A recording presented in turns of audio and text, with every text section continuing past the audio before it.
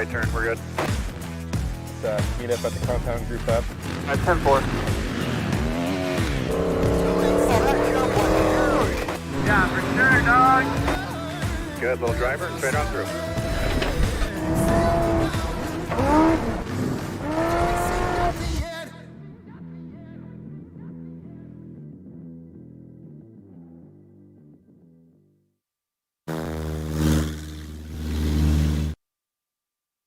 When it's time to recover and paint your fabric-covered aircraft, look no further than AirTech Coatings. Since 1982, our FAA-approved system provides you with a shiny, durable, easy-to-apply product. The AirTech system has fewer steps than any other product on the market today, saving you both time and money. While using cutting-edge technology, we offer a wide range of products. Whether it's for work, play, antique, or aerobatic, we have you covered. Remember, we make paint fly.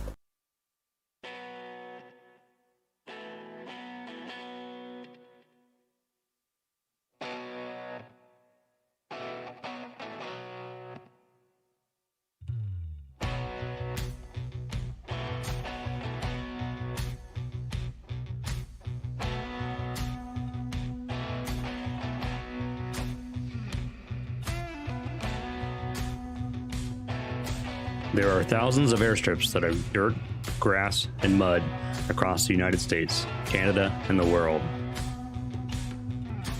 Many of these are inaccessible to normal aircraft. There's a certain breed of pilot who wants to be able to land anywhere, either for sport or by pure necessity. They're bush pilots. We practice these skills so we can be safe off airport, so we can get into and out of the tight spots, the backcountry, and the unimproved fields. You'll now watch some of the best pilots in the world show you what they can do with as little as 50 feet. Not only can they take off and land off airport, they can take off and land anywhere. This is the National STOL Series.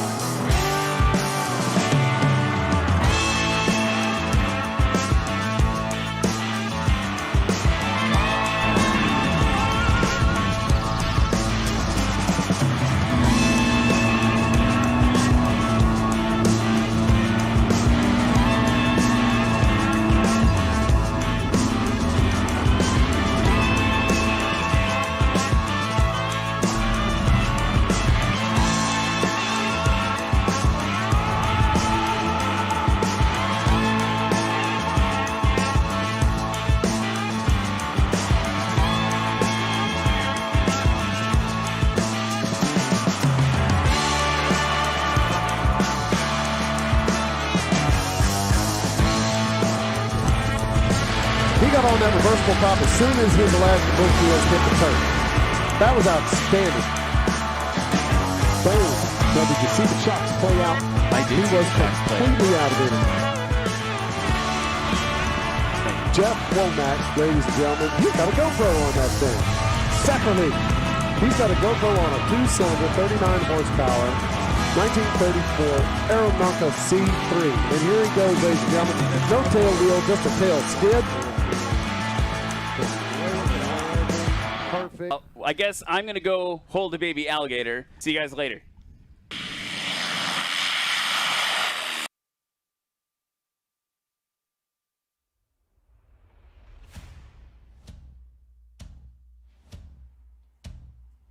The National STOL Series is presented by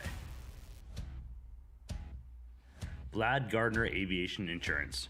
For all your insurance needs, aviation protected. Legend Aircraft, not your grandfather's Cub. Duke Propellers, offering a wide variety of carbon-made propellers and rotors. AirTech Coatings, let us show you how we make paint fly. USATrailersDirect.com, find your perfect trailer, we have it all. Your #1 source for trailers in the United States. Sarasota Avionics and Maintenance, the #1 aircraft avionics installer in the nation. Lift Aviation, leading innovation in aviation apparel and equipment.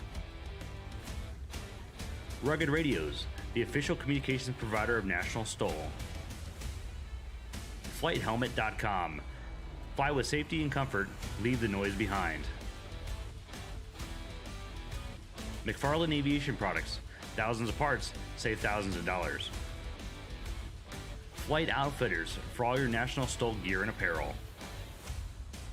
Flying Eyes, specialized sunglasses for pilots, eye pilots.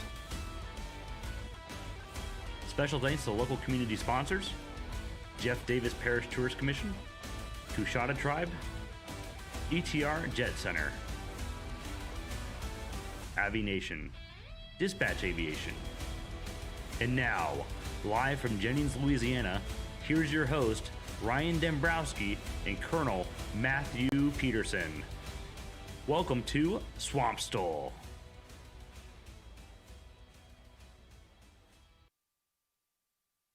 Geeks, welcome to Swamp STOL 2023. I'm Ryan Dembrowski. And I'm Colonel Matthew Peterson. The Colonel's here. We're back again.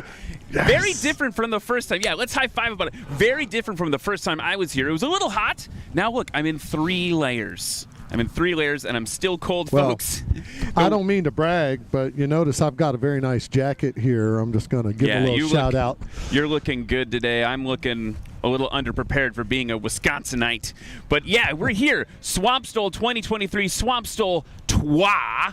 And we'll talk about the conditions and the race and all that stuff in a little bit. But first, Matt, we got to get these things started off correctly. That is correct. We have a few formalities to take care of. All right, and we are prepared. Mark, tell the color guard to move out. So here at Swamp STOL, you know, when you're a event operator, you've only got a few bits of things that you can control. The competition is what it is. True. But as an event operator, I had some requirements. I said we will have the national anthem, and we're going to say a quick word of prayer before we get started with all this competition. And, of course, you know, National didn't have any trouble with that. So as the color guard gets itself together and is ready to go, you can see them make their turn, and here they go. Now, I have with me Mr. Mark Alderette, the Civil Air Patrol liaison from Lake Charles. Mark, tell us about this color guard, please. Our color guard is from the Lake Charles Composite Squadron, Civil Air Patrol 009, Louisiana. The squadron commander, Major Jennifer Creel. The color guard commander, Cadet Lieutenant Wesley Felice. The color guard meets every Tuesday in Lake Charles, and we have a squadron of 18 senior members and 18 cadet members right now. Now, Mark, that is the 007 squadron. Correct, 007. The 007, like the Bond. Squadron. And the squadron emblem has the swirl from the James Bond movies. Outstanding. Ladies and gentlemen, if you could please stand and take off your hats.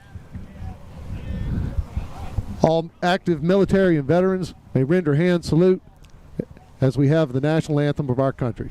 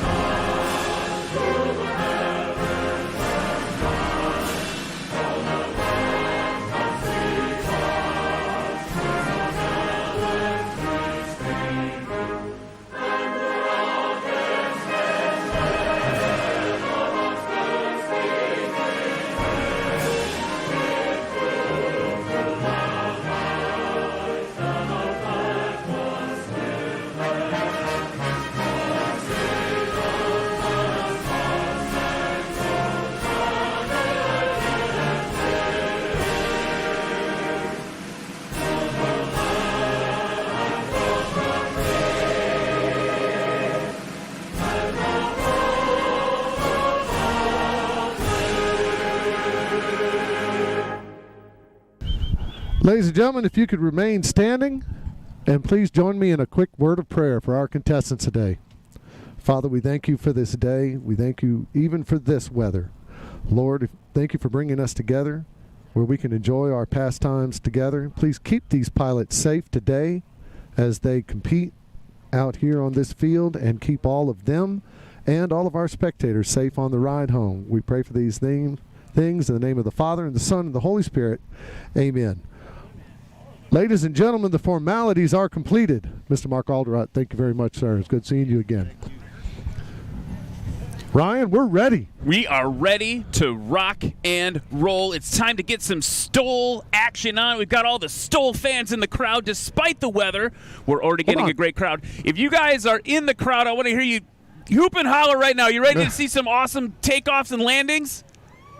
All right. I knew Louisiana wouldn't let me down. We can see on the screen here for the folks at home that we got a bunch of great competitors getting ready. This is our rookie class up on deck next. And you know who else is here? He just walked up. We've got Mr. Doug Jackson, the founder of the National STOL Series, is here with his wife and family. Just pulled up all the way from Denton, Texas. Good to see you, Doug. Glad to have you here. Just got a really great hug from Doug. Hey, at least it's not like June, right? It's not June. We're not free. We're not, yeah. So, folks, if you don't know, if you've been following Swamp STOL, when we had our very first one, it was June in Louisiana, and it was 114 degrees heat index on the field. That was just the window of time where we could have the contest. So we had the contest. Hey, you got to go when you can go. You got to, you got to, fake it till you make it. Crawdads coming out of the runway. Oh man, wouldn't have it any other way. Before we get started, I can hear behind me. Yes. The engines are all starting up and getting ready for race time. We got to talk about what this is. In case you're a new person at home watching this, or maybe new to the crowd here in Jennings, Louisiana for National STOL. Swamp STOL 3. That's got a nice ring. It's going to be, is it, can I say, do I have to say Trois? Trois. Swamp STOL Trois. It is Swamp STOL 3, and there will be a Swamp STOL 4. Heck yeah, brother. So let's talk a little bit about how this works. So we talk a lot about spot landing competitions. That's something that pilots do. They have spot landing competitions. You go to your home airport, you fly a little bit, and land as close as you can to a line. People measure how far you land. You don't have to stop. You just roll through. That's cool, and that's what I do at my home airport. But this is that turned up to like 100. Yes. So tell you what, why don't we split it in half? I'll do the takeoff part, and then you tell me the landing part. So the takeoff part is a little easier. That's why I took it. Competitors will taxi up to that white line you see. See where the national STOL flags are. They'll taxi up to that white line, wait for the go-ahead from the line judge. The air bosses say, yep, go ahead. You'll hear a roar of throttle. It'll be very exciting. All of it. All of the throttle. Of it. You're putting it to the firewall. The pilots will then commence takeoff, and the goal is to take off as short as possible. That's why it's short, takeoff, and landing. Line judges and cameras will assess the distance from when those main wheels leave the ground, and then they'll enter the traffic pattern, coming back to do the landing. That's right. In that traffic pattern, we decided at the safety meeting that 500 feet would be our maximum altitude. You'll see most of the pilots hanging out around 300 feet. Always with safety in mind, their left-hand pattern out of the grass strip, staying over the runway at all times so that we don't fly over the great city of Jennings, which I just can't say enough good things about. You can hear more about that later on the broadcast. Then they make their left-hand turn, and you use the words commence. I like that. They commence to taking off. Well, when they make that base to final, they'll come in and they'll commence to landing. And the goal, ladies and gentlemen, is to, one, not scratch. If they land short of the line, it is a scratch. And you will see Lexi Duncan, our line judge, and she'll put her arms like this. Yep, she's just getting in position right now, getting ready. Yep, she's just getting in position right now, getting ready. Right.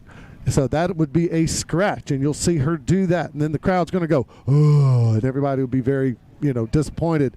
That score won't count. But if they land on the line or just past it, they slam on the brakes, stop that aircraft as fast as they can. I don't think anybody here has a beta prop, so nobody's going to be reversing the thrust on their prop. But they're going to have to use just the brakes and stop as soon as they can.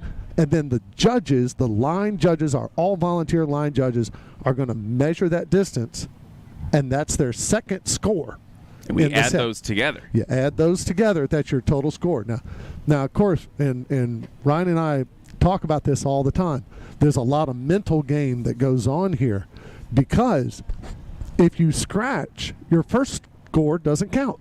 So Ryan, if you make a great takeoff and you scratch, no go. No go. And here's it doesn't the thing. matter. Every pilot scratches. Even you're going to see at the unlimited class towards the end of the day, those greats, those legends of STOL. And there's legends of STOL in every class, I want to be clear. But even the competitors in the unlimited class scratch. I want to point out, let's take a minute as we see the crowd coming in through the mud here. And there's a camera right now for the broadcast at home. That poor Cessna 808 for Bravo, just to the right of the screen. I don't know if they can pan right for us on the broadcast. Sunk in a little bit. That's what we were dealing with yesterday during practice. They're up to their axles in mud, and that's what we've been dealing with all weekend. Swamp STOL truly living up to its name. Yeah, when we named it Swamp STOL, it was mostly just a nod to the swamps and the geography of the area. We didn't mean to get some rain and actually turn it into a swamp. That wasn't what anybody was trying to do. So, we've had a little bit of wet out here, and we're trying to keep everybody on the high parts.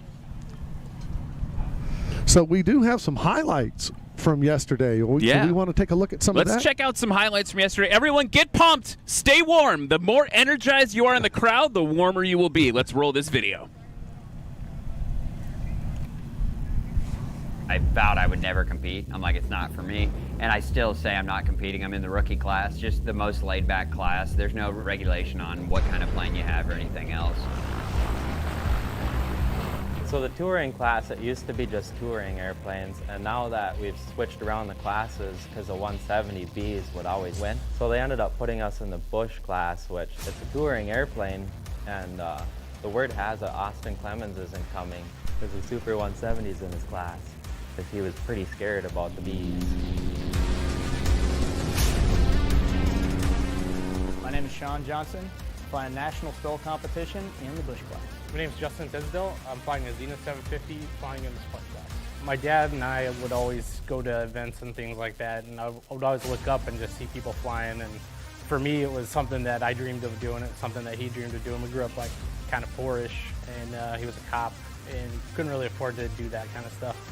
So after I got out of the military, I started looking at aviation. I was like, man, I think I could do that. Wound up completing that dream of his and mine to become a pilot. And anyone can do it. I know if I can do it, other people can do it.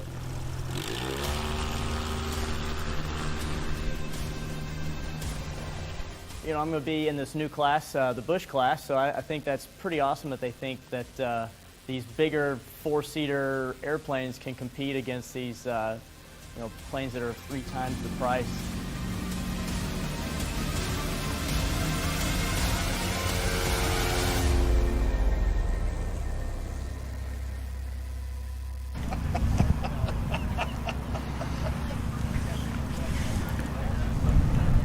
So yeah, just an amazing day of practice yesterday. A lot of challenging conditions. You could see all the mud flying around. You got all the water spraying everywhere. It's just super exciting. I mean, things have dried out a bit. They've dried out a bit, but I think we're still going to see a fair amount of mud being slung around today. We've even got some competitors changing their wheels and tires to adapt to the conditions. So all the STOL pilots do that.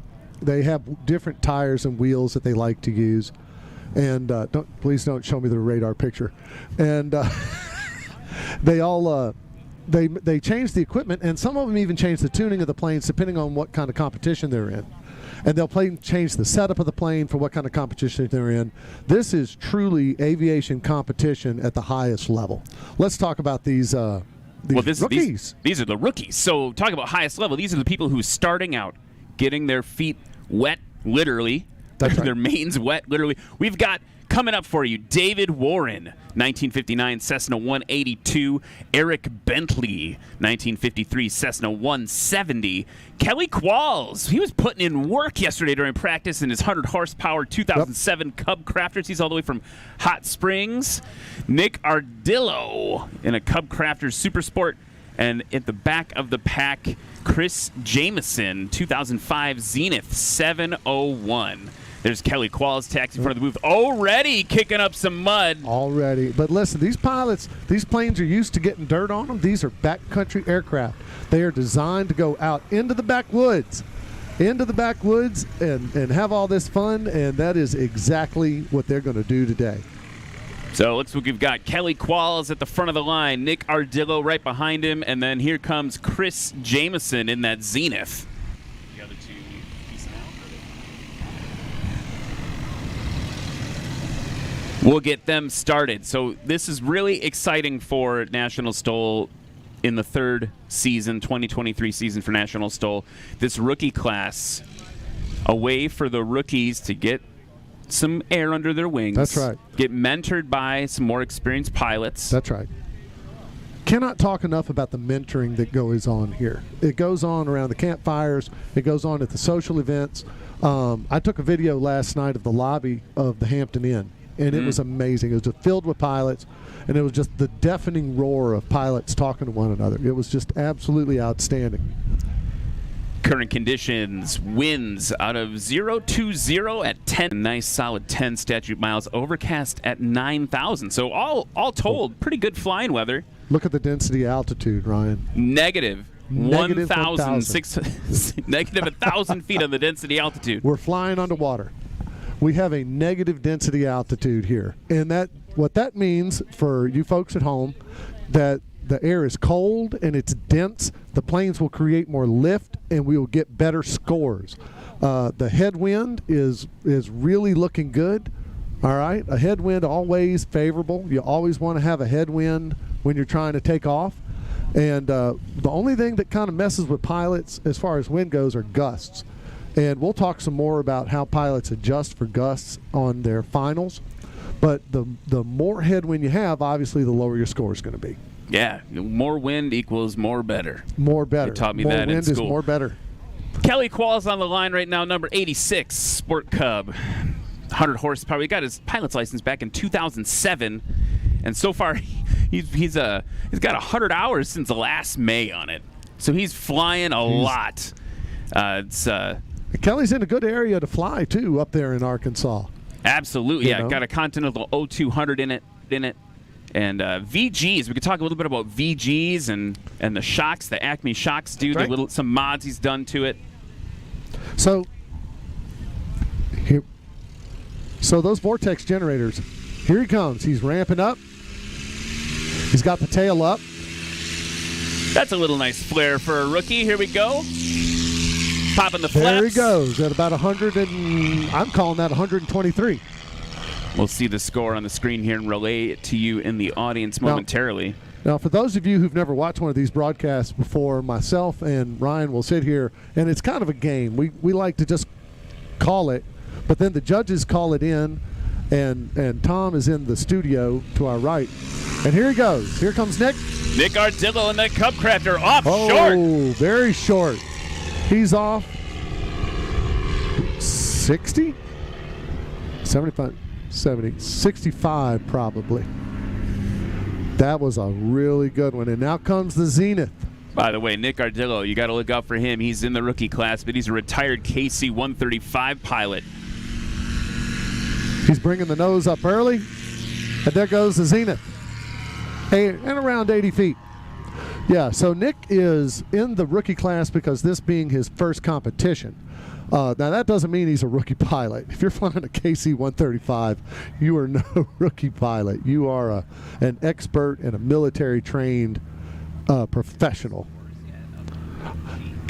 So we'll get some scores in, and then we'll find out whether Ryan and I are the best at judging distance, at estimating figuring distances.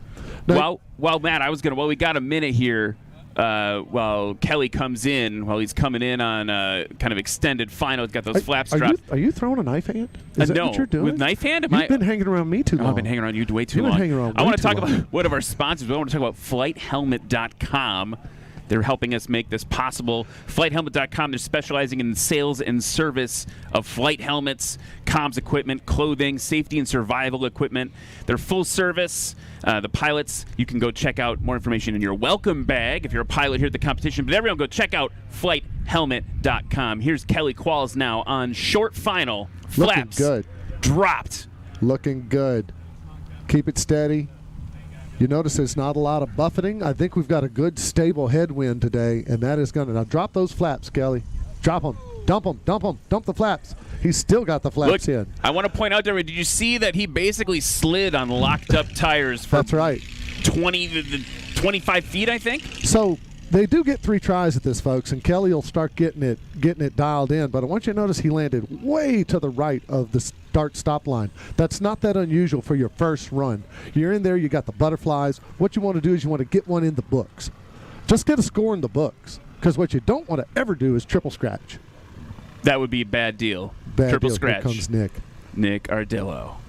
Look at that. Watch him dump the flaps. Boop. Flaps are down. Plane is down. Stick full back. He's got a good bit of roll get out those. there. You know what? I was going to say, Nick, get on those brakes, but that left main was totally locked up that whole way. See? So what's fascinating, folks, these planes don't have ABS. They don't have a lot of the things that you have on your car. It is pure pilot to tire. Here's Chris Jameson now in the Zenith Rotax powered.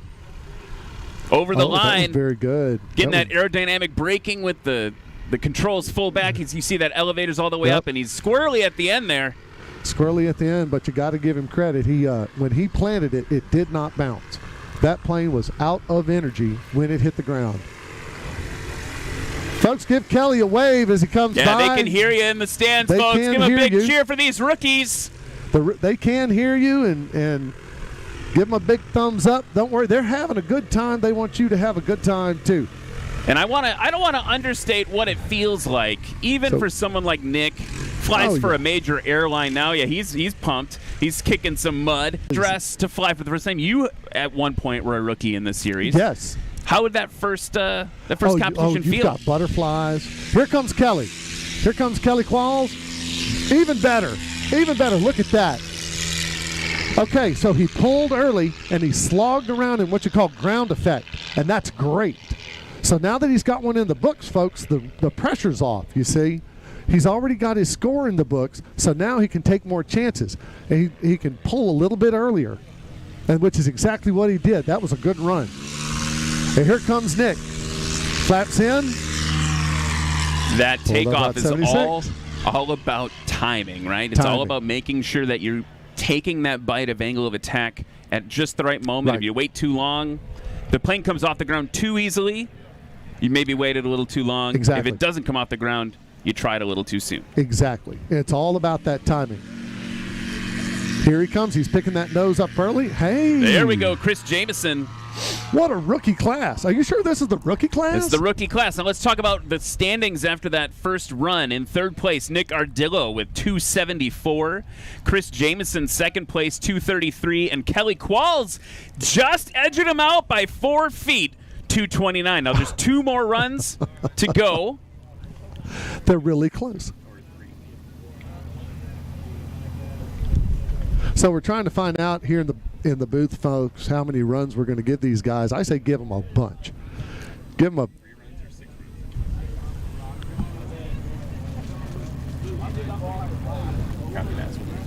Right. So we're going to do 3 runs for the rookie class today. Man, this rookie class, we might be able to bring them back later, folks. We like to... oh, look at Kelly Qualls slipping in. He is executing a slip, ladies and Slipping gentlemen. real good. Here we go. He is turning the Loving aircraft that. sideways, which is bleeding off energy and making the airplane drop faster. You can see that they're stacking up a little bit, too, so we'll have some spacing that the air bosses will be talking to them about. But, yeah, Kelly's coming in well-controlled, now stable, slipped it down to a more manageable altitude that he liked the sight picture of. See, and so now he's getting where he wants to be at the level of his approach coming in. You know, he's not flying like a rookie. I'm going to have to call him for sandbagging later. Dump those flaps, Kelly. Over the line, nice and good. Thumbs up from Lexi. Very good. And that left main totally locked up. So that left side of the runway may be a little slippery. Yeah, I believe so. I think that's exactly what's going on. Nick Ardillo now, short final. Off to your left, folks. Watch the wig-wag lights. Here he comes, another beautiful airplane. Now, he's set up really well. Now, folks, you want to come in at a high angle of attack. You can see him kind of making some corrections with his pedals. That means he's catching a little bit of buffeting, but his wings are super stable. Now, watch Nick dump these flaps. Boop, just like that. Right on the line. Thumbs up. It's good. That was a perfect 3-point landing. Absolutely perfect. So, I think it's real telling. Yeah, they Ryan, need him to move. They're saying, move, move, move. We got it. Oh, yeah, no, he's got plenty of time. There's another Zenith coming in behind him. So, and we'll talk about this in a minute when these planes reposition. He's about to, oh, no. Oh, he held it. Oh, it's a scratch. That's a First scratch of the competition. Lexi's giving him the scratch. No, I'm going to be honest. I was expecting to see a scratch way sooner than that. Yes, absolutely. They got through a whole first round, but they got that score in the books. And that's a psychological thing. Dump the flaps. Kelly's got a big grin. He's pumped. Kelly's got a big grin. He's pumped. Come on. Oh, second landing, second run. I wish I was on the radio. I'd be coaching him right now. You know, he might be dump your listening. flaps. Sometimes they listen to us while They do, which is kind of amazing if you think about it. That's a whole lot going on. Kelly's bringing him up. Lexi's bringing him up. Lexi, an assistant director at her local FBO. She marshals airplanes professionally all the time. Now, I want to point out the standings now unchanged between the first run and second run, but Nick Ardillo shortened it up by 20 feet. There's Kelly. Nice deck angle. Very leveling nice. it off, dumping those flaps. He's off to the races. It's great to have a good angle and get a couple of feet off the ground, but what you really want to do is pull back and slog around in ground effect for a while. Get the plane off the ground as soon as possible. And is that just playing the rules? Absolutely, it's playing the rules. Here's Nick Ardillo. Now, interesting. He had a longer takeoff last time, shorter landing by a lot second round. So he's improving quite well. That's because he's starting to dial it in, which is why the practices are so important. And Chris Jameson in that Rotax-powered Zenith indeed. 701 from Marks, Missouri. Oh, just floating it off. Oh, nice. So you notice when he takes off, he doesn't take off straight. He likes to give it just a little bit of nose high. Each of these pilots has their own style that they like to use. You mentioned style. What? Guess what I'm going to do? I'm going to steal it back from you for another talk to sponsors about style. You're wearing a Flight Outfitters jacket. We're proudly sponsored by Flight Outfitters this year. From bags and kneeboards, accessories, they got all sorts of items at Flight Outfitters. The Mark's enthusiasm, he's the owner for flying. It just seeps into every product.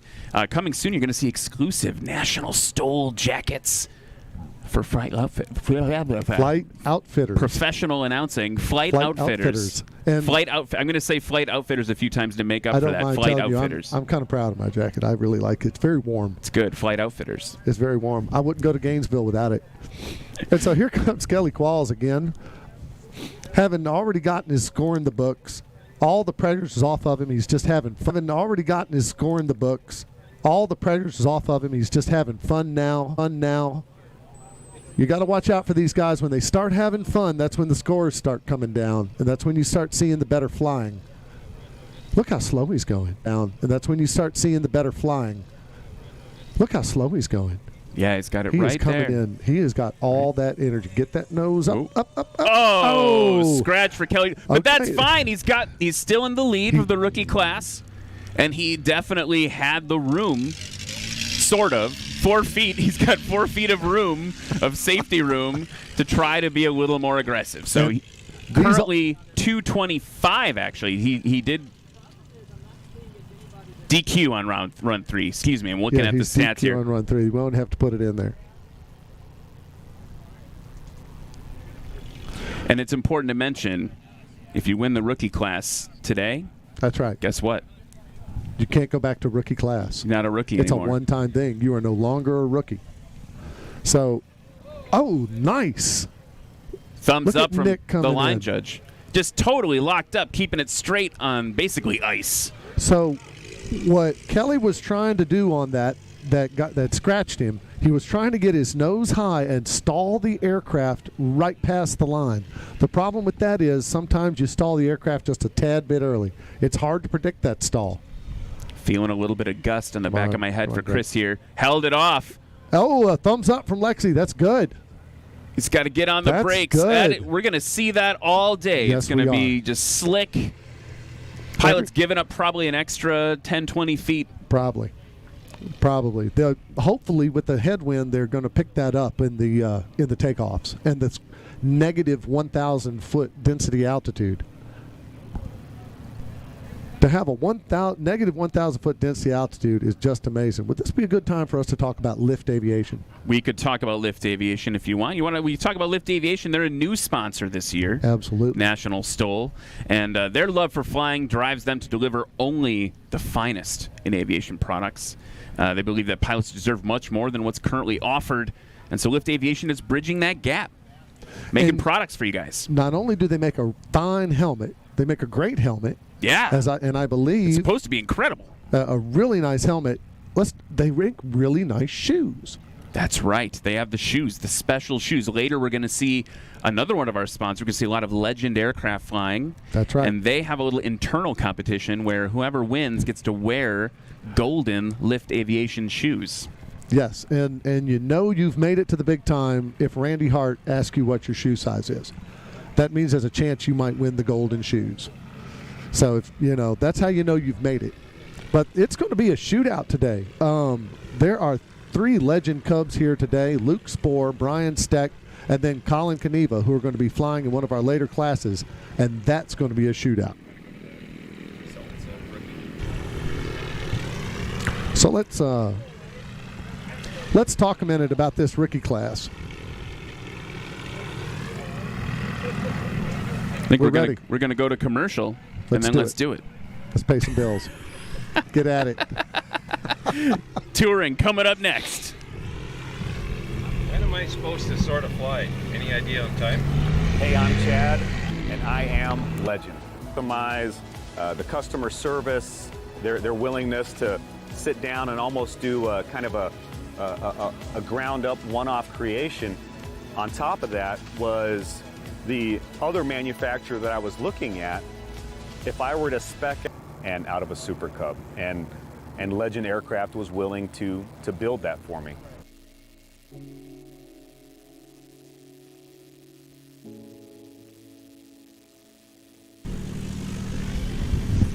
And we are back, folks, here at Swamp STOL 2023, part of the National STOL Series. Really excited to be getting ready to start the touring class. Going to show you the lineup here for touring class. First up, almost to the line right there in that beautiful Cessna 205, it's Brandon Korn. Followed behind him, Don Mickey in a Cessna 180. Jeff Abrams in Piperzilla. Get pumped about seeing a Piper Cherokee do some crazy things. And then actually in the same Cessna 180, they flew down together. That's right. Because they're best friends. Clayton Stansel in the Cessna 180 with the red nose with Don Mickey. I met Clayton 3 years ago at Gainesville when this whole thing started. And it was really funny when I saw him again 3 days ago. I looked at him and described to him perfectly his aircraft. Couldn't remember his name. Oh. Couldn't remember his name. I couldn't remember his name, but I could describe in intimate detail the aircraft that he flew at Gainesville. So that just, where's your focus at? Where's your focus at? So they're going to be released in just a second. Let's talk about the touring class. The classes have changed a little bit this year in 2023. Touring class, these are your Cessna 180s, 185s, 182s. You got the 206s, the big heavy 205 out there, and then the Mall aircraft as well. So that's the whole touring class that you're going to see.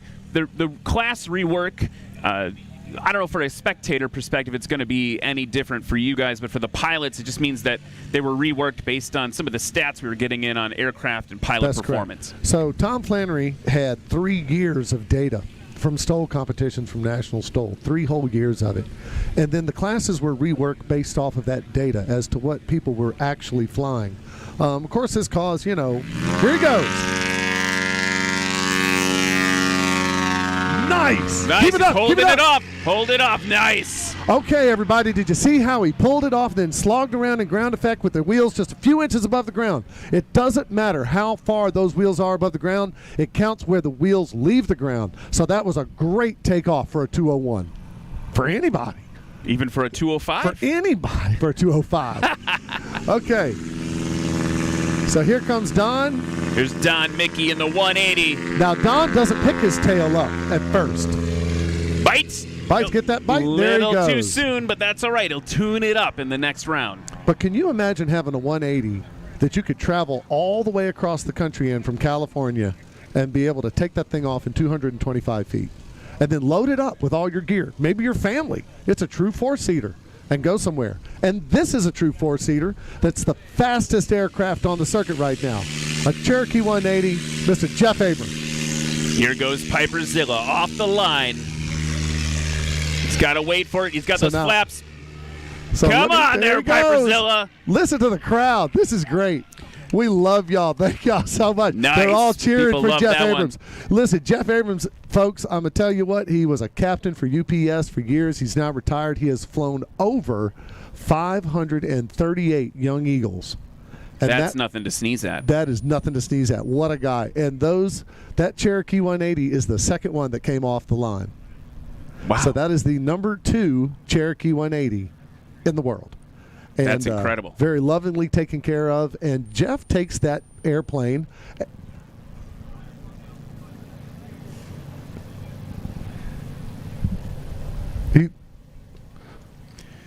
While Brandon Korn comes in here, I want to talk about another one of our sponsors, Flying Eyes Optics. Absolutely. They make sunglasses. They're the lightest, most comfortable aviation sunglasses. The other thing I really like is that you can get prescription glasses from them and then throw on some sweet magnet clip-ons instead of those like old clip-ons from like the 80s and 90s. Yeah, my dad had those. Magnets. Yeah, I maybe had those clip-ons too. My dad had those. They were cool. So Flying Eyes Optics, thank you so much for your assistance this season. Really great to have you on board. Here's Brandon now. Coming in high. Very high. He's coming in nice and high, looking good. Now, that's that high angle of attack we keep talking about. Don't think that 205 can't get that nose up and get all that energy out of that aircraft. This is a big plane. Is a biggin with a beautiful paint job. Giving it a little bit of power. Give it a little power. Watch him. Flatten it out. Nice. There we go. Look at that. So he touched down around the 75 mark. And although he's going to have a decent score this time, he's in the books. So he gave up all of that distance from the scratch line to the 75-foot line to get one in the books. And now that he's in the books, watch. The next one, I'm predicting he'll touch down from 25 feet or less to the start line. That's a big psychological thing in this. Yeah, you got to get sport. one in the books. You got to get it in the books first. Here comes Don now. Now coming in a little bit lower. There's kind of two different approaches you'll see. Right? You'll get people who come in kind of high, stabilized approach, maybe a classic approach, and then folks that'll come in low and hang it on the prop and kind of drag it in. They'll drag it in. Here it comes. Get it up. Okay. Okay. All right. That's all a right. Scratch. That's a scratch, and that hurts. That hurts because now he's only got 2 more tries. He's only got 2 more tries, and if he scratches on the other 2 tries, he's out. And here comes my hero, Jeff Abrams. He's everybody's hero. Let's telling be you real. What, and you talk about a wealth of aviation knowledge right there. He knows, well, everything. He was giving me parenting advice last night, so I'm telling you, man. A lot of knowledge. The guy is the man. And he takes that plane and flies it all over the United States in his retirement, just cutting up. And here he comes. He's got to hold it off too. Okay, he's Boom, safe. Down he goes on the brakes. You can see that nose gear just compressing under the braking action. Absolutely. I myself have had nose gear problems, but thanks to Dispatch Aviation, I don't anymore. So here they come around, folks. Remember now, they can see you. They can hear you. Just give them a wave. Give them a fist bump, fist pump. A little hoot and holler. So what's exciting to me about this class, this is one of my favorite classes in National STOL. And what's exciting about it is these are all the aircraft that you can like go take a place with all your family, all your gear. And actually, in this class, a lot of times you see aircraft like the Piper Cherokee that maybe you trained in. If you were training to become a pilot, you'd train in something like Piper Zilla. And the fact that the Cherokee that I learned to fly in could be doing backcountry flying with the right amount of training, the right amount of proficiency, was a mind-blowing realization when I started announcing for National STOL. That's right. You could take that to a lot of grass strips up in the mountains, and they land low-wing Cherokees. Here he goes.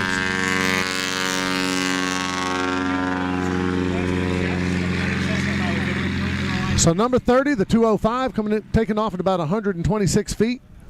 Folks, for a plane that size, that is outstanding. And here comes Lexi. Bring it up. Got him. And here comes Clayton and Don in that 180. Let's see if he picks that tail up any. Nope, he's going to leave the tail down. There it comes. And now he's going to slap it down. Up he goes. You can hear that MT propeller. Absolutely. Just cutting into the air. And let's talk about what we really call these aircraft. These are the heavies. That's what we call them on the series, folks. They're the heavies. And they carry a lot of people, that stuff and gear, and they land it in the back country. You know that you can go fly fishing up in Arkansas. And here comes Jeff Abrams. He's ramping up.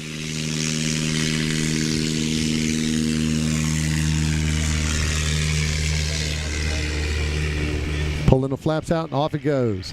Gotta love those Johnson bar flaps. If you're not familiar with Johnson bar, there's like a bar that you grab and you yank on it, and your flaps come out. That's right. No electric, they're manual flaps, and that's really desirable in bush and STOL flying. And it's like an emergency brake, folks. It sits down there in the middle. It's got a button on the top. I have one on my 57 Cessna 172, and of course the technique there is you're giving up your energy and your airspeed to pop the airplane off the ground. So in one motion, you have that throttle all the way in, you reach down, you grab the Johnson bar, it's the yoke and the Johnson bar back together. And hopefully the plane comes off the ground. If the plane doesn't come off the ground, well, you look dumb. And then all your friends pick on you. So, which happens, I don't know, who do you hang in? No one makes fun of me for my bad takeoffs. Does anybody see your bad takeoffs? No. Everybody sees our I fly bad takeoffs. only at night. That's the pressure. Well, everyone is asleep. That's the pressure of the National STOL Series. You're flying out here in front of everybody. Here we go. We got the replay of that takeoff. Look at Piper Zilla. You know, with as many hours and the decades of experience and the tens of thousands of hours that Jeff Abrams has had as an airline pilot, we have so many airline pilots and fighter pilots, folks, and military pilots who are all on this series, who fly enormous jets for work and then do this for fun. Now here's Brandon Korn looking high right now, nice. But he does have a heavy plane that can sink. Yes, he's looking very high. He is killing this one. There he goes. Little goose, little goose. Put in the power. Oh, the power is going to cost him on distance. The power killed him. Every time you pop that throttle and put more energy into the aircraft on final, you're adding to your score. You want that aircraft to run out of energy 1 foot after the scratch line. So Lexi gives you the thumbs up. That's what you want, the thumbs up. You don't want the, oh no, I messed up. You don't want that. Maybe we should have like a sad trombone noise. I have a trombone. You just learn the trombone, the noise. That would just be it. Here's Don Mickey on short final now. See him feeling for the edge there. Get that power out. Get that power. Drop those flaps. There nice they go. Bounce. Just totally locked up. Totally like locked I cannot up. believe how far we're sliding today on this turf. And I love that whistle, that MT prop whistle that McFarlane does. Aviation provides them for folks. It's just that MT whistle, that little. Almost, I shouldn't whistle on the mic. That probably sounded really bad. Someone's laughing at me over there. She's like, that was a horrible sound. Sorry, crowd. Almost all of the heavies run MT props, especially the heavy tail draggers, like Warren Grobelar, who we'll talk about a little bit more in a minute. And here comes Jeff Abrams. Get that power out, Jeff. A little bit long on the landing there. I want you to notice he's not scared to just plant that Cherokee. And that's just a little more than 300 feet. He's scoring in the 600s today, folks. For a Cherokee 180, that is absolutely outstanding. Now, coming out of the first run, we had Brandon Korn, actually the shortest, in the 205 with 384 feet. Don Mickey was DQ'd that first round, and we had 582 for Jeff Abrams. This second run, the big change that happened, Don Mickey on the board. He's a contender. Now he's in second place with 507. That's right. Didn't see improvements from Brandon or Jeff on that second run. They actually were both longer. Wonder what the wind's doing. Let me pull up the METAR. Yeah, let me check and see. We have to question whether or not the wind has changed in velocity or direction. I mean, they also could have just made a mistake. That's also true. Well, that's also that. And, we find that a lot of these airline pilots who fly thousands and thousands of approaches, it's all about repeatability with a professional commercial pilot. Here goes Brandon Korn. Oh, dragging the tail. What is going on? That was a nice one. Now, folks, if you notice, Brandon has like a little piece of metal to protect the tie-down loop on his tail, and he hit it on the ground. He gave it everything he could give then. I can't wait to see what that takeoff score was. That was great. Don's lined up. Now, Don flies a little bit different than a lot of our tail draggers. He doesn't pick his tail up. And he's thought about it, and that's his style.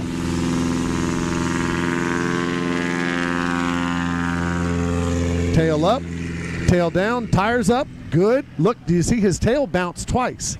Isn't that interesting? So he put it down and then picked it up.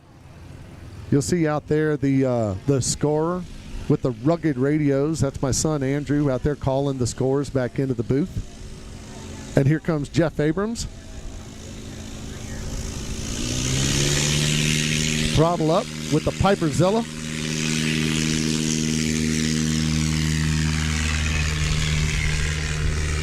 Clean, you don't need a Super Cub. Clean, you just need a Piper Cherokee.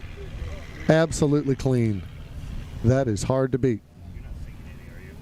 So, folks, as they're coming around, I can tell you one of our great sponsors here is Dispatch Aviation of Baton Rouge, Louisiana. Smith Thomas and Larry and the boys there at the shop actually do my annual every year. I trust them with my aircraft, and you should too.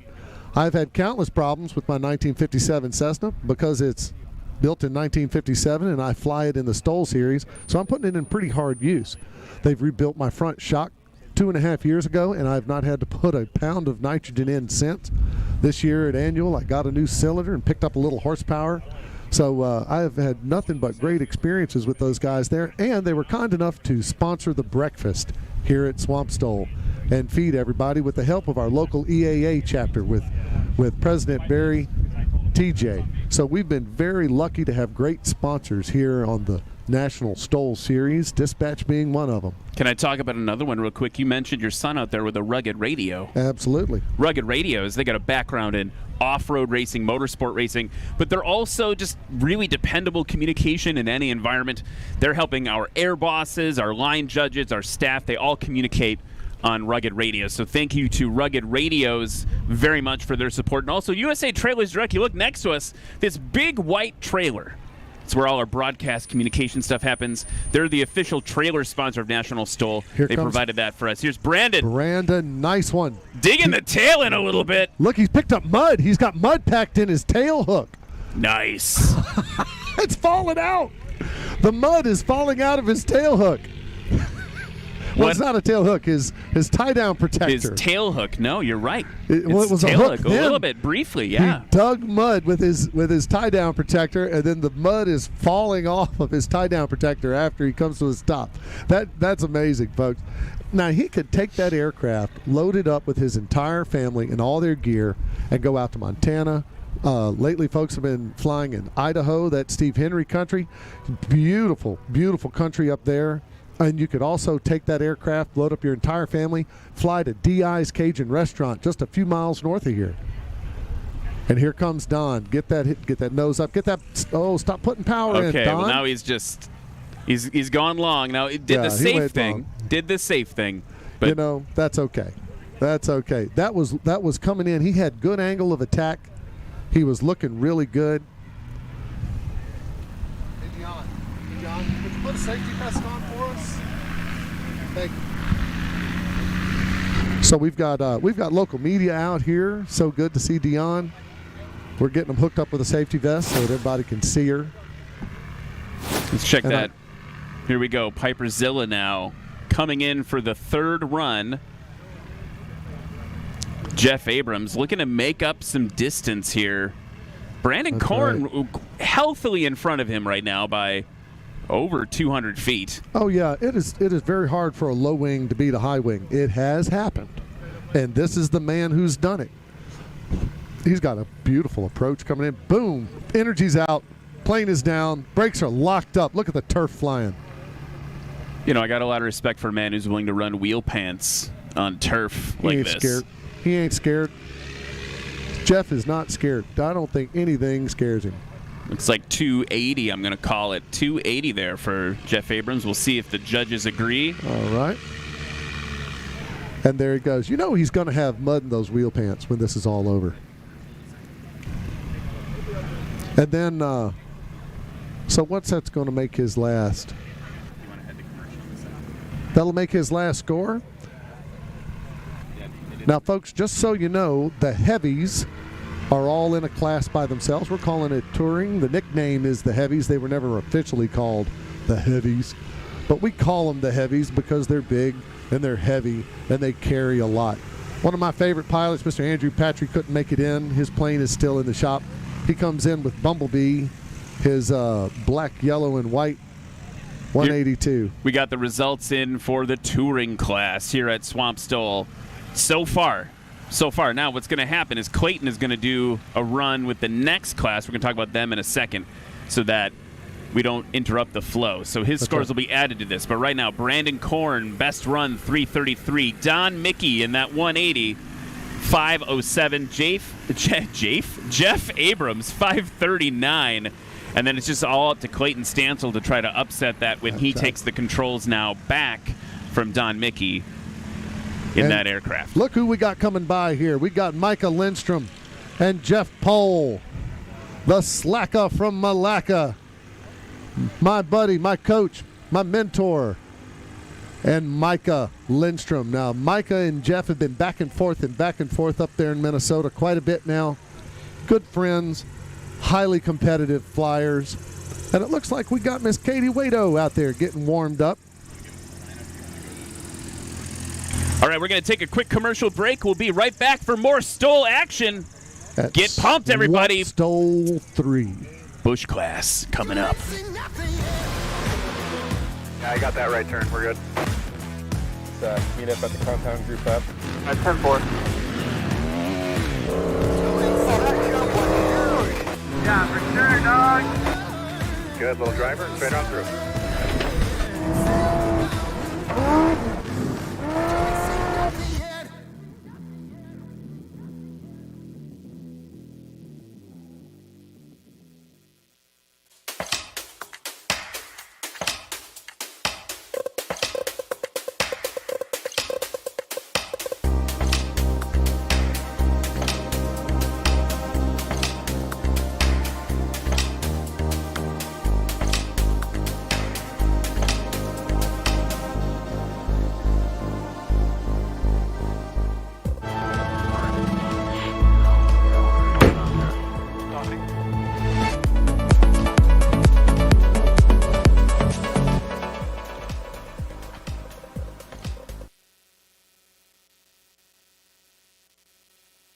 And we are back here at Swamp STOL 3. I'm getting so excited. I'm getting warmed up. Are you getting warmed up, I'm Matt? finally getting warmed up. It's happening. I don't have the flight outfitters thing on me. I'm just triple layered here trying to be warm. But, man, we're getting pumped. So here's the thing. Clayton Stansel's going to be in this run in the touring class. Correct. In Don's plane. That's right. But behind him is the Bush class. So these are the Citabrias, the Huskies, the Stinsons, the heavier T-carts, Swamp Monster, and then the big thing you see, we got a Piper Clipper there, but then we also have a bunch of Cessna 170s. And that's where the fun begins. When you start getting planes that are very, very similar in design, like, for example, Katie Wado's out there in a 1949 Clipper. Does she have the dogs in the plane right now? Probably not. Probably not. You probably left Pepper. You probably let the dogs hit on the ground. Then we've got Micah Lindstrom behind her in a Cessna 170B. Jeff Pohl also in a Cessna 170 Bravo. Sean Johnson, Cessna, you guessed it, 170 Bravo model. But behind him, Jeff Daly in a 170 Alpha. Ooh, fighting words. That's right. And then John Luton in an Aviat Husky will be up. Actually, the Huskies, I think, we're breaking this class in half, if I'm not mistaken. So we've got the Huskies coming up after that. So yeah. Jeff Daly and John Luton will be in the next run. They'll be in the next class down. That's right. Next heat. John Thank Luton you. Thank you for the language all the correction. way down here from Montana. I kind of had to apologize.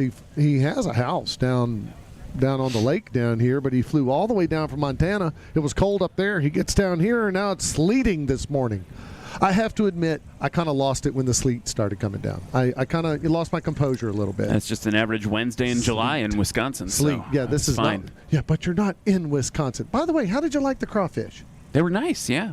That was your first time eating crawfish, thank you for teaching me the technique. Folks, I want you to know Ryan needed instruction on how to eat a crawfish. He did not go on YouTube. Okay, we're coming up to the line. He didn't go on YouTube, but we got him hooked up last night. Got him some Lexi's crawfish. getting everyone lined up. Love that enthusiasm from our line judge there. Oh, yeah, get them lined up. She's Get got Clayton the little lined head up. nod. I like the head nod, and then she's got the, like you're down. She's watching Top Here you Gun, go. maybe. Watching Top Gun last night. Absolutely. Getting warmed up. So here comes Clayton. Not a stranger to a straight tail. Getting that tail up, and down it comes. Oh, that was smooth. Now, it'll That be was interesting to smooth. see because we have two competitors in the same aircraft there. Yeah. That'll be interesting to see how they really can't say, like, oh, it's my plane. It's like it's one of them. It's two competitors, one aircraft. We'll find out. Katie Now, here's Wato in the Katie Piper Wato. Clipper. And she's got VGs on her 49 Piper Clipper. That's not original equipment. Oh, she pulled a little early. Pulled just a little bit early. Now watch her bring it back down into ground effect, build up a little bit of airspeed, and then take on off. Now that was one of those early pulls we talked about, folks. It's all about timing. Now here comes Micah. Micah with the all-black cowling. He's got the little nudges on the cowling. You can see he's got the 180. Oh, listen to him. Tail up. Whoa! Down. He's up in 70. Just over 75, 80. Look at that, 80 feet, ladies and gentlemen. That's what I'm talking about. Michael Lindstrom. Doing his best lawnmower From impression Minnesota. out there. Here's Jeff Pohl. Absolutely. Now, you want to talk about grudge matches. You want to talk about where the competition really heats up. It's Micah It's right here. and this Jeff. guy with Jeff. Got that tail up. He's going to hammer it down. Whoa! Yes! Can My you? man. I mean, the thing is, like, I don't think anyone even thinks of an airplane like a 170 being able to do that. Absolutely, but he's getting it. He's getting it. You see how high he got the tail up in the air? Now, here comes Sean. Now, I got to admit, I had to apologize to Sean last night. He could take it if he flies his best. Tail up, down. Yes! No way! Here we go. Got to get it evened out now. Got it evened He's got out. There more. we go. He's got more, Eric. He's got more. Look, that's a contender. So I actually had to apologize to Sean last night at the crawfish boil because the first time I met him in the lobby of the Hampton Inn, another one of our great sponsors, he sounded pretty confident. Now here's Clayton. Okay, here comes Clayton. We'll get back to this in a minute. Okay, Clayton, get that nose up. Just over the line. Wheels Good. locked up from touchdown. Yeah, he had him locked up when he hit. Okay, he had a smooth takeoff and a smooth landing. That guy is smooth. So I know the Navy. Is it the Navy SEALs say slow is smooth and smooth is fast? Yes. Is smooth is short and short is smooth? I guess so. All right. Not always true. Not with Jeff Pohl. Look at Katie slipping it in. Slipping it in. Slipping She it has hard. no flaps, ladies and gentlemen. She has no flaps. So if she needs to adjust her approach, she's got to slip it. Held it off just right. Now, Katie, Nice. a professional crop duster from Saskatchewan, Canada, flies almost every day. She flies a lot. And a professional crop duster who works in an airplane for a living is going to be able to handle an aircraft. Also want to point out she's got a great sense of humor. We've got these pilot profile sheets, and it asks, what are your aircraft performance mods? And hers says, short wing, big butt.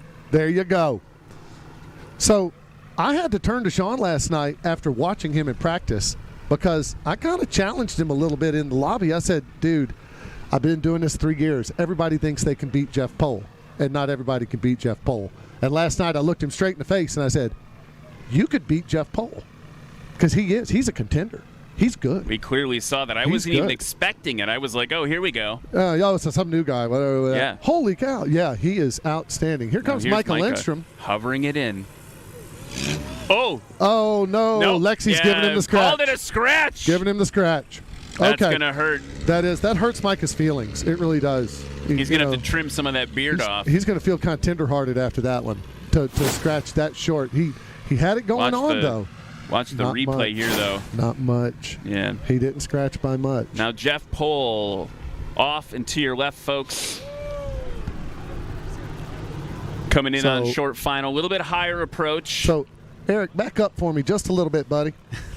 Okay, here he comes. I have the owner of the company standing between me and the competitors.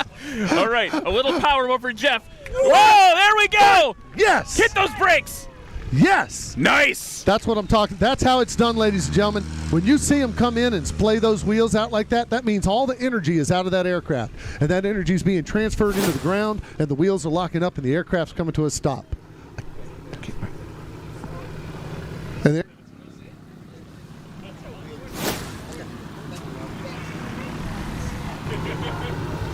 So. Now, if I'm led to believe, I Sean Johnson, a.k.a. you called him the contender.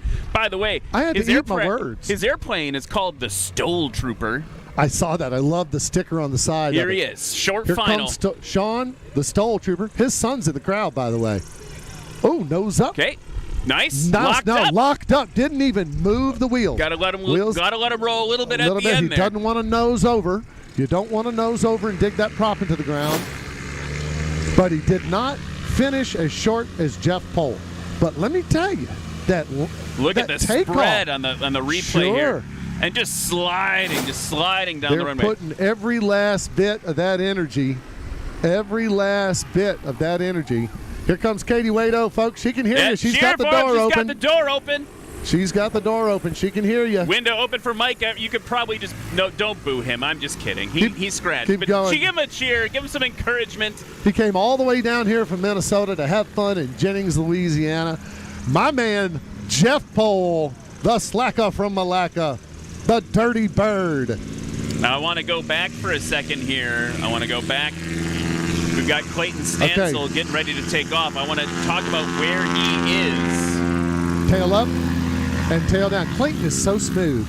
He is so smooth. He's competing in the touring class, yes? Yes, in the he's same in airplane touring. as Don Mickey, correct? That's right. Look at what just happened. Don Mickey's best score, 507. Clayton Stansel, 505. So beat his co-pilot by 2 feet. How would on you the like it first if run. you flew across the country to go to a contest and a guy beat you by 2 feet? I mean, I don't know. Maybe just make him buy dinner. Here comes Katie Wado. Here comes Katie Wado, getting that tail up.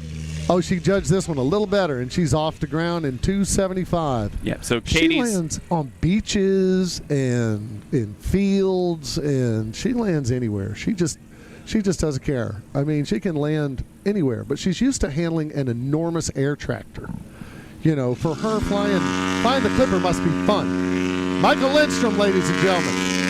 Tail up, tail down. Oh! I'm going to call that. That was shorter than 75. Shorter than 75, 100%. Now, let's talk about where we are right now. Katie Wado, previous run, 719. Sean Johnson, 219. Jeff Pohl, 177. And his takeoff, by the way, 79 feet. Nice. Here's Jeff Pohl tail again. Tail up, tail down. Nice. These are incredible performance today. That Yes. low density altitude, the expert pilotage all stacking up for the crowd right now here in Jennings, Louisiana.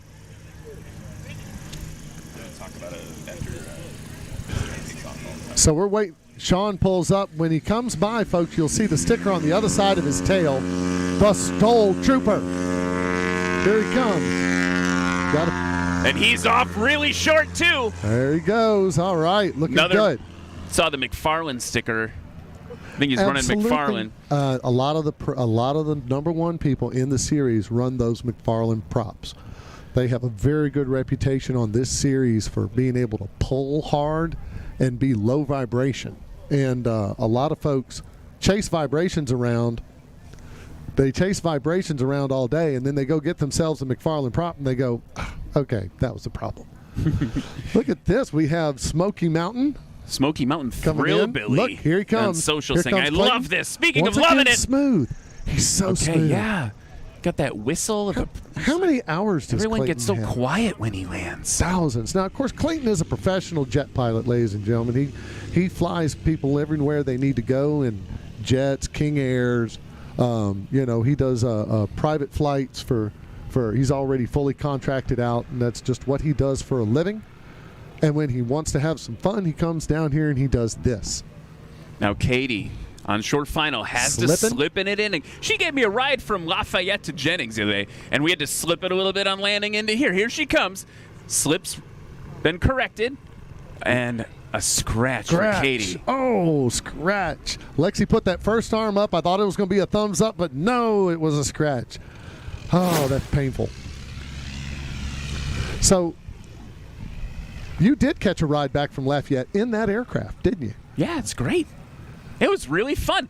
Everyone, by the way, you should have someone you know with a plane who can pick you up from American Airlines and fly you to the next nearest airport to your home. It's just quite luxurious. It really is. Did you feel bougie? I felt pampered. Oh, that's cool. Almost like you were important. Yeah, it was slightly important. like you were central to the operations of the National STOL Series. What's funny to me is that they asked if anyone could come give me a ride, and all the other pilots said no, and Katie's like, nah, I got this. You know why? Yeah, because they were all afraid, and we she was were ready at to DI's. go. No, we were all at DI's having a delicious dinner. Here comes Micah Lindstrom now. He's looking good. He's got that nice and slow. He's got it nice and slow. He'll be able to take this nose up now. Perfect. Okay. Now, perfect. Absolutely perfect. You'll notice, though, Mike is not getting the splay out on the wheels like his competitors, Jeff and Sean. He's not getting that splay out. Jeff Pohl now coming in low, hovering it in. Got those flaps dropped. Love seeing those bush wheels. A little bit of a bubble up. Easing it off. Right on the line. Thumbs up. Get it short. Get it stopped. Sub 75 feet. That's what I'm talking about. I want to right talk there. about something for a second. That's what I'm talking about. In Dubai, you saw a highly modified bush plane land in sub 75 feet. You just saw a Cessna 170, way heavier, do the exact same thing here in Jennings. Less than 75 feet. That is amazing. I hear the guys over here going, that's sick. That was sick. That was so sick, bro. That's so sick, bro. And here comes Sean in the STOL Trooper. Nosing up, nosing Keeping up. it off. Right on Did the he get line. it? What'd Did she he get say? it? Oh, she No, looked to the other he scratched. judge. Oh, no, he scratched. I don't know Well, that's about it. that. I He don't did know look. about that. Can we go to instant replay? Should we get mad? Should we go to? I don't know. Eric from National Stall says we probably should run that one back. Let's go to the replay. Here we go. Okay, we're all. I think no. it was. Just- yeah, he it was a scratched. scratch. And I'm I- still mad. I got to tell you, I've Yeah, been they're a line rewinding judge. it for us here. Check it out right there, Right there. before you the can see line. the white line before the Sorry, before the tire. guys. You know, I've been a line judge, and I'm here to tell you, folks, it's heartbreaking. You don't want to, you know, you're rooting for the pilots. When you're a line judge, you're rooting for the pilots. You want them to do well, perform their best, and when they scratch, man, it just breaks your heart. It just breaks your heart. Clayton Stancil coming up to the line. Let's very briefly give you an update on the standings. Right now, first place in the Bush class, Jeff Pohl with 145. Trying to nip at his heels, Michael Lindstrom, 197. Sean Johnson, the contender, 219. And Katie Waito in the Clipper, the flapless Clipper, 719. And let's pop over to touring to see what's going on with Clayton. All right. So here comes Clayton again, the smooth operator. Up, down. Easing it Coming off off. there. He did So improve smooth. his run. His second run was 489, so he's still in a solid second place ahead of his co-pilot, Don, there. Now that's pretty normal for the runs to get shorter and shorter as the contest continues. They get it dialed in. They get a little closer every single time. But here comes Katie Waito in the 49 Clipper, bringing it up. Tail down. I think this is one of her better ones, actually. She's around 275. That's pretty consistent. The short wing Piper, the short wing Piper is obviously they're called short wing. There's a lot less wing area, and I wonder, obviously in landing, there's a positive there. If you want to get in someplace, you have a little less wing area to help you descend a little more easily. That's right. But I wonder if on the takeoff that's hurting a little bit compared to something like a Cessna 170 that's got a little bit more. That's right. Room. And in the unlimited class, Steve Henry even has wing extensions. Okay, Michael Lindstrom. He's got that tail up. Oh, almost. Oh. If he could have kept it off the ground after that first bounce, he'd have had a sub 75-foot takeoff. If he'd just been able to keep it off the ground after that first bounce. So here comes Jeff Pohl. Jeff Pohl, so competitive. Absolutely. To watch his tail come up. Dirty Bird tail comes up, and he's going to slam it. Sub 75-foot takeoff. I disagree. I don't know. I don't He know. said it was just over 75, but I don't know. What do you guys think in the crowd? Was it over 75 or under 75? Oh, everybody's saying that. They're saying under. Even 75. Even All right. 75? All right. Okay. Ever the diplomat over there in the STOL drag jacket. Here All comes right. Here's Sean. Sean Johnson. I'm going to say this. For this being his first STOL contest, he is performing unbelievably. That is a great first showing by Sean. I mean, just incredible. And, you know, we use the word bougie. You know what that means, right? It's derived from the bourgeoisie, the new rich. It means you're fancy. Okay? Let's talk about this trailer a little bit from one of our sponsors. Yeah, that's a bougie thing. It is really absolutely nice bougie. inside. That trailer is incredibly bougie. It's got the LED lights on the ceiling. 24-foot walk-on production Really nice. facility. I mean, Got should we the even call it windows that open? I'm going to call it a production facility from here on out. I mean, it's even got like a door that opens onto the field. It's incredible. By the way, that's USA Trailers Direct. Thanks so much. All right, here we go. Clayton Stancil. Look at that. Got the Smooth wheels. again. Smooth again. I think Clayton's going to beat Don on this one. He already did. Yeah, by 2 feet, though. But I think now he's – I mean, No, he's ahead. He's ahead now. The second run was 489, and this one was just a little bit longer, 491. We just saw it pop up on the score sheet. So, man, second place, Clayton Stansel in touring. Now, folks at home, if you don't know, right here on our screens, we're sharing a lot of this information as we go. We've got an incredible tech crew in the production facility there that are feeding these scores onto a sheet as we go. Here comes Katie Wado. I would say she should dump the flaps, but you know what? She doesn't have any flaps. She mentioned to me that she loves the Clipper because it's got bigger ailerons than the sister aircraft to this, the Piper Pacer, the Pacer and the Tri-Pacer. Right. They traded some flap for aileron, and she prefers this for the extra aileron authority. Because she can slip it. You can slip it good. Yeah.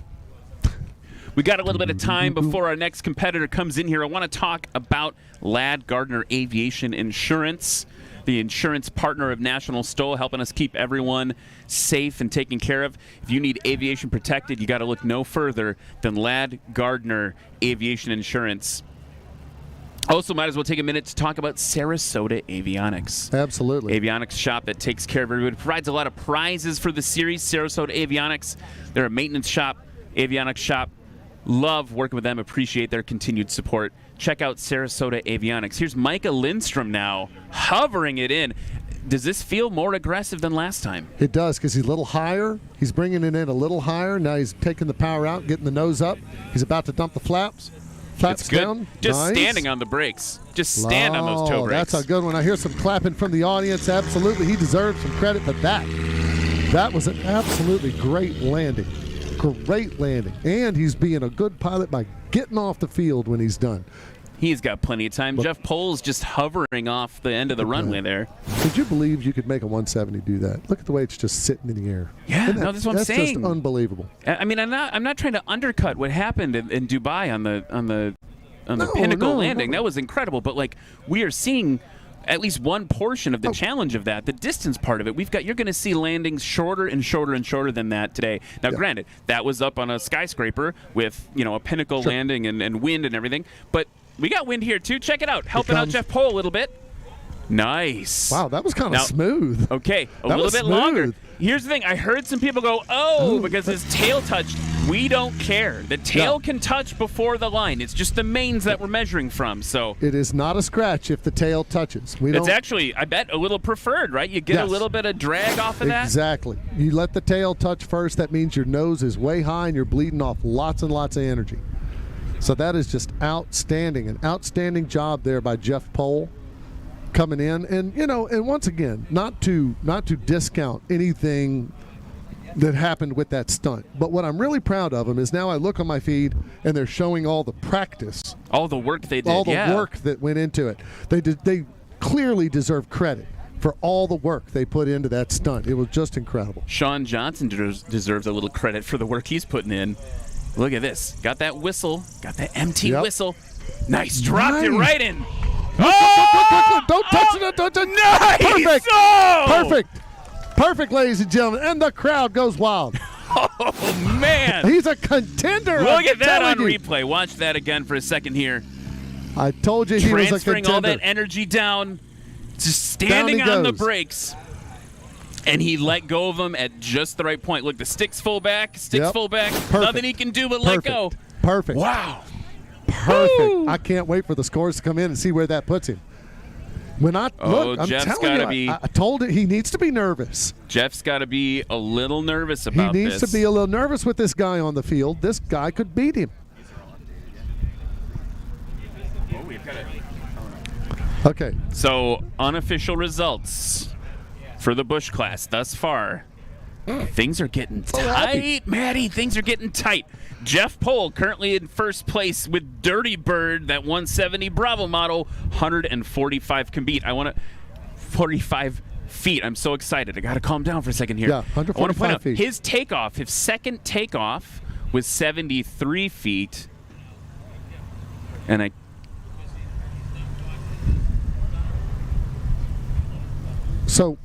So, folks, we're just now hearing from the booth that we're going to make a second run this afternoon. So, for a total of six. So these guys are going to have a chance, although they might be leading at the quote-unquote halftime. And stay tuned, we're going to have a halftime show for you. And not only that, will you have a chance to go back and see Miss Marilyn at the food truck, but these guys they'll have a chance during lunch to talk mess to each other, try to psych each other out, and then get 3 more chances to see who's going to win. Okay, so let's break this down here. Jeff Pohl, first place. Best takeoff, 73 feet. Best landing, 72 feet. That's incredible. Awesome. Sean Johnson now unseating Micah for second place, now with 89 feet. And actually the best landing of Bush so far with 65. Right. 65 which comes down to the point I was making, that you've got to combine your best takeoff and your best landing. You can't, you know. So he's in second place with the combined score of 156. Then following it up after that, we've got Micah Lindstrom with 172. Here comes David Weinstein. And Katie with the Piper Clipper improved dramatically, 506. We've got Mr. David Weinstein up there. Who's coming up onto the line, Ryan? Let's pull up our standings and see who we're looking at here. So first we'll have Jeff Daly, 170. Jeff Daly, John Luden in that Aviat Husky, and then David Weinstein also in a Husky. So to talk a little bit about these fine Huskies, all right, Mr. David Weinstein is in a Husky. He usually flies a Venom for BTR Jet, one of the sponsors of the National STOL Series. But today, he's out in his Husky. Now, so these are professional pilots. These are people who fly, 500-mile-an-hour jets every day. But for fun, they come out here and do this. So let's talk about Jeff Daly in this Cessna 170. Well, it may be a little confusing. You may have a little deja vu because it looks a lot like Micah Lindstrom's 170. And the way that you can tell them apart is that they told me the joke was that Jeff's 170, the nose is a little less dirty. It's got less black painted on the nose. It's just up to the little bit of the nose there versus the entire cowling. I suppose if you painted your entire front cowling black, you wouldn't have to worry about the bugs, would you? It's would it You're show? right. Would it hide the dirt? Yeah, you don't have to polish it. I'd have to paint mine brown. We have so many bugs down here. So Lexi is drawing Jeff up to the line here with style. And he's up here on the line. You'll notice he's got the VGs and the cuff. He's got that tail up high. Giving it a good bite. There he goes. I want to remind everyone we are still in Bush class, so it's still anyone's game. It's Jeff Pohl, Sean Johnson, Micah, and Katie, honestly, all in competitive spots, but now they just have to stand by and wait and see what happens. Exactly right. And so now we're getting into the Huskies. John debated whether or not he should. This is his first competition. It's only David's second, and John debated whether or not he should go in rookie class, and he decided to come on into Bush, and you can see why. You can see why right there, ladies and gentlemen. That is a great takeoff by John. This guy obviously is in the class he belongs in, but of course our rookies did so well. I mean, they were rookies. Yeah, I don't know if I buy that. I'm not sure if the class is operating. I'm going to have to talk with them later about this. I'm not sure the class is operating as it's supposed to. When the rookies fly that well, are we really doing the right thing? Now here comes David Weinstein, ladies and gentlemen. David Weinstein from Baton Rouge. That's right. BTR jet pilot. Getting up in less than 150 feet. Jack of Arkansas fame is going to call that one in. Got to talk about another one of our sponsors, Duke Propeller. Absolutely. Now, Duke Propeller. Let's talk about propellers for a second. DUC pronounced Duke. Duke. Not Duck. Not Duck. Duke Propeller. Got to meet some folks from that company in Gainesville. Really just great folks. Appreciate their support this season. Duke Propeller. Check them out. A lot of really interesting innovation happening over at Duke Propeller. Lots of constant speed type things. Single lever constant speed props. things that are really just exciting for pilots, reduce pilot workload. It's going to be really cool to see those products absolutely. come And out. don't they make paramotor blades also? They make a wide array of products. They don't just deal with airplanes. You know, I think they deal with a lot of experimentals.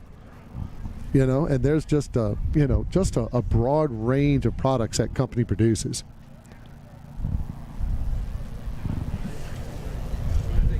Off and to your left now, we've got Jeff Daly in the 170, getting a little heat from folks because he's got the Alpha model, right? That's no, right. am I misremembering that? No, I think he does have the Alpha model. Yeah. Apparently the Bravo model is better for some reason. Whatever. Let's see, Jeff. Throw it down. So what I find kind of funny, and I'm gonna talk about him a little bit. Come on. Oh, Jeff dragging it in. Oh, Raylan Daly, by the way, on the feed says, "Good luck, Jeff." Here comes, he's dragging in, dropping it, down he goes. Nice. Okay, he's not messing around. No, he's not. He's in the books. Look, he's got his first score. He's in the books. That's a good, solid performance there on his first run. That's exactly what you want to do. See, now his animal pilot brain is saying, well, I'm in the books now. I've got my points for the series. Right. I can win that lift helmet. I can be a little, the lift He helmet. can kind of relax a little bit. Can be a little more aggressive now. You know, he can be a little bit more aggressive. So in our rankings here, as we're standing now, it's Jeff Pohl being chased by Sean Johnson. There is only 11 feet between Jeff Pohl and Sean Johnson. They're going to have the whole lunch break to think about it. And the whole lunch break to fight about it. Exactly. You know, they got the whole lunch break to think about it. And Michael Lindstrom only just 20-something feet behind, 24 feet behind Sean. And 24 feet in this business is not much, ladies and gentlemen. Here's John Luton in that Husky. John, look, little bit bring of it up, John. Don't scratch. Oh, it's a scratch. It's a scratch. He almost That's saved a scratch. it. So Almost sometimes a gust will get you. And I think that's what happened to John there. And you know, sometimes the wind's not on your side. Of course, we'd love to have perfectly sterile conditions, just a little bit. It was just a tiny Just scratch. a little short there, yeah. But a scratch is a scratch, ladies and gentlemen. There's nothing you can do about it. Here's David Weinstein now, low and to the left. Bringing it in that low approach, trying to hold it right off. You can see the wings are dropping a little bit here and there, giving a little extra speed, a little extra throttle. That's a scratch for come David. on, David. So it's really rough when you scratch on your first run, folks, because now the pressure's on. You've only got 2 more tries. So now what you'll find is instead of having a nice, solid first run, their second run will be long. Their second run's going to be long because they're just trying to make sure they get in the books. And this is a series. You get points, right? And the points add up. There are 10 events all over America, and the points add up for the series. So it's important that you get one in, quote, get one in the books. I don't know if that part is updated yet. So as the scores come in, now understand the scores are all being recorded. That just doesn't mean that they're going to pop up. That's that tech crew in the production facility here to my right that are making all that happen. Do I think the wind is picking up a little bit? Felt it. I feel a little colder. So Yeah. maybe it's picking up a little bit. It might be picking up a little All right. bit. Here's Jeff Daly now on the line in that 170. Talking to him yesterday, getting to know him a little bit after practice. Just a real competitive guy. Absolutely. Really trading a lot of camaraderie, a lot of shots with Micah in particular. He's coming for Micah, so. So one of the most fun things about these gatherings, folks, they're competitions, but they're fly-ins too. And the pilots love to, visit with each other and. Got it. And then these other dudes, they're joining. So they love to sit around and talk. And if you look on Facebook, on the Swamp STOL Facebook page, I took a video of the lobby last night. And here comes Jeff, tail up, tail down, solid takeoff. That is a solid takeoff, ladies and gentlemen, right there. And now it's kind of interesting to see. We've got kind of a squadron. How many aircraft in a squadron? We got a squadron of Huskies. Does this qualify? I think it is. It is a squadron of Huskies. It's good to see Husky well represented out here today. And here comes John picking it up. He had a nice, solid takeoff last time. Nice solid there we go. takeoff this time. I want to That's point something out, outstanding. and not just because he's standing next to me.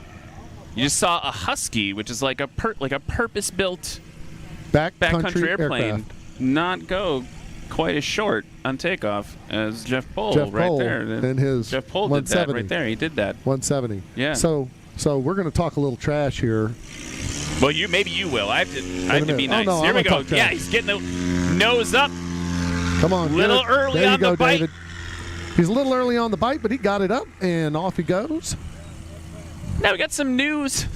We got some new Huskies joining us up. This is John Young. John Young. You can see as it comes around, and actually on both sides of the wing, you maybe can tell he's from STOL. There's a little work in that little aviation STOL event, STOL. That's right.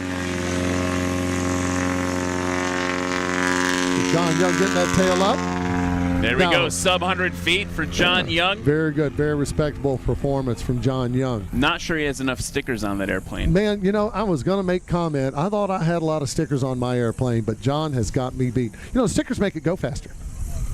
I'm just saying. Yes, factually accurate. You have one of my stickers on your airplane. I'm sure that's why I you're do. so competitive. I do, absolutely. It absolutely helps to have a Super Aero sticker on your airplane. Adam Plunkett. Here comes Adam, getting that tail up.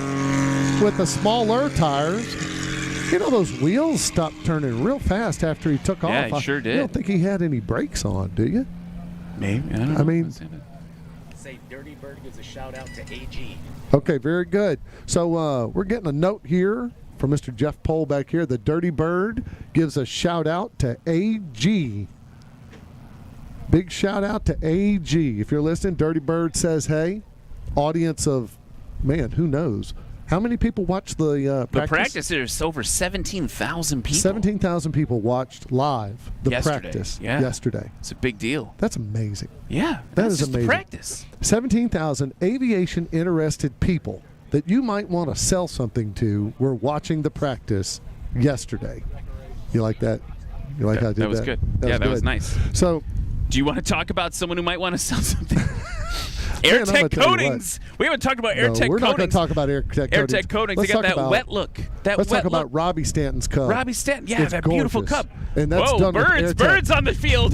That's okay. That's okay. All right. He held it. He held it. Those birds were like, oh, man, that's what's a distraction. Up, dude? That's a distraction. He held it on, though. Good. Nothing. Oh, you're on final and you got a flock of birds. Yeah, no big deal. Well, about to have, Moscow on the bayou. What did they call it? Crash on the Hudson? Rescue on the Hudson? Miracle on the Hudson. Miracle when he landed Moscow on the bayou? What? I don't know. It's just Miracle on the bayou. Almost. It didn't happen, though. I don't know. But honestly, fair play. We're joking about it, but you got to hold your concentration. You got to fly the airplane in that moment. Fly the airplane. Got to fly the airplane, not worry about the birds. These airplanes, and I'm not going to say how I know, they can take a bird strike because they're not going 500 miles an hour. And we're not going to suck a goose into a jet intake. It's not going to end well. Oh, looky there. Kenny Monger on social. A shout out from my man, Kenny Monger. Love you, Kenny. Wish you were here, brother.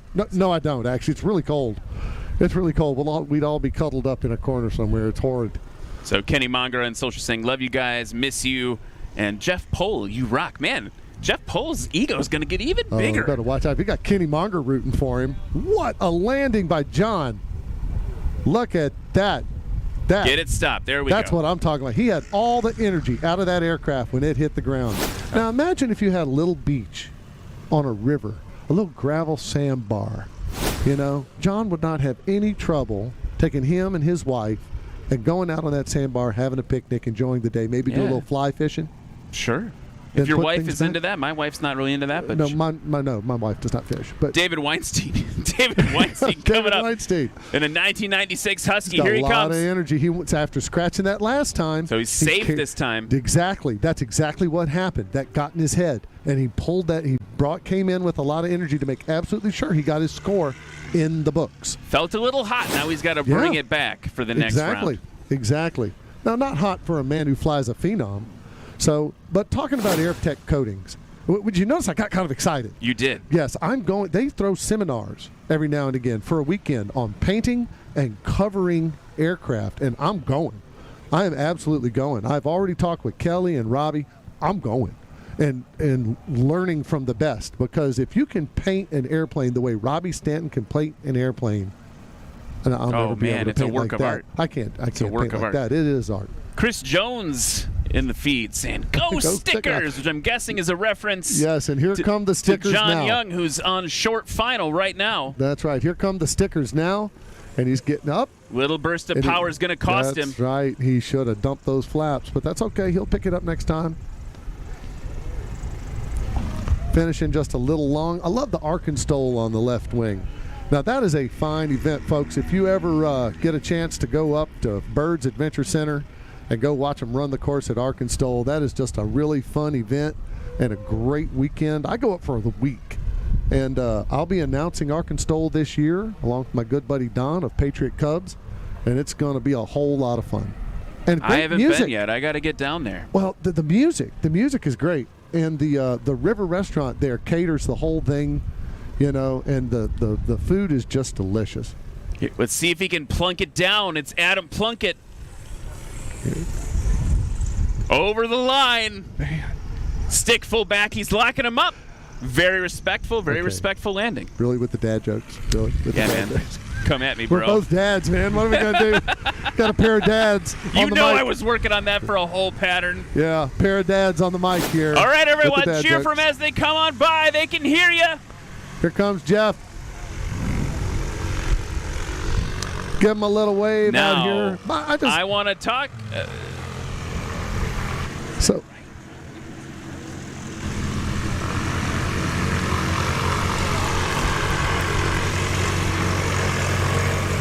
Really?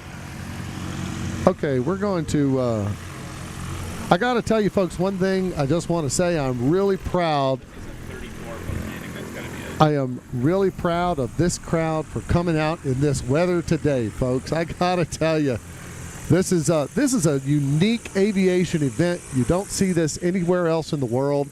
And it is just so great to see all of you out here today braving this cold, wet weather to come out and see these pilots fly. They've flown from all over the United States and Canada to come down here and perform and get the best performance out of their aircraft. And I just got to tell you, for all of you from Louisiana, I'm doubly proud of y'all because we don't do this kind of weather. We usually stay home on a day like today, but thank y'all for coming out. It is just great to see y'all. And I did pack shorts for today, and I could have worn them. But I didn't. That's spring in Louisiana. Wisconsin. That's March in Louisiana. This is summer in Wisconsin. Let's go look at the scores right now. Let's talk the top six. Jeff Pohl maintaining his lead with 145. Sean Johnson, 156. Micah Lindstrom, 172. Now let's start talking about who's in the running now. John Luton, 243. Mr. Plunkett, 268. And Jeff Daly with 287 in sixth place. That's the top six in the Bush class currently here at Swamp STOL 3. That's right. And then they'll have, after lunch, another 3 runs to improve their scores. Here goes John Luton. John's doing very well. John, for a first-time competitor, is really coming out. I mean, to be in 4th place at this point in this class among these flyers, I mean, these are these are some really, really good pilots out here. Here's David Weinstein. You can give a cheer for him as your local from Baton Rouge. Baton Rouge, Louisiana, BTR jet pulling a little early. Just a little early. That's going to cost him a few feet, but he's got her up. And he's coming around. So this is his 3rd run now of this set. I don't know that they know they're doing another 3 runs this afternoon. So that pressure, that mental pressure might be weighing on David's brain, saying, oh, man, I got to get a good one this time. And here comes Stickers. John Young, ladies and gentlemen. Arkansas. Pulled a little early, but that's okay. And I got to say hi to someone in social, Levi Nogus. Howdy, Matt and Ryan. Sounding good. Well, Levi, we're trying, I'm sure, are looking good. Oh, can't see you, but I bet you're looking looks good with a Stetson and the mustache. Yeah. Absolutely. He's been working a lot lately. We got to give that up, Levi. We've got to give up the working. Here comes Adam Plunkett. Stick back. He's off the ground.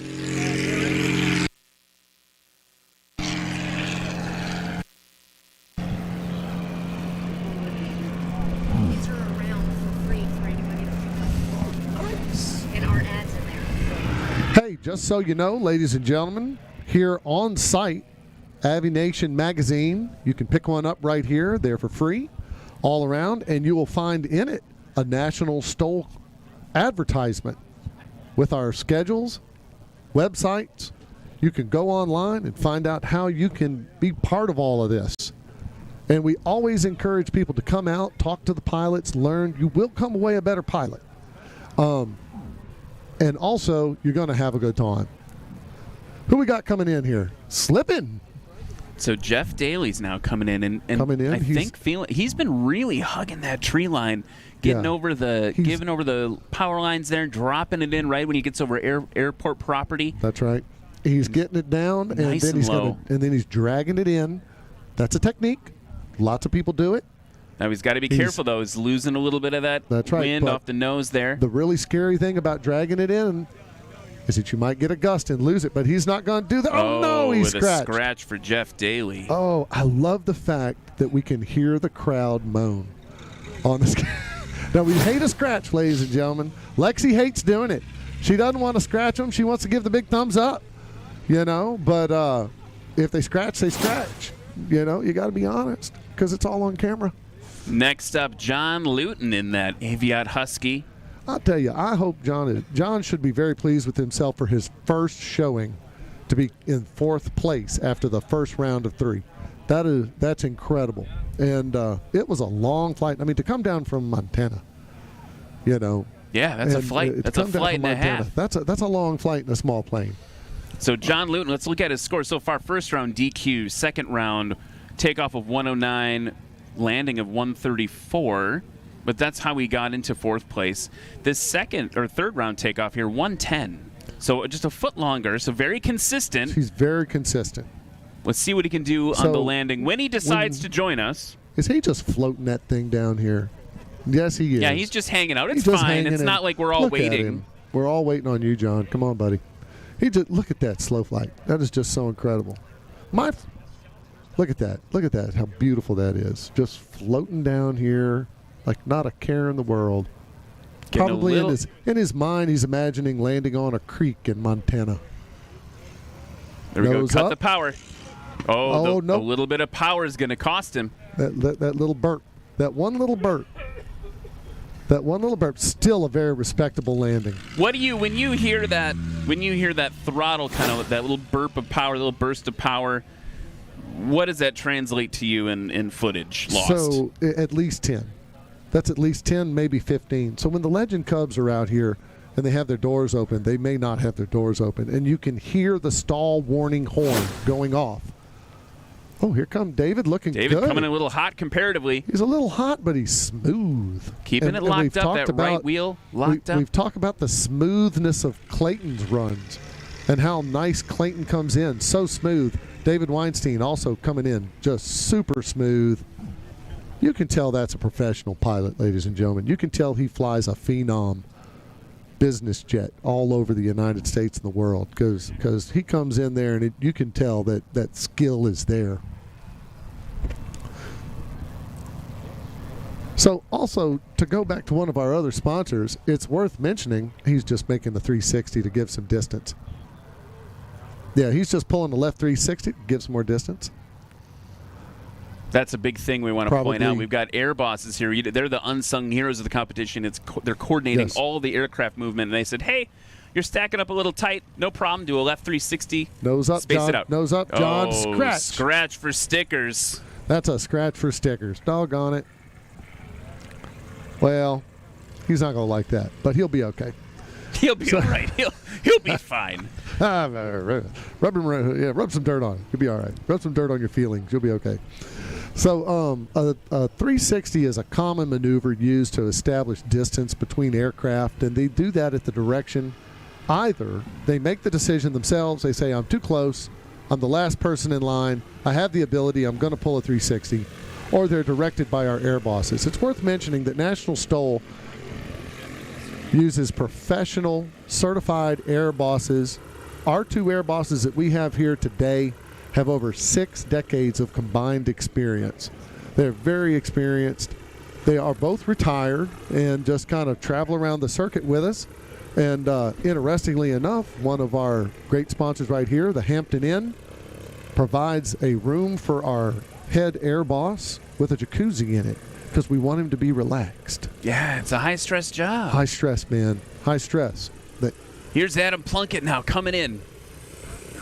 Low, hear that? Oh, look at that. Okay, she says up. it's good. She says it's good. Now he's got to get it. No, hold on. Wait, the replay. We're hearing in the replay might be different. The replay We'll booth watch says the something replay different. here.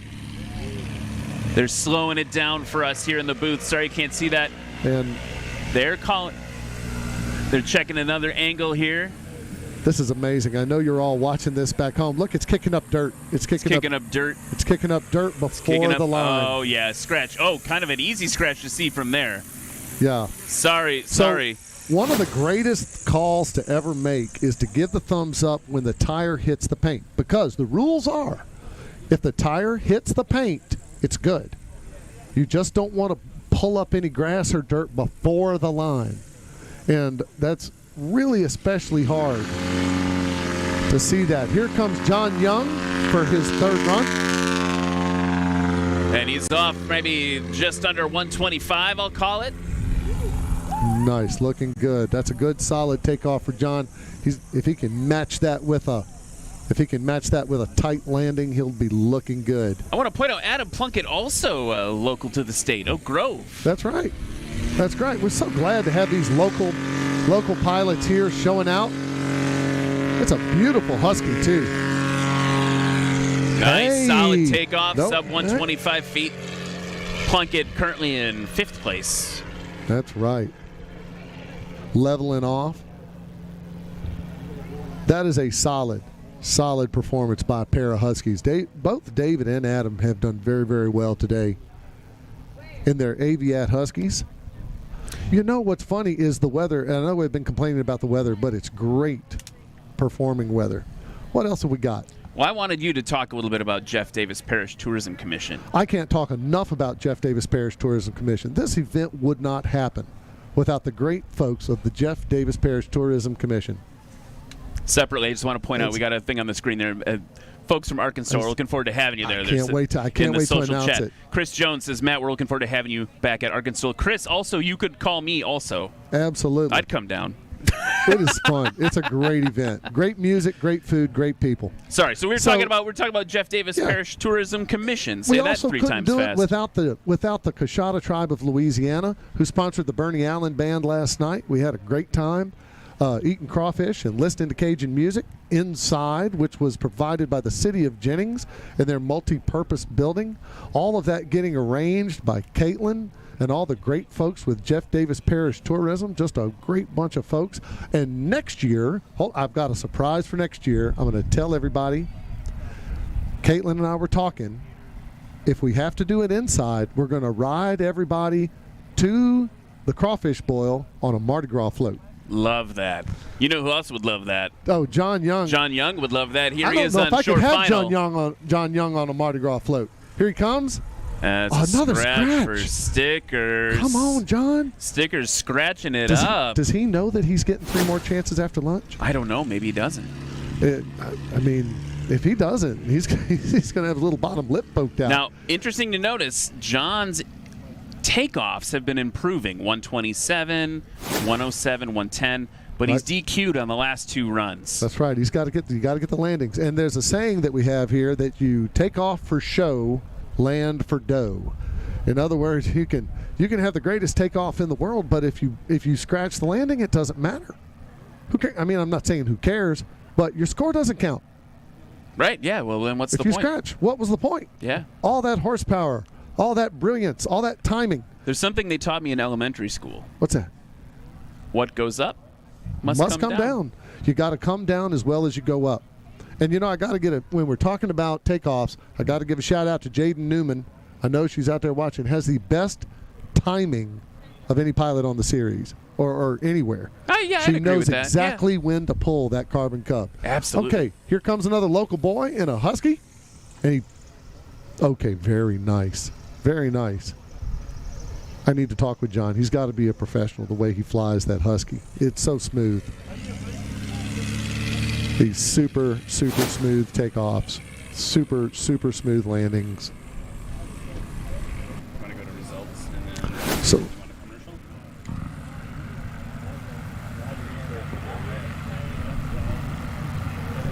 So, ladies and gentlemen, once again, I just want to thank everybody for coming out today. You are what makes this all happen. And we're going to talk a little bit about the results now. Check it out. Jeff Pohl, currently first place, 145. Sean Johnson, also in a Cessna 170, 156. Micah Lindstrom, 172. That's got to sting a little bit for Micah. John Luton in a Husky, 243. Adam Plunkett, he did plunk it down, 257 for fifth place. And currently in sixth place, Jeff Daly with 287. Yo, here we go, ladies and gentlemen. It is the one, the only, Colin Kaniva. So we're going to see Colin Kaniva in the adventure class up next after a short break. Let's take a short break and then the adventure class, and we're bringing out the Legend Cubs.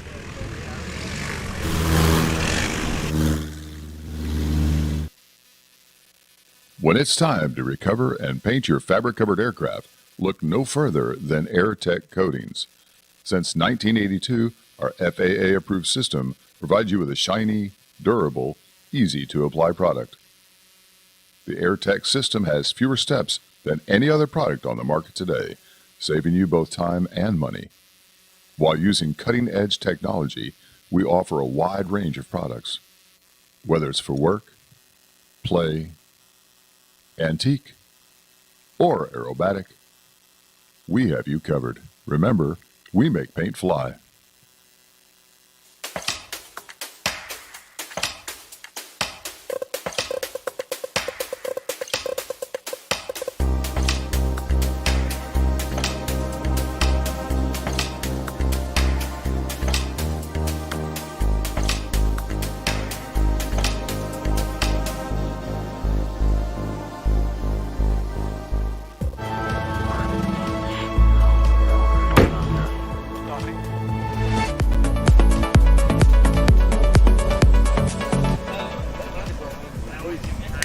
What's up, everybody? Welcome, Av Geeks, STOL Freaks. It's been an exciting run. We're going to get even more exciting now. We got the adventure class coming up, and today, kind of unique, it's basically a formula class. So, legend. And another legend, I just want to point out, we've got the founder right here of the National STOL Series, grinning like a Cheshire Cat, Mr. Doug Jackson. Doug, thank you for coming. Thank you for coming all the way from Dallas, Denton. Thanks. I know that's a drive, man. We really appreciate having you here. All righty, man. Well, here we go. It's the Legend Cubs. The Legend Cubs. We got three of them. You talked about the golden shoes. They're going to be fighting for it. And there's someone new in the Legend Cub crowd. First in the front, though, Brian Steck, 2020 legend. 2022 legend behind him, a MOAC piloted by Colin Kaniva, the MOAC, that's right, mother of all Cubs. He's from Lincoln, Nebraska. And then from Sulphur Springs, Texas, Luke Spohr, and a 2019 legend. So legend aircraft, obviously presenting the adventure class because they are one of our sponsors. We're excited to see them. We talked about those shoes. They're all competing for the shoes. So the other thing I wanted to point out, that's got a little bit of flair. The golden shoes a little bit flair. These guys just have flair everywhere they go. They're always flying around in a formation, echelon formation, overhead brakes. I joked yesterday, the world's slowest overhead brake to landing.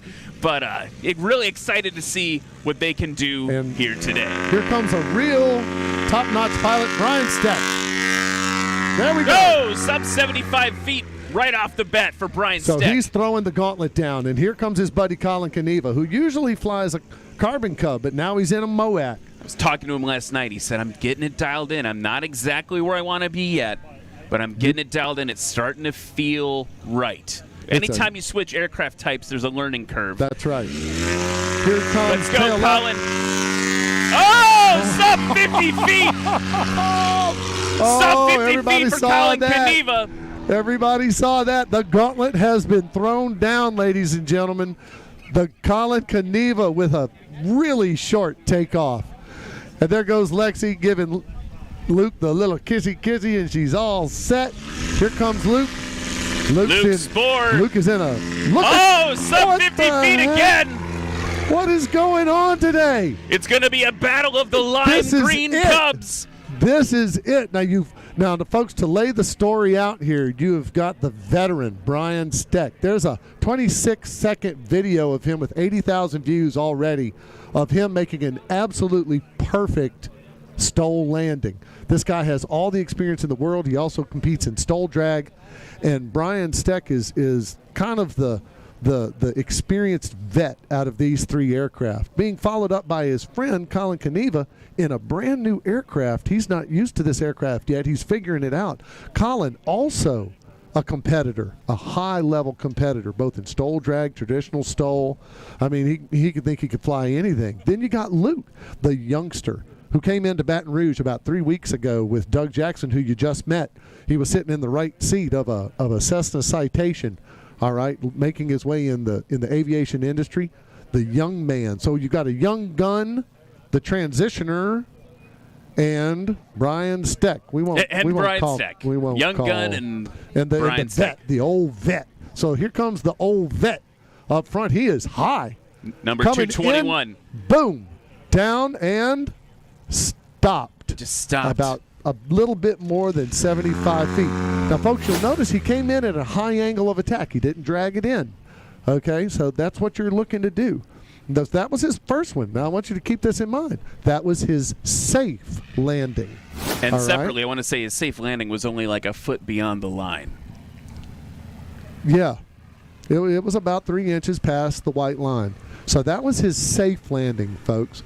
Now we're going to start. He'll be bringing out the big guns in the next run. So here comes Colin Caneva from Nebraska. By the way, old Green Plane. The author of Old Green Plane. You can look up Old Green Plane online. So Colin had a great takeoff, but that little burp of power put him about 5 feet past Brian Steck. Just that little burp of power. Anytime you're putting that energy back into the aircraft, you're going to pay with distance. That's what it's going to cost you. So Colin Caneva also heavily figured in the Wayne, Nebraska fly-in that's coming up at the end of May. That's going to be awesome. Here's Luke Spohr now with the gun racks, the gun cases on the wings. They are always cooler with a gun rack. Oh, no. Thought he had it. You saw the plane just stop flying. Yeah, it just stopped flying. So he's not even going to stop and get a measurement. He's probably pretty mad right now, but that's okay. He's going to be all right. So I want to talk about something interesting here. Even though two competitors, Brian Steck, Colin Caneva, pretty different takeoff roles. They're pretty tight in the end. Colin Caneva currently in first place with 134, only 10 feet behind him, Brian Steck. Brian Steck, but you know what was funny was that 10 feet may as well be a mile. It may as well be a mile because he's still ahead of Brian Steck. He is still looking at those gold shoes. I wonder if they got the right size. They're going to have to order them. They may. They're going to have to order them. You know, the Legend Cubs. Let's talk about that. These are different aircraft than you've seen thus far, right? We're starting to get. There he goes with the tail up. There's Brian Steck. Still not breaking that 50-foot barrier that we had from Colin Caneva last round. What I was going to say is these aircraft, you're starting to get aircraft that are even more purpose-built just for this, for STOL. You got the leading-edge slats. You've got everything that you need. You've got VGs, leading edge slats, big, powerful Titan motors. And here comes Colin Caneva. Oh, okay. Colin, I have an opinion on this. I don't know if you're going to agree. I think he was trying really hard. The plane was starting to fly. Yes, like right on the around edge. 25 feet. It was couldn't quite get off the ground, but he was going for it. He knew he had a really good one in the books. And that's why timing is so important, because he pulled just a fraction of a second too early. And he knows that. I mean, we're saying it. Luke Spohr. Oh, another nice one from Luke Spohr. Looks like about 55 feet. It's going to be hard to beat those first sub 50-foot takeoffs. You know what's funny, though, is that it's the combining. It's that you have to combine the takeoff and the landing. So when you have to combine that takeoff and landing, they've got to be together. By the way, a little weather update. Not too much of a difference in the rest of it, but the wind has shifted. Now we're up to 15 knots, gusting 19 knots. Okay. So temperature 54 degrees, like I said, summer in Wisconsin, pressure at 30.25. And is Steve flying today? Josh Meyer wants to know, is Steve flying? Josh, you're going to have to tune in to find out. No, I'm just kidding. Steve's totally flying today. All righty. Hold on just a second.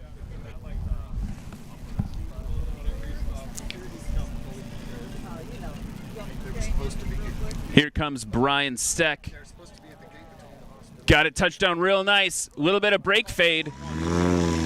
When we measure from the furthest away main. So a little bit of turn there, a little bit of pivot. So that upfield wheel is the one that we grab from. Right. Now, next in line, Colin Caneva.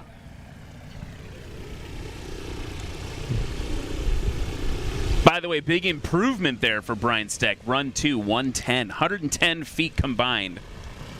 So Brian's in the lead with Colin right behind him. Literally. So this is a shootout. This is a shootout.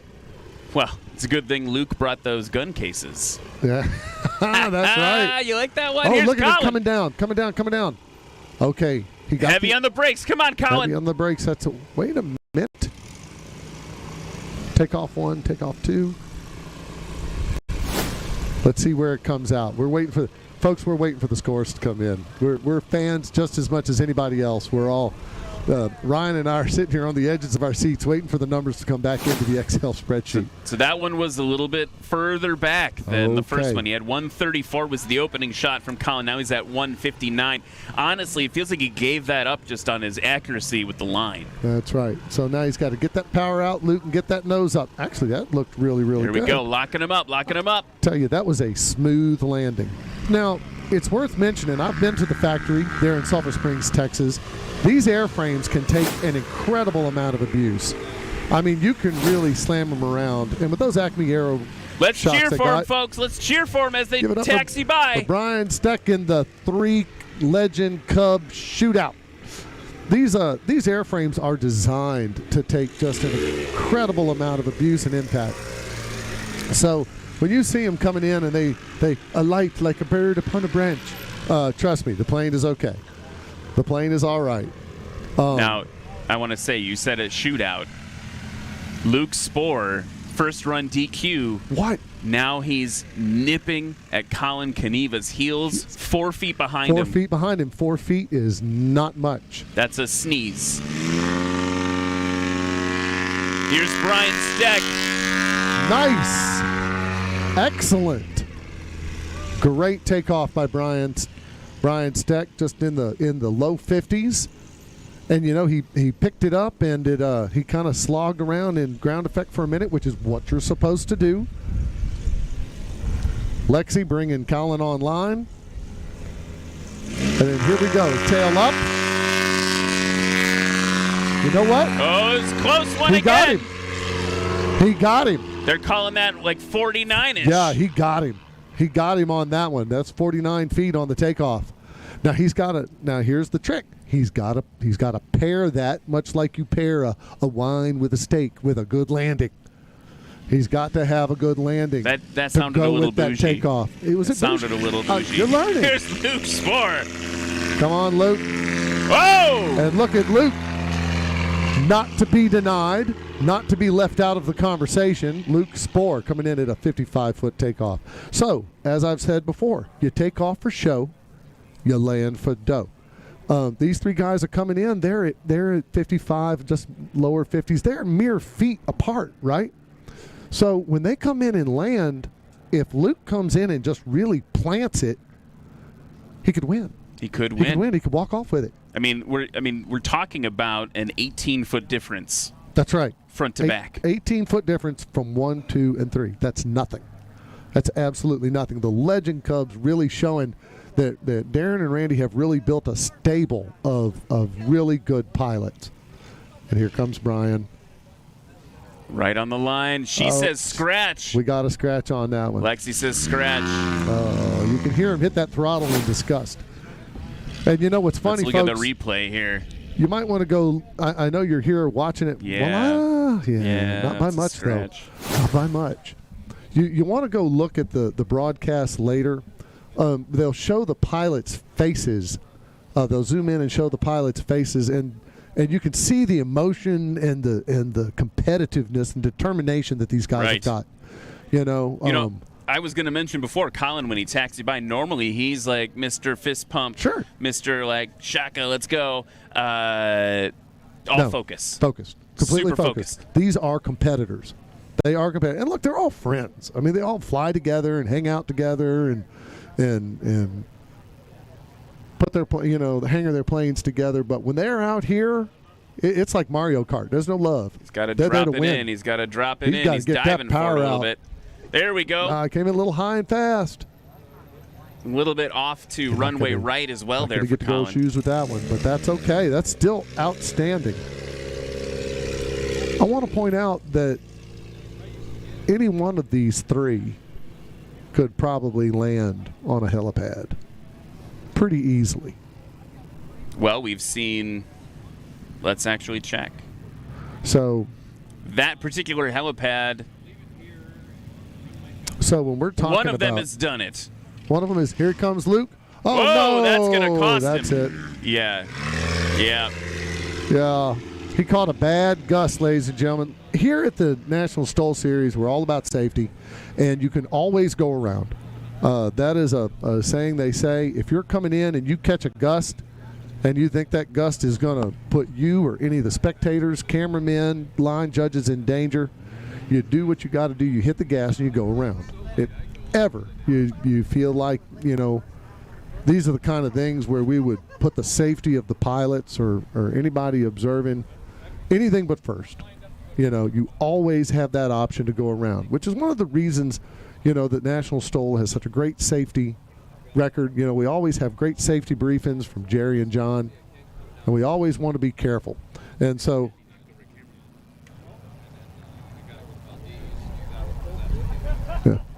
So we're going and putting one of the cameras back up when Luke throttled up there. There was so much power coming out of that Legend Cub, it blew over one of the cameras.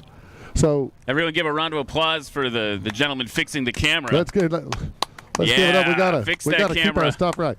So when Luke was coming in, if he caught a gust he didn't like and he just didn't like the feel of it, the right thing to do is to hit the throttle. There's even a little song, you can always go around.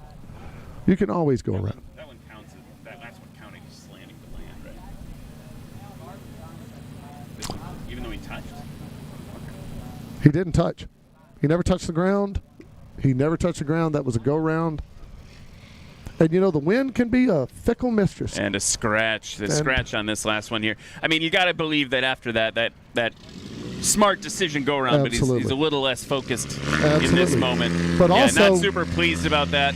You'll notice, though, that when he came in, he was dragging it in, which makes you very susceptible to gusts. Dragging it in makes you more susceptible to gusts than bringing it in at a high angle of attack. So let's talk about the standings now then. In the Adventure class, all Legend aircraft, 2 of them MOACs. Brian Steck, best run of a combined score of 110 feet. So let's talk about what that means.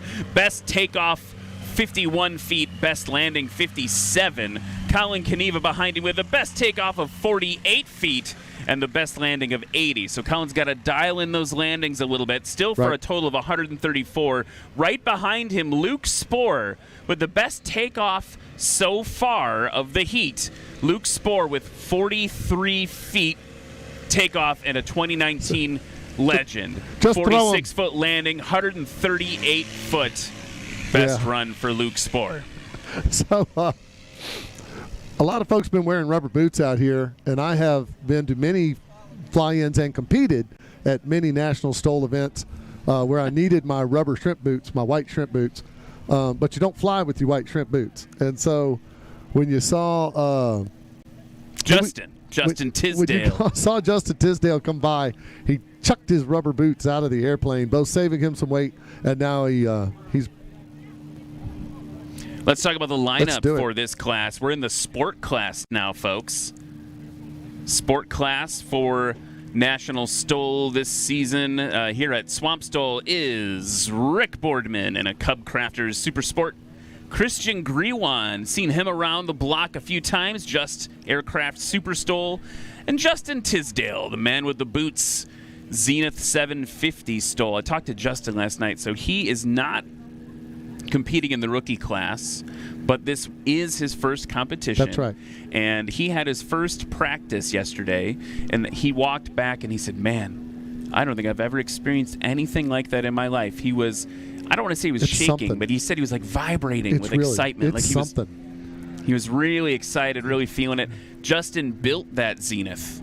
Like a year. Like took like a year to build it. And he said that his goal this year is to make every single national STOL competition, assuming he can pass it with weather. That is a lot of flying. That's a lot of flying and a lot of dedication for a new athlete. Here's Rick Boardman on the line. He's got that 2015 Cub Crafters Carbon Cub, powered by a Titan 340, 31-inch Alaskan bush wheels. Coming up, very nice.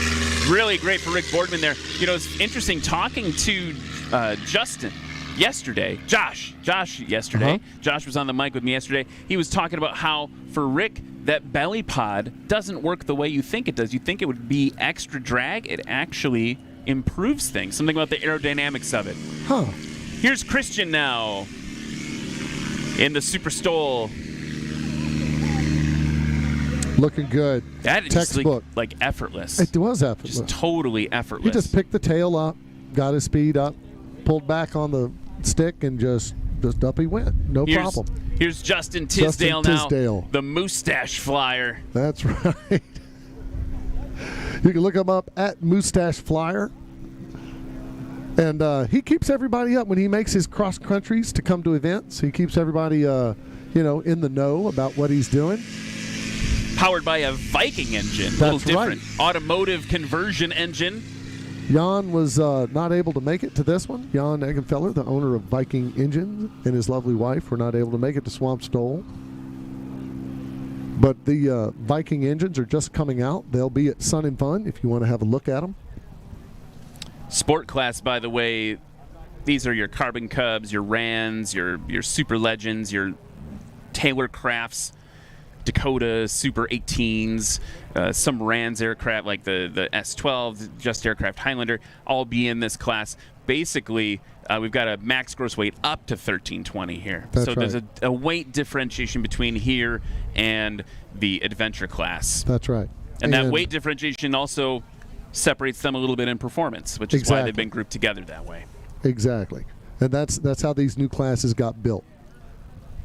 So it's going to be an adjustment this year because, we're all so used to the old classes. But the new classes, it's going to be an adjustment, but then we'll get used to them, and then we'll start seeing who is able to bring out the best. We're going to talk about that belly pod some more in a minute. Dropped it in real good. That. Heavy What on the brakes. Great drop. That is a great drop at the line. Insane for number 94, Rick Boardman there. Marvelous. Rick Belly Pod Boardman. So the belly pod actually helps the aircraft fly faster. Yes, so my understanding is the way the aerodynamics work on it is not a drag penalty. It's actually an efficiency gain because of something about like lifting body effect or something like that. I don't know. I should go to aircraft engineering school and learn more about that. Well, so lifting body so that the pod underneath helps create lift on the aircraft. I am curious, and I'm going to look this up. Somebody Google it. Here's Christian Grewan. Just brakes totally locked up, stick full nice, back. Christian. Nice. Very nice. And you see those big old shocks coming off of that Super STOL. Once again, folks, these airframes can take a lot more abuse than you're seeing them take now. Everybody says, oh, man, they're just slamming their aircraft around. No. Ladies and gentlemen, trust me, if my aircraft could survive me as a student pilot, it can survive anything. Because I came down on... Oh, looky there. We're hearing from Trevor Otto. Family are enjoying the show from chilly Wisconsin. Well, Trevor, I don't mind telling you, it's chilly down here, too. So, you're not missing anything down here. And it's way colder than we're used to. A lot of fun nose art, by the way, on Rick Boardman's aircraft. And if you can see Look Here at Justin comes Justin coming. now. He's dragging First it in. competitive landing. So this is what we talked about with dragging it in. Is his front wheel turning backwards? It is. Now, wait a minute. Hold on. I've got a plan. What if you put a tiny electric motor in the front wheel and then you you're just started trolling it us. No. spinning backwards before the aircraft landed so that the kinetic energy in the front nose wheel would dig in? So we're glad to hear from Trevor Otto, folks. Trevor Otto is a competitor in the National STOL Series. He flies a Maul. And, of course, the nice thing about a Maul is it's a true four-seater. You can take your family and go to a competition and compete at the competition in the plane you travel to the competition in, which is awesome. Great to hear from you, Trevor. Great to know you're watching. Now here's Justin. Here comes Justin. Justin's That's like, all right, yeah, buddy. no, man, take it. It was a good look, win. It is what it is, baby. I talked to him yesterday, and I was like, hey, what's your plan for the season? He's like, well, you're going to see me slowly but surely dial this in. Here's Rick Boardman now on the takeoff. Whoa, right? Just over 50 feet for Rick Boardman there. That was awesome. Christian Grewan on the line. Corey Robin in the chat now, just joining. Huge fan. Corey, I'm a huge fan of yours. Thank you so much for saying hello. Good to hear from Corey. And here comes the Super STOL. Lexi's got him online. Waiting for the Air Boss to release him. There he goes.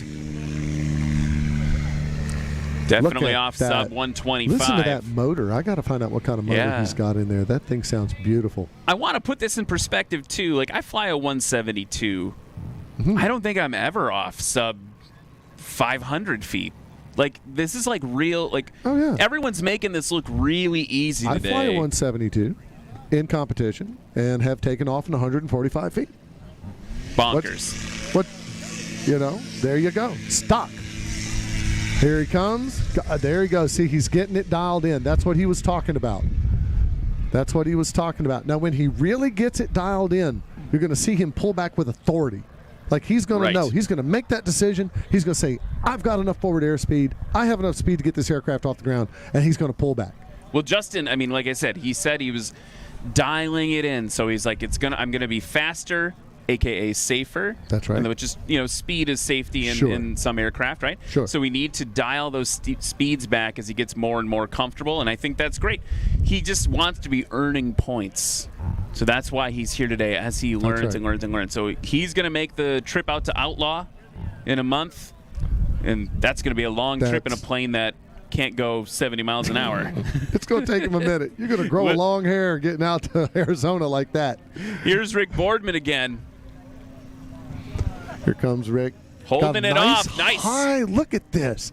Not afraid to drop it down. This guy is not afraid to put that frame to the test. That is outstanding. 76-foot-ish, 78. I don't know. We'll see. What an outstanding performance. That is great. Chris has a 915. He's got a 915 in there. Here he comes. Christian Grewan, 915 in his Super in STOL. But what I'm saying, folks, is listen to this 915 on this Super STOL. It sounds great. It sounds smooth. The motor doesn't sound like it's struggling. This is a well-balanced motor and plane combination. They get that power out. Down he is. He's flexing those shocks. What a great job. What a great job. You can see the heat coming out from the bottom of that cowling. I just love the sound of the motor, man. It just yeah. Okay, where's Justin now? There he is, high and to your left. And I'm going to see if I can flag down our friend from Wild West Aircraft. So, Josh, come over here for a second. Josh, come here for a second, Josh. So we got to hop you on the mic. We need you to re-explain the Rick Boardman belly pod before thing. he does any of that. No, we don't know. We don't care about what he's from and what his hat is or where. No, we don't care about any Can we of get that. the camera turned on for a second? Because you really need to see this. Y'all really need to see this. I don't know. I happen to know for a fact that this is not Josh's safety vest. I'm just saying. You think I borrowed it? I do think you don't think I'm the Stole STOL Queen? Take a break. Here's Justin. Here comes Justin. Okay, good, solid landing. Look at that, all three tires down. That Gotta plane get is on those done brakes. flying. They're locking up. He's getting it dialed in. He's getting used to it. That's what I'm saying. That's what I'm saying. He's doing exactly what he said he was going to do. Okay. Now, we brought you over here because yesterday you told me a bunch of science about Rick Boardman's belly pod, and I did not explain it well. And since you walked by, I'm going to victimize you again and have you explain. Do you realize how long ago that was? That was yesterday. I know. That was that was a long time. You know how you learn stuff in school and then you forget it? Totally years forgotten. later? Well, that works for me in 24 hours. That's what happened to me. Yes. So on Rick's belly pod, it actually increases his cruise speed, believe it or not. Where you think it would slow it down, you think it'd make him heavier. It doesn't actually. It kind of speeds him up. So sometimes when you have air, you think that you're going to put something on an airplane that does a certain thing. The air does something opposite because there's some other factor that it affected. Didn't harm him at all there. That's right. That's right. So wow. you notice Rick's gear is sitting right in front of that belly pod, and that belly pod might be changing the way the air goes around that gear because the gear is draggy. Maybe that belly pod is affecting the air in front of that gear, making that difference. So maybe not lifting body, which I made up. There is a possibility of a lifting body there. We'll give you that. Christian Griwan off right around 100 feet. So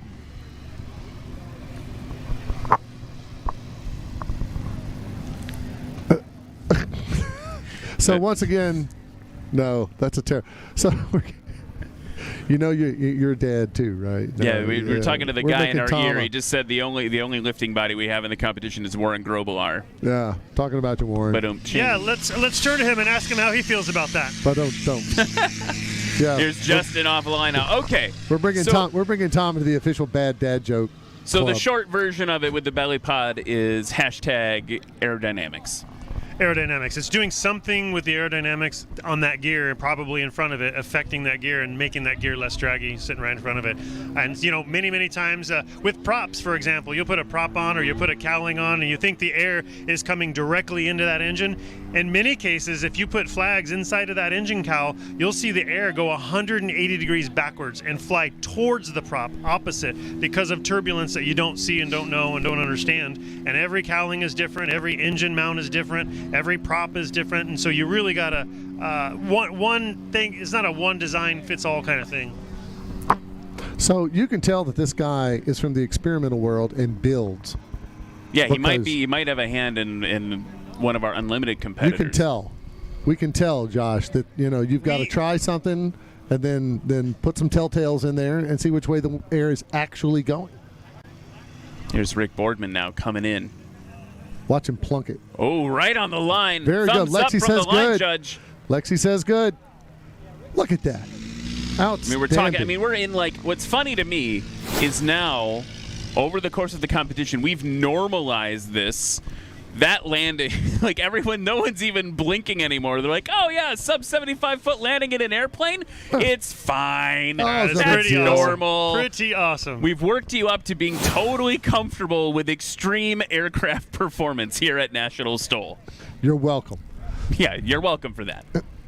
Here's Christian now, higher angle of attack.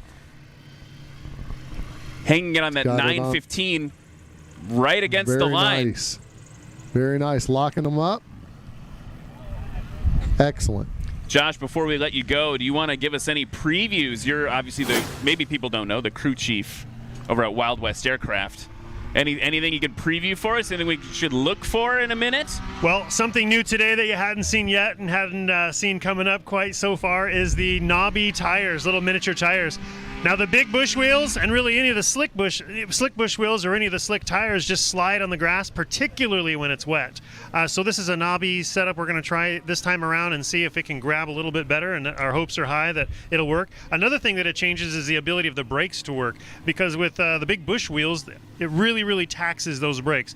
This time we're running these Mark & Genio brakes that are a clutch pack, which are pretty impressive, very different than your typical brakes that you see on an airplane of this size. You'll see them more on 747s. That's kind of that style. Now here's Justin coming in a little hot, touching down around 125-ish, maybe between 100 and 125-ish. He's got to get it stopped.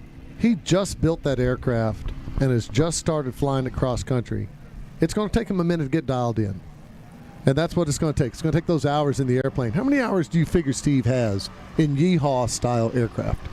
In Yeehaw-style aircraft, oh my goodness, that's got to be oh my God, pushing close to 10,000 hours maybe. I know that he has in the Yeehaw 8, which is only a few months old, he has 900 landings, and he's still not comfortable with it yet.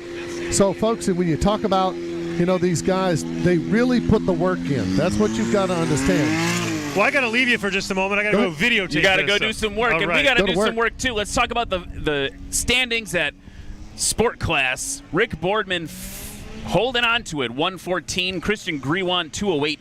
Justin Tisdale with a respectable 462 for a first-time competitor. For a first-time competitor in a brand-new aircraft, incredibly, incredibly respectable. Now, let's get you guys pumped up after commercial for the unlimited class. So hang tight. Things are going to get silly.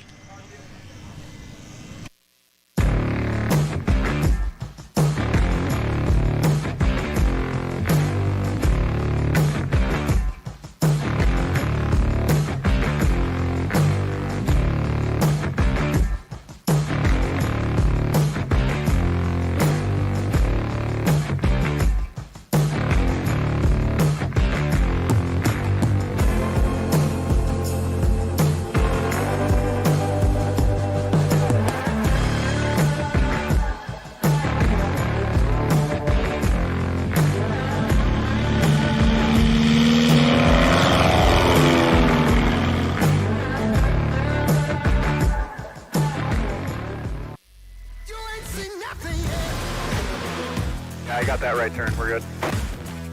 Let's meet up at the compound, group up. At 10-4. Yeah, for sure, dog. Good, little driver. Straight on through.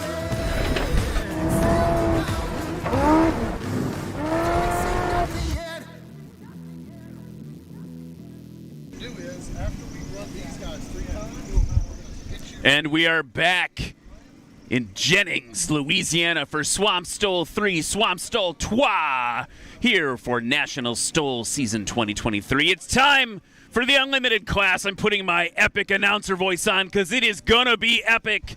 You've got Dan Reynolds in the 1983 Chinook Valdez edition, Steve Henry in his Wild West aircraft. It's Yeehaw 8. You just heard Josh from his crew, Josh Richling, his crew chief, explaining to us some of the changes today. You're going to see those small knobby tires. They're going to see how that works. The other thing you're going to see, look at the differences of the aircraft. The nose significantly smaller. They've actually shifted to a 3-cylinder engine with a turbo. There's no turbo leg on it. They've been talking a lot about that.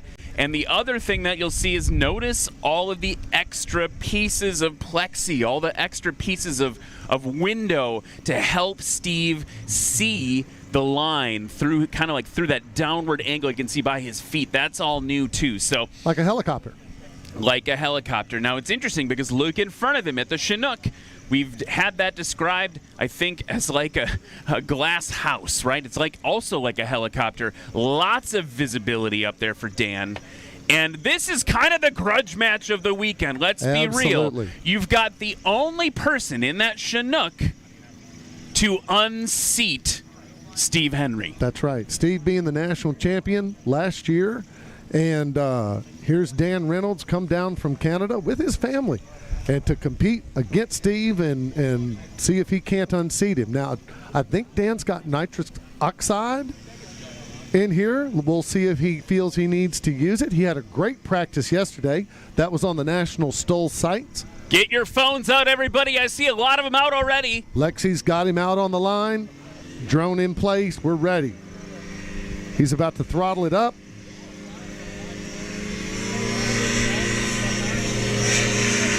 And there he goes, about 30 feet. It's not even real. It's about 30 feet. That's not even real. Wow. Ladies and gentlemen. 40 feet, maybe? 35, 40 feet? No, not 40. Not 40. He's off way before 40. So once again. Want to talk about, we were talking about the thing in Dubai. Yes. The thing, like these are airplanes that could land and take off twice. In what they did, yes. Here's Steve Henry now with the knobby tires picking up some mud as he gets up to the line. He's going to need those knobby tires to hold in all that horsepower. Josh never gave us a horsepower, did he? You couldn't get a horsepower out of him. Oh. Whoa! What just happened? What just happened? Ladies and gentlemen, The Yeehaw 8. What just happened? I don't even. Let's watch I'm the confused. replay. That was like The a really the radio short takeoff. man is radioing them back to the production facility right here to our right, the very bougie production facility, and I'm sorry for laughing, folks. I'm just so excited. We're going to get those scores back here in just a minute and let you know what the actual numbers are. Wow. We should talk about this class real briefly while Dan comes in on final. This is the first competition for the unlimited class. That's it's basically your no holds barred, any pilot, any plane, any modification. You think you can beat it, bring it. The only real difference is that you'll see is that the competitors now, they're taking off so short. We need lines on their tires, Mark. You'll see that's why that's on the tires, so that we can help judge the rotation of the tires to estimate distance, and also some additional safety benefits happening here. Dan's picking up a little chop here. You can see him on those. You can see him on those pedals. Oh. She's calling it a scratch. Calling it a Stopped scratch. less than 25 feet. So he had a good stop, but just a little bit. Now, of course, he doesn't have to worry about a prop strike. That is the one definite advantage that Dan Reynolds is looking at here. Prop strikes just aren't a thing. But in a Chinook. But the other thing you need to think about is, as a pusher, it is a scratch. We're really seeing the replay here. Looking at the replay now, folks, we can see that that's a scratch. Now, here comes Steve Henry dragging it in. Of course, with that 3-cylinder Yamaha, he's got lots and lots of power. Here comes the nose up. And a hard scratch as well for Steve Henry. Hard scratch, and he's not even going to stop. He's just going to go. He's got mad. Kicking up the dirt. I'm excited to see the replay on that one. Here he comes in on the replay. So we have talked about the psychological effect here. Now, these are both experienced competitors, folks. These are experienced competitors who are out there, in their aircraft all the time with thousands of hours, like Josh just said. All right? Even in this new plane, Steve Henry has over 900 landings in that plane that he just finished building. All right? So these two are top competitors, and even the top competitors scratch. Yeah, everyone can scratch, and that's why it's so exciting, because you're always just one scratch away from a different place. Notice this. I can see it on the camera, right? They're not lining up exactly on with the runway. Coming down. There we go. 26, nice. 20, maybe 30 feet? Not much. Not much at all. So they're cheating into the wind is what I'm trying to say. They're cheating into the wind to get every ounce of headwind they can to help their takeoff distance. Exactly right. You notice, Steve, it's amazing. I can't even describe what I'm looking at here today, folks. I feel like if I were talking to you on radio, but I know you can see this live on YouTube. Watch this take off. Oh, man. That is unreal. I'm speechless, and my wife can tell you that is a rare thing. Unbelievable. Let's watch that again. To me, honestly, it almost looked like a 0-foot takeoff from here. That is insane. That is maybe 10 feet. Let's call it. We'll see what the judges say. Insane. I'm just. Both of them DQ'd, folks, so we won't get any scores. On the previous run. On the previous run. If you DQ, the scores don't come up on the sheet. And so we can't tell you how well they did, but I think you can see with your own eyes, both here in person and if, you can see what they're doing here. I think those tiny tires only rolled twice. I think they only turned over twice. It's like, what is the circumference of those tires? 6 inches? Not much. That's a joke. All right, Dan Reynolds now floating it in hovercraft mode. Okay, so he's nice and high. Now he's got to get that nose up and make it plop. Floating it down, floating it down. There he goes. Stopped. Okay. Okay, so here we are. How crazy is it that we're looking at about a 35-foot landing going, okay, that was okay.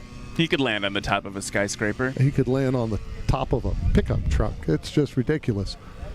So now he's got one in the books. Now he's solid. He's got one in the books in the unlimited class. And look at Steve Henry putting in work now. He's down low and fighting these gusts. And you can see the tail kind of whipping around, and it coming up high and going to hit hard. Dig in. Those knobby tires Did seem you like see they're the knobby working. tires grip? They're gripping in. So we were wondering, ladies and gentlemen, if the knobby tires were going to work. I believe our question has been answered. So, ladies and gentlemen, you know, if you come here and you compete and you win in your class, you get there's prizes, there's trophies. Look at that. Behold, Here, I don't want to hold your it. event. Let me Vanna White it. There you go. Oh, wait, I But got to hold it here. Gotta Yeah, hold it it's up. clear. Have something behind it. Also, special only to Swamp STOL. I love that. When you come to Swamp STOL, you get a great big Mardi Gras medallion with some Mardi Gras beads on them. All right. That's what we're competing for, in addition to a number of prizes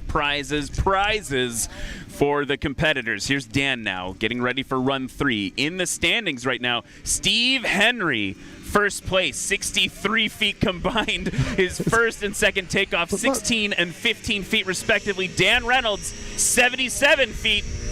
Off at 26 feet, maybe? With a little bounce. That is insanity. He just had a little bounce. That's all it was. And Steve Henry now coming to the line in Yeehaw 8. You heard Josh say something kind of crazy. He said he's only got like 800, 900 landings, and he's not comfortable yet. He's not comfortable in it with 900 landings. That's the kind of work this guy puts in, y'all. And what you got to understand is he puts the work in the aircraft, getting it dialed in, getting it feeling right. He's winding up that turbo. Off he goes. Man. Ladies and gentlemen, this is the part of the event that's like a drag race. Are you guys having fun over there? Woo, all right. Yeah, we hear 'em. This All is right. something else. That's what I'm talking about. By the way, speaking of having fun, you can buy National STOL merch at the table back behind That's us right. here. We have National STOL merch at the table. And Come check that out after these landings. It won't be long, I'm sure. All right. And right after this, folks, don't go away. Get you something to eat. There's a meet and greet with the pilots. All the pilots will be out standing by the airplanes. You'll be able to come out of our kind of little cantonment area that we're trying to keep everybody in for their safety, and you'll be able to just walk right up to the pilots and talk to them.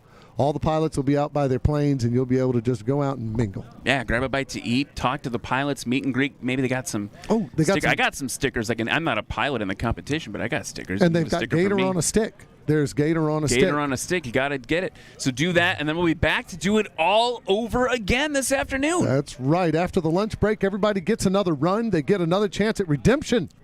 You get to redeem yourself if you scratched and maybe improve your scores. I know everybody's going to be gunning for Jeff Pohl in that Bush class. Here's Dan Reynolds now. It's just looking great. Poetry in motion. Looking great. He's just floating down slowly. Powers out. Oh, plane is down.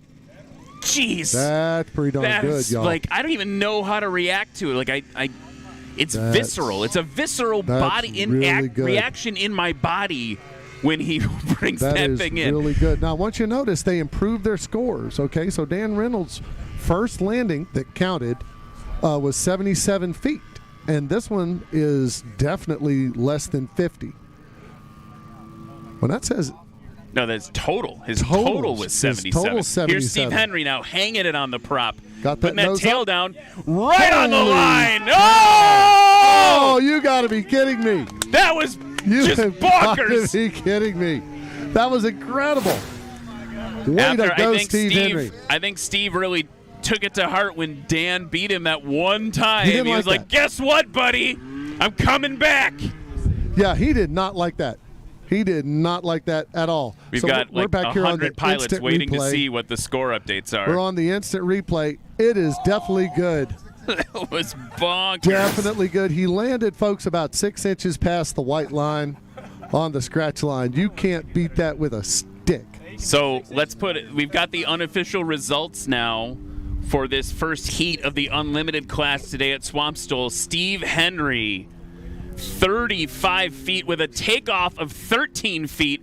Dan Reynolds with a best takeoff of 35 feet, 77 feet, which is also insane. absolutely insane. That's just bonkers. So before we go to the halftime, Ryan, we've got somebody here that we want to talk to. Bruce from the Chenault Air Show. And Bruce, and if we can get some, here we go. There's the camera right there, Bruce. Here, I'll get out of your way, guys, Bruce. You're on YouTube land right now. Pretty intense. Yeah, this is pretty good right here. The Chenault Air Show, we're celebrating our 10th year. We got a great lineup. We've got the Thunderbirds, the Golden Knights, Randy Ball, and his MiG-17, Kevin Coleman, the Air Shell Aerobatic team. And for the first year, the air show is going to have a fly-in area. We'll be able to bring people like this to fly in and watch the show. So it's new to the air show because we just don't have any static displays because the public wanted the tailgating format. Right. So we're going to showcase general aviation. Well, that is exciting. So you can fly in to the Chenault Air Show. To the Chenault Air Show. The tickets are being sold, the fly-in, $75 for anybody that you can fit in your airplane and come out there. And it's going to be the show line.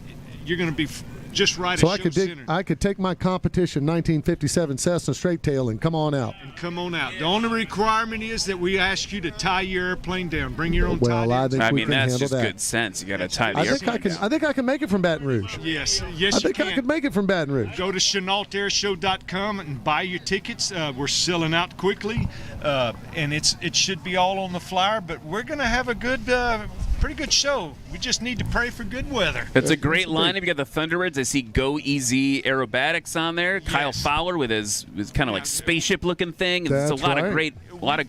We've got a special treat this year also. The Thunderbirds came for their winter visit and they asked to have 3 down days, and instead of flying back to Nellis from Augusta, Georgia, they asked if they could come stay in Lake Charles for 3 days. So we're going to treat all of the Thunderbirds for 3 days in Lake Charles. They're here for the food. They're here for the food. That's correct. Well, you work up a sweat pulling all those G's. Correct. Absolutely. Yes. So we're looking forward to it, and it's May 19th, 20th, and 21st. So folks, that's the Chenault Air Show in May 19th through 21st. Now on May 19th, we have a twilight show. It's going to start right before sunset. We're going to have the F-18s open it up, blow the sky open, and we're going to have. It's just a great lineup. That's going to be that's going to be great, Bruce. Blow the sky open. I'm going to steal that. That's exactly what they do. That's a good line. Yeah. That's a good line. That's outstanding. Well, Bruce, thank you so much for coming out today. Thank y'all. We appreciate it, man. Thank you. All right. Thank you so much. Thanks so much. All right. So everyone, we're going to go over to a lunch/meet the pilot break. If you are here in Jennings with us, and if you're online, go take a lunch break yourself and come back. Spend the rest of your Saturday with us. We're going to have more heats of all the great competitive classes, and we're going to do a paramotor demo in just a short minute. You're going to be able to watch that on screen as well, I think. Really exciting. Awesome. I feel like a paramotor pilot has a little bit of an unfair advantage on a line like this, but we're going to see. We're going to see what that's all about as well. Not against what I just saw. Well, that was something. I need to recover. I need to take a break and recover I need some from the Gator on the stick. awesomeness that I just saw. So, Matt, I will see you in a little bit. Dude, we'll be back in just a short while. Everybody else, tune in soon. We'll be right back. All right, they're going to run a commercial.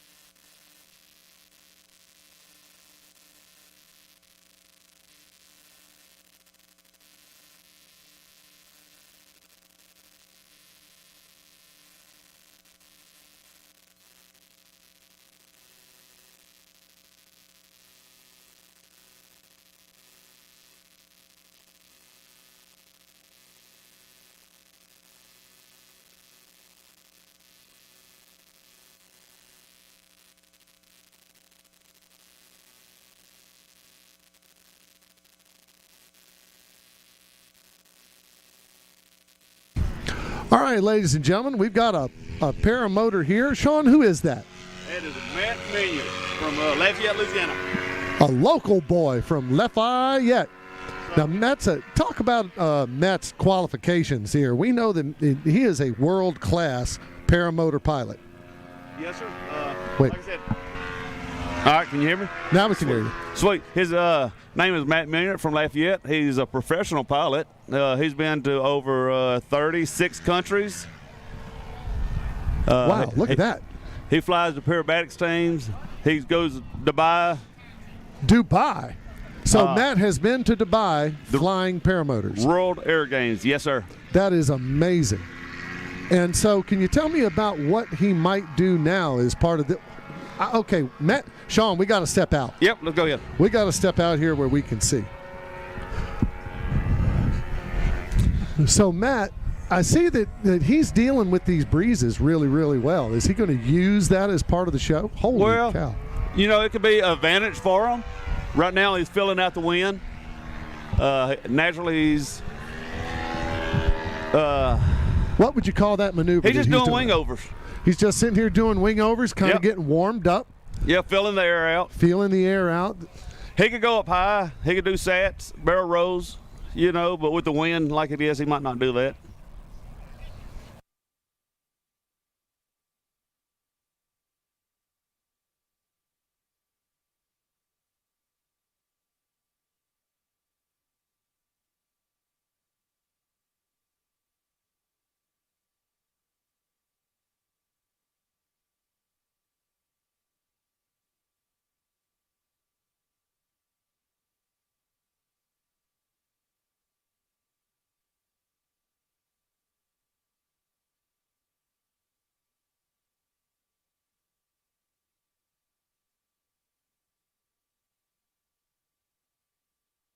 Machines. So you go on Instagram, Matty Spice. You can find them on there. You can find them on Facebook. LouisianaParamotor.com.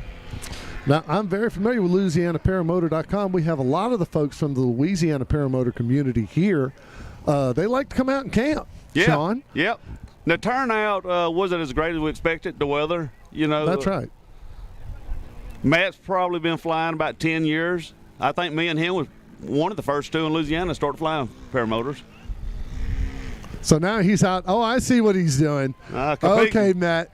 Matt says, well, when am I going to get to compete? Well, now that really wouldn't be fair. Well, let's see how quickly he can get off. Let's see how quickly he can get off the ground here.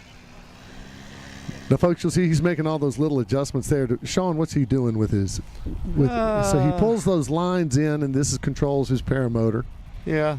And we're discussing now what we're going to do next. So if he didn't have no wind, that wing wouldn't be sitting there. Well, of course inflated. not.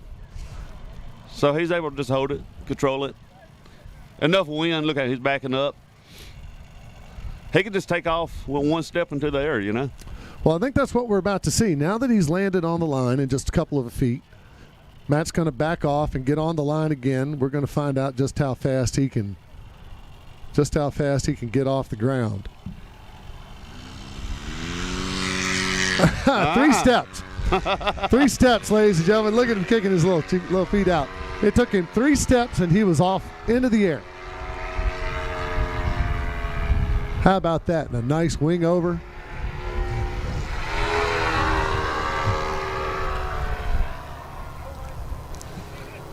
Yeah, Eric Farewell, he's a very good pilot himself. I'm surprised he ain't got his out there. Kills the motor, comes in with the 0 throttle.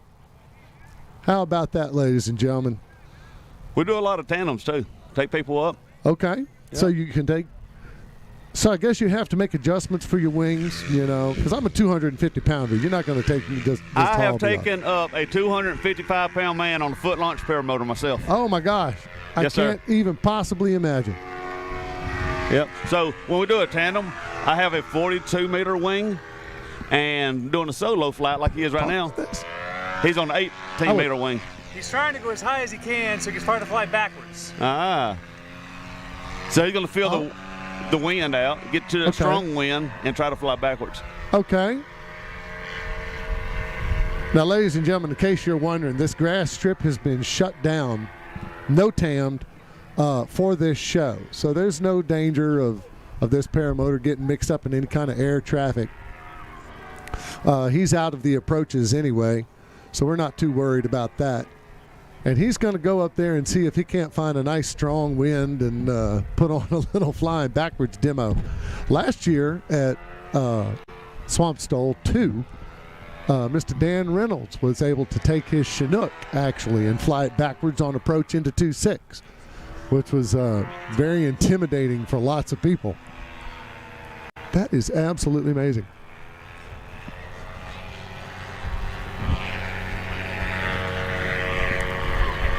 Here he goes. He's climbing. So I think he's found a nice strong wind up there over our closed runway. Let's see if he gets rocked around any. No, he looks like he looks pretty stable. And then we're going to see if he can make this paramotor fly backwards.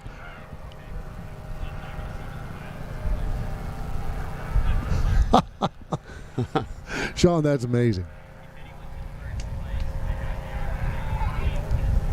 So when one is flying competition paramotor, while we're waiting on Matt to get up there, when one is flying competition paramotor, what kind of maneuvers are you doing on that? Sats, they do infinity tumbles, you know. They just started a new maneuver where they do actually a complete loop, a rocket loop. Okay, so they're doing a whole loop. So he hadn't done the rocket loop yet, but it has been made. One of his good friends that he sponsors, Tucker Gott, he's done it recently, you know. Okay.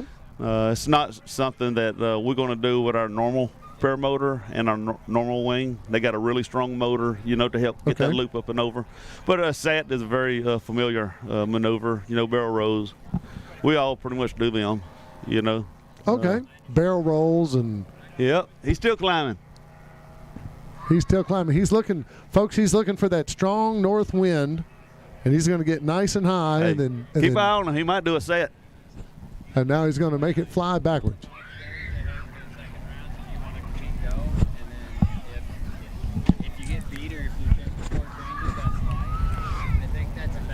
I see everybody looking up and smiling. This is everybody's enjoying this part of the show. Yeah, Matt likes this. He likes the attention. He's good at it, and he knows it.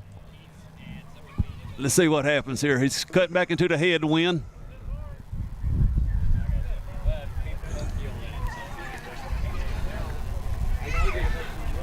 So if you spiral, he'd go one direction, and doing a SAT, you'll actually be flying, spinning backwards. Okay.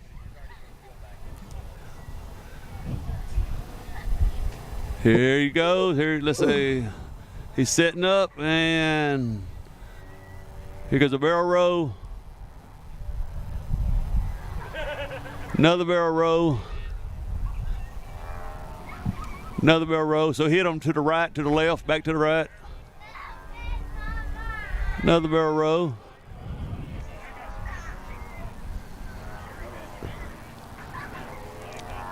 And that wind goes to his favor. Hitting his barrel rolls like that. So that's when he goes up and feels it out and then figures out what's going to be the best way for him to get her done. Yeah, if I go up personally myself and it's rocking me around, it's really windy and gusty, I start to back out, you know, but he does this every day for a living. It don't faze him. Look at that.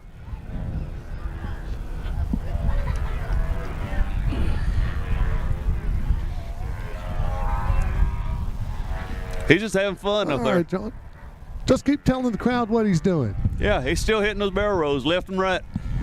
You know, your timing's got to be right, going left and right. Okay. You know, you can collapse the wing. You know, you get your timing off. It's pretty much like water in the bottom of a bucket. You don't want that water to come out the bucket. Let's see if he does a wingtip drag. A lot of times we'll do a wing over. Nope.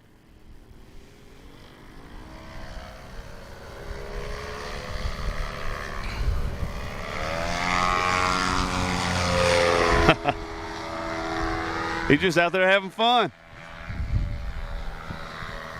You do not have to have a sports license to fly paramotors. You know, anybody could get into the sport if you're interested in it. He's local. He could teach you. He has Louisiana Paramotor.com. You can look him up on Facebook. get some training done. If you don't like his style, get a hold of Eric Farewell. He has a school. A lot of instructors out there. It's a fun sport. Very, very fun. He's out there foot dragging again. You can see the water splashing.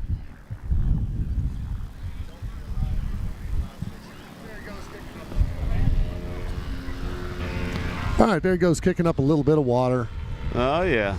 Coming back around.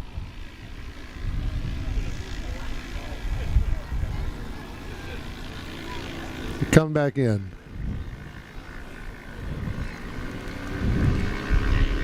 Folks, let's give it up for Matt. He did a great job. Matt Manyard. Woohoo! What about it, Matt? Absolutely amazing. Come on over here. Absolutely amazing. That is great. See if we get him on the horn here. Absolutely. That was outstanding.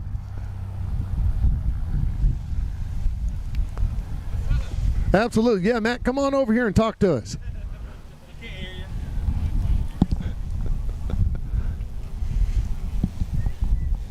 All right, folks, we're going to take a little break, and we'll be right back.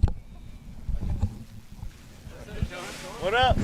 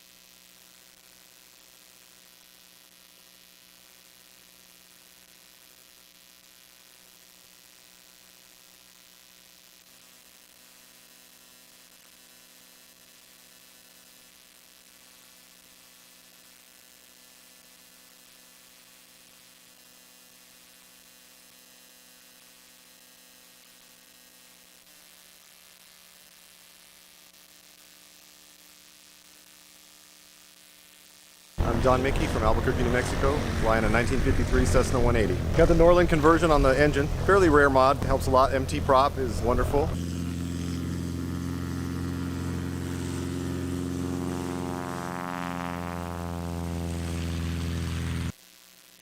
Hi, my name's Michael Lindstrom. This is my Cessna 170B. All 360 in it, and then 83-inch MT propeller, that's amazing. It tops a cake on this airplane.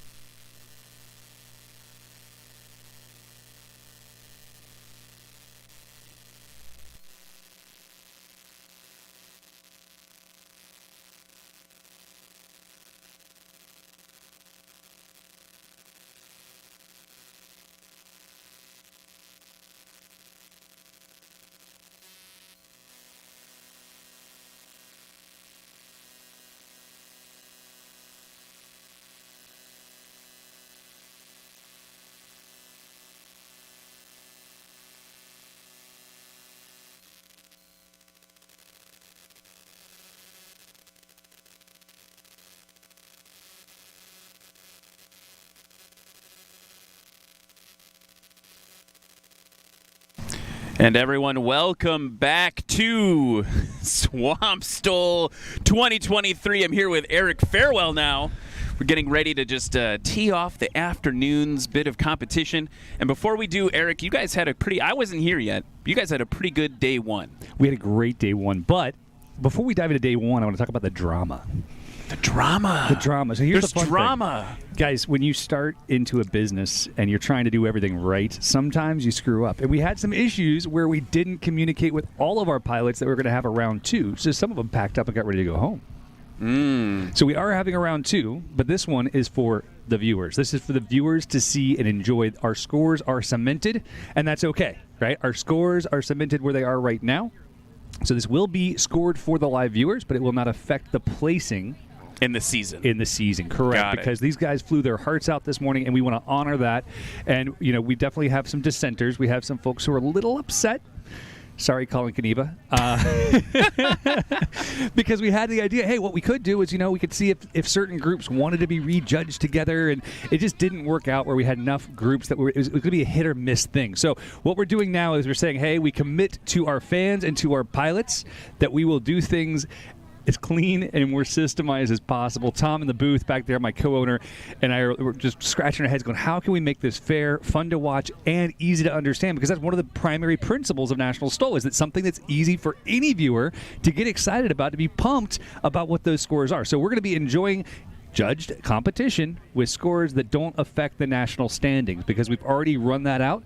And if we communicated the way we were hoped to communicate this morning, the pilots would have known that there was going to be a whole another second, a possible round, but Sure. they didn't all know. So that's on us. We take the blame. We take the fury. We take Colin Kaniva wanting to stab us through a van. But wait, what? That escalated quickly. No, I literally I sent the text to all the pilots, and I'm sitting in our production trailer, and I was like, well, I haven't been shot through the wall yet, so I think that we're okay. But exciting times. Obviously, we saw some incredible flying today. We had Totally insane flying today. We had some great experiences on day one, and we are committed to bringing more incredible flying to the YouTubes, the Facebooks, the Instagrams, and TikToks, all of it right here from Jennings, Louisiana at Swamp STOL 3, where we've seen some great flying. 35 feet in the new Yeehaw 8. I mean, that's incredible. Literally emotional reaction. Oh, yeah. I was having emotion, I was like, oh, I don't know how to handle the feelings I'm having right now. So let's go back then. We were talking a little bit about day one, because every one of these events is a bit of an adventure for all the competitors and all of the people who come and help put it on. Just countless people that put this event on. And so day one, I think we have a video package we can roll that shows a little bit about how day one kicked off earlier this week. We do, and I want to bring this up. This is something that's really important to all of us at National STOL. We come from adventure flying, right? We come from backcountry playgrounds, and we found that there was an opportunity to take that to the public at an airport like this. But that doesn't mean that the adventure flying stopped, right? A bunch of our pilots got together and they said, let's go fly to a beach that's never been flown to before. Check it out, guys. Roll the tape for the pilots adventuring together.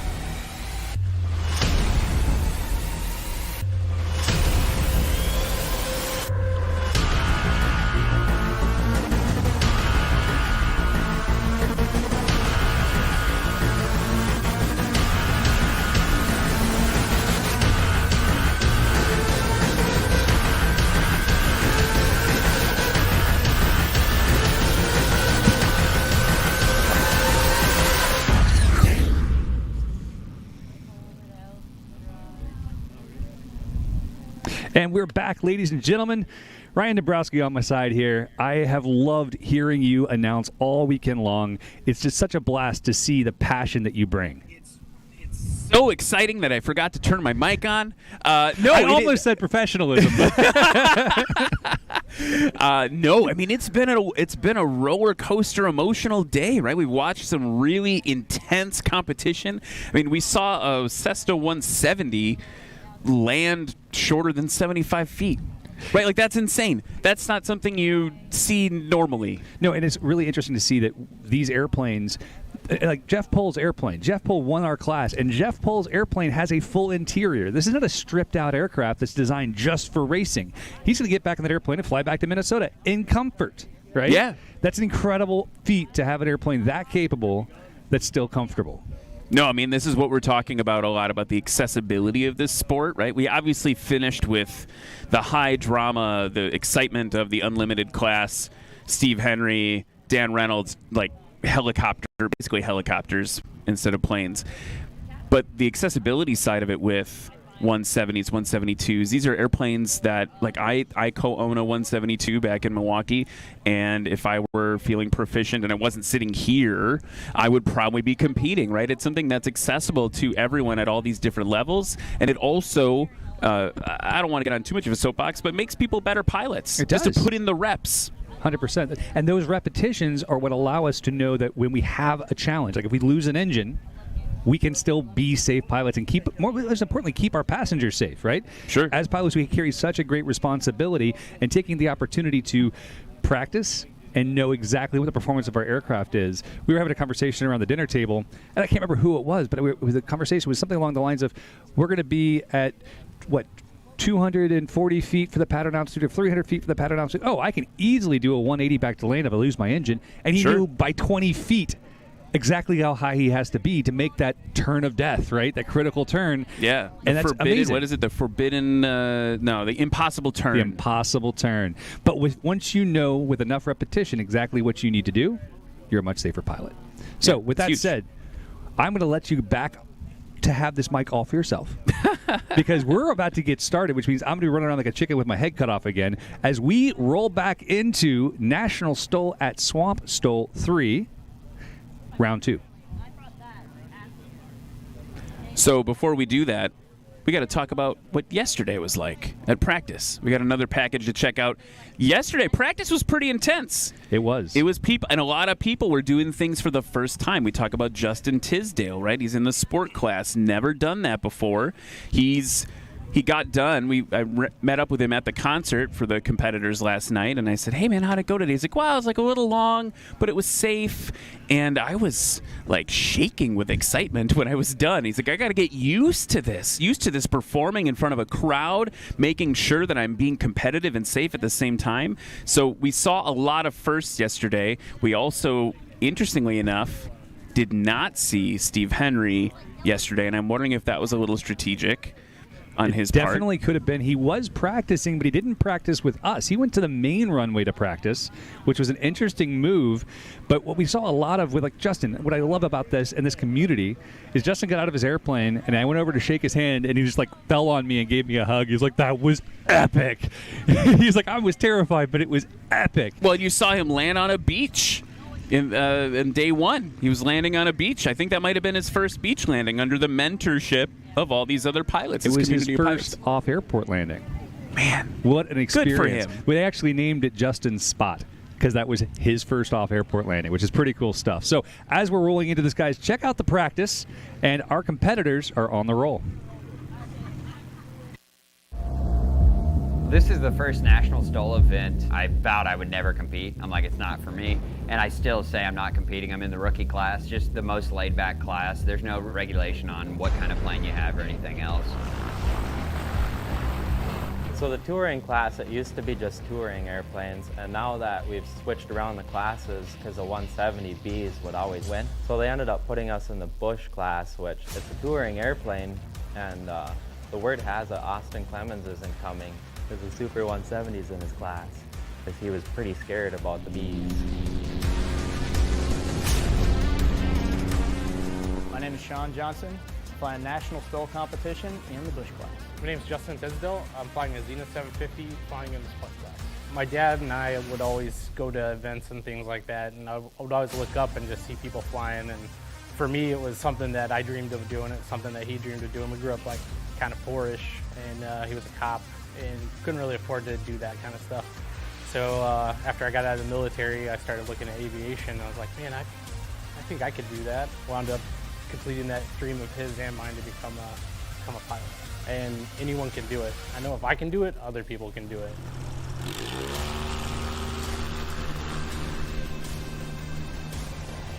You know, I'm going to be in this new class, the Bush class, so I think that's pretty awesome that they think that these bigger four-seater airplanes can compete against these planes that are 3 times the price.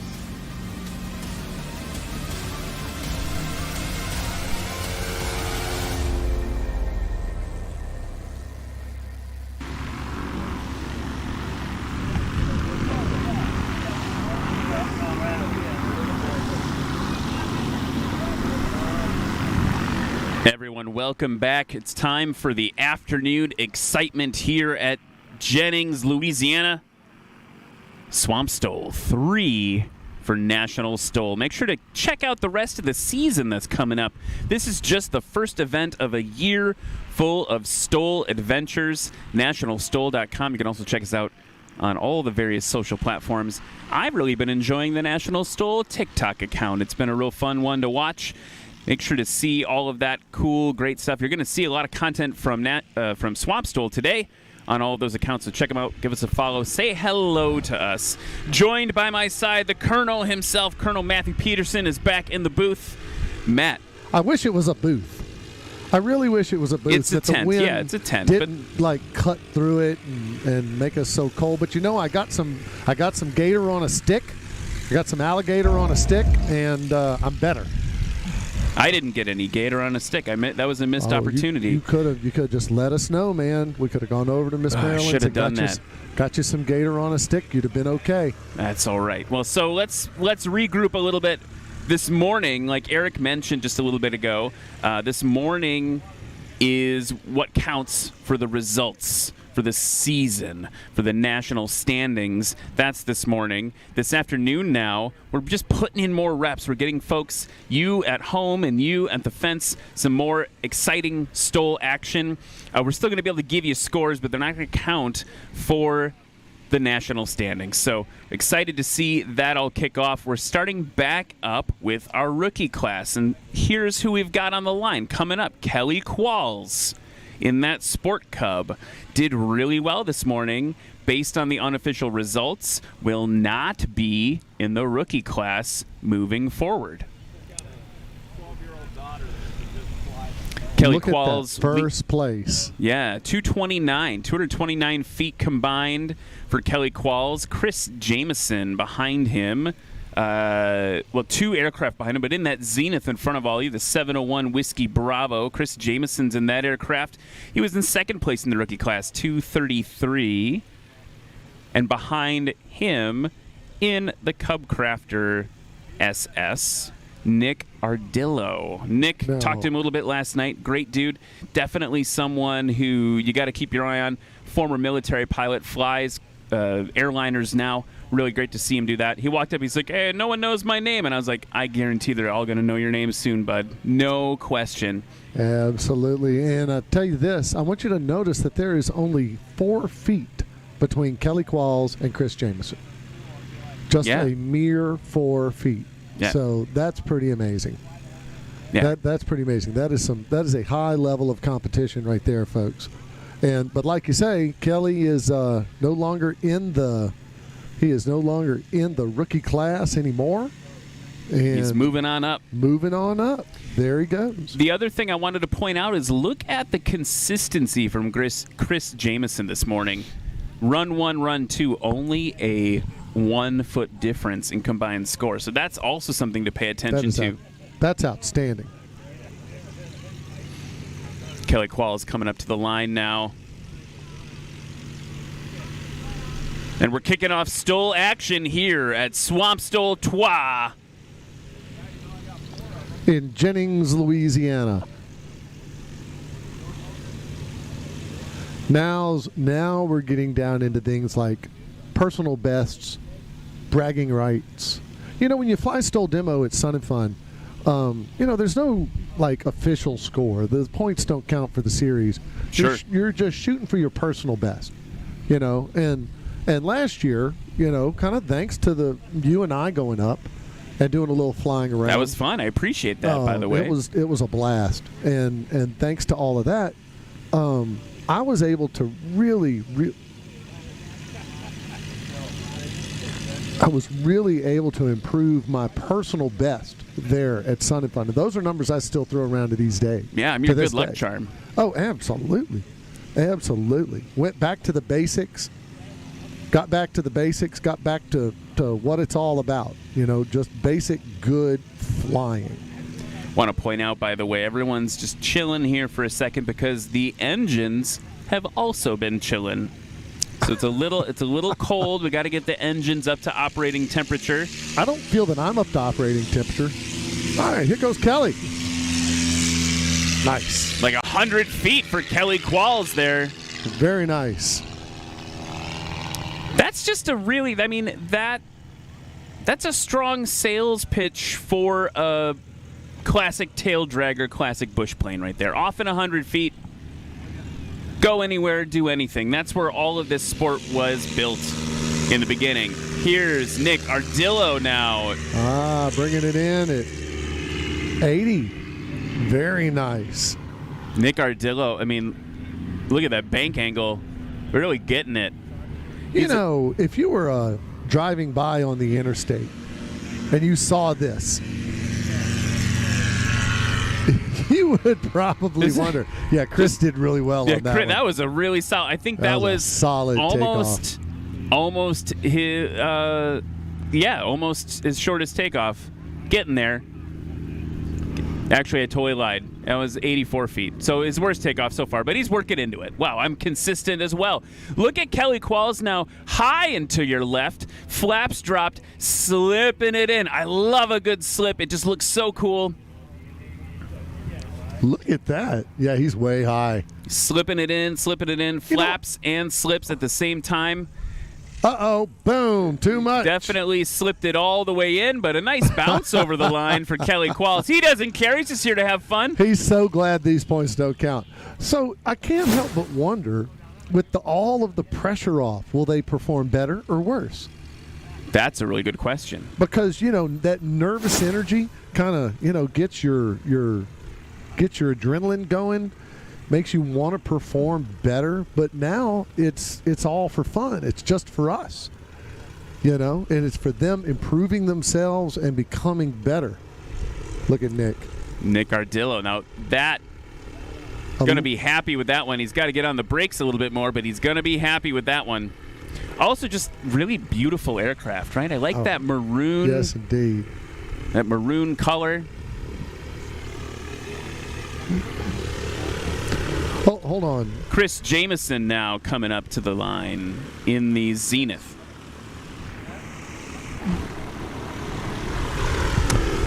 All right, here comes Chris in the Zenith. Bringing it in low.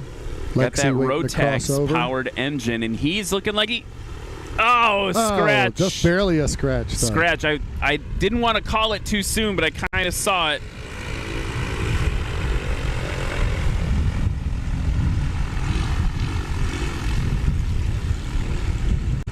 All right, here they come by. Look at this. We've still got some hardcore fans here, some hardcore STOL fans. So glad to see y'all out here today in this cold, windy, blustery, wet Louisiana day. You know, this is our what we call second winter. We've had fall spring where it got up to 84 degrees, and everybody was like, this is wonderful. And all the pecan trees budded out. And we were like, oh, great. Well, winter's over. Great. And, well, but we didn't realize that was false spring, which is a season here. Now we're into second winter. There's Kelly again. Sub 75-foot takeoff. That is his best takeoff of today. So you're talking about personal best. There you go. Didn't need to put down a number like that this morning. Still going for it. And here comes Nick. I have a buddy with a Carbon Cub. He's really good. I just can't convince him to compete.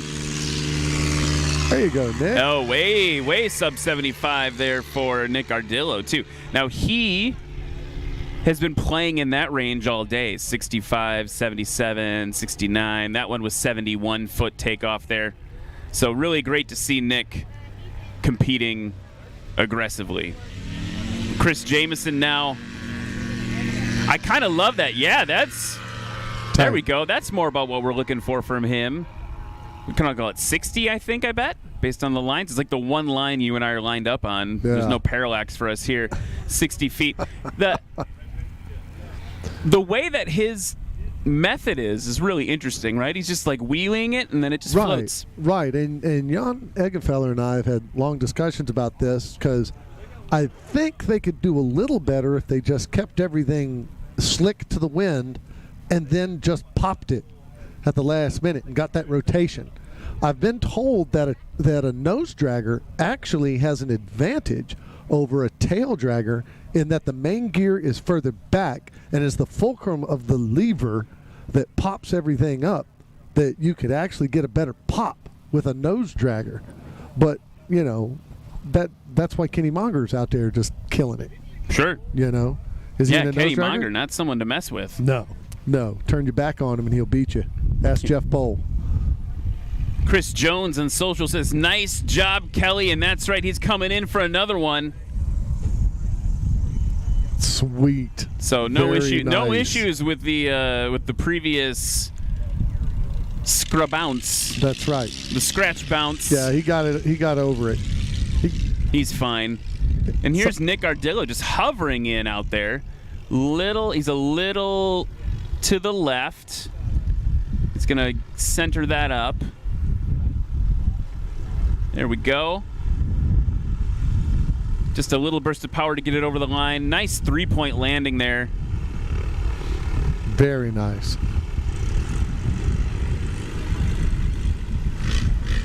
You know, you can tell pilots who have a lot of hours in an airframe, they'll land very nicely, let's say. They're not stressing the aircraft, they're not stressing the motor, they're not putting themselves out. You know, you can tell that they're just having a real good time with it. Wow, scratch there for Chris Jameson.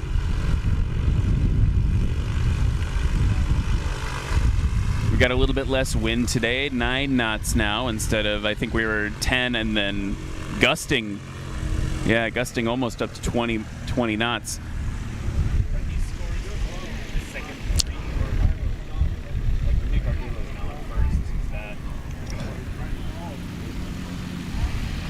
Yeah, I'm sure that we're talking about scores here in the booth, folks. I'm fairly certain that they've already recorded, screenshot the scores from the first 3 series, which are the scores that are going in the books. But now this is kind of interesting because we've kind of got some bragging rights going on here. So, if you're still flying, it's because you know you're going to be in the series. You want to improve your scores and improve your techniques. And there goes Kelly Qualls. Nice. So Nick Ardillo actually 182 feet now. That was his last run was really tight, 182 feet, which beats anything Kelly Qualls did this morning. That's going to be an interesting conversation later. Yep. It's funny that a pilot might say, well, if I was flying my best, I'd win. Well, your only solution, man, look at that 70-foot takeoff. Yeah, 70-foot takeoff there for Nick Ardillo. He is coming at. I mean, also, let's be clear. Part of this is because we had 3 runs in the morning. We've got 3 runs. We learned from those 3 runs. We got a little break, got to settle our minds, settle our nerves, and then go back out and do it again. That's right. And maybe, if these don't count for the national, I want to also be clear. These takeoffs are insane. Oh, they're the fact that we're sitting here compared casually. to normal. Yeah, we're just very casual about he took off in 54 feet just then, or 55 feet maybe. Yeah, that's whatever. Yeah, not bad. Whatever. Here come the heavies. Here comes Brandon. That touring class taxiing in front of us now. Brandon Korn, Don Mickey. I see Piper Zilla bringing up the rear to my right. Clayton Stansel in there with Don and that beautiful, beautiful 180. If I had to buy, if anyone wants to get me a Christmas present. A 180? Well, I've got 2 kids. That's right. So you need a true 4-seat airplane. I'm more of a tandem seat guy, but with the 2 kids, wanting to take them on some adventures, I feel like a 180, 185, if anyone's shopping. And just thinking, if anybody out there in YouTube land right now just wants to buy Ryan a 180, you could. He would take it. I would. He would take it off your hands, because he would just be a good steward.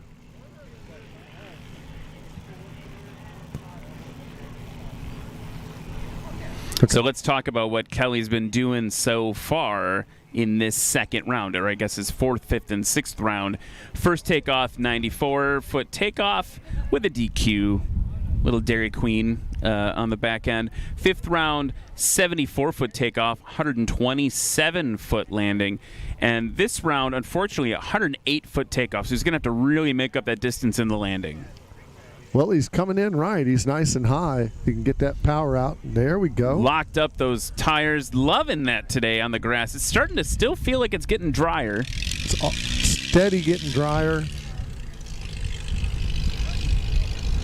It's totally getting drier. We're kind of learning things at this year's Swamp STOL on how to deal with the mud and the gross. Kelly heading back to the pits, and here comes Nick. Nick with a just textbook tail wheel landing with a 3-point landing there, just textbook. But this is my point, though. Just imagine that out on some sandbar somewhere or some gravel bar in the Mississippi River. We have the Wisconsin River. I don't know if it's legal to land there or not in Wisconsin, but the Wisconsin River's got tons of sandbars. And every time I fly over them, I should Google that, see if I can. I don't have a plane that could. Well, maybe I could if I get some training from a bunch of you guys. Want to land on those places and go where people seldom go. That's part of the freedom that general aviation can give you. Here's Brandon Korn now. I was doing some flying last week and hit a cow pie. I mean, you don't know what you're going to get What's into. freedom if not it's rolling your wheels over a cow pie? Actually, let's go back to rookie class here for the second set.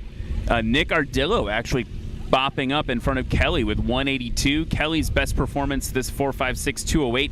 Justin Tisdale not in this class, but he's on the on the screen for you there with 4.62. So technically looking for Chris Jameson, who actually, Chris Jameson, if I look at the other score sheet, 178. So it was actually a complete flip. A complete flip. A complete flip of the day. So first half of the day, Kelly, Nick, Chris. Now Chris, Nick, Kelly. We're going to run a commercial, and then we'll kick it off with touring while their engines warm up.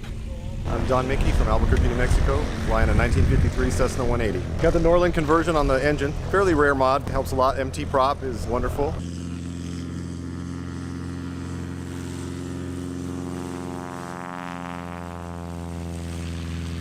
Hi, my name's Michael Lindstrom. This is my Cessna 170B. All 360 in it, and then 83-inch MT propeller, which is, that's amazing. It tops a cake on this airplane.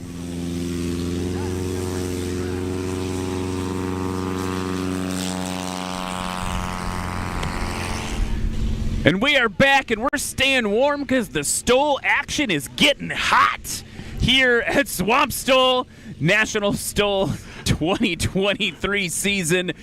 It's time for the touring class, Matt. We've got Brandon Korn in that Cessna 205. We've got Don Mickey in the Cessna 180, which maybe he'll just give me that plane. Jeff Abrams in the Piper Cherokee. We talk a lot about the accessibility of that. And then actually in Don's plane, Clayton Stansel. Two friends flew together, sharing the expense and the plane. Brandon Korn coming out loud.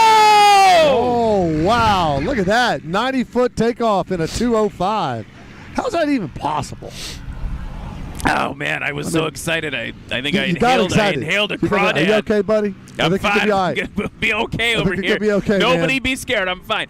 Don Mickey Here now comes on the Don line. Mickey. Brandon Korn in that 205. He's been putting in work since last season, no question. It's just amazing.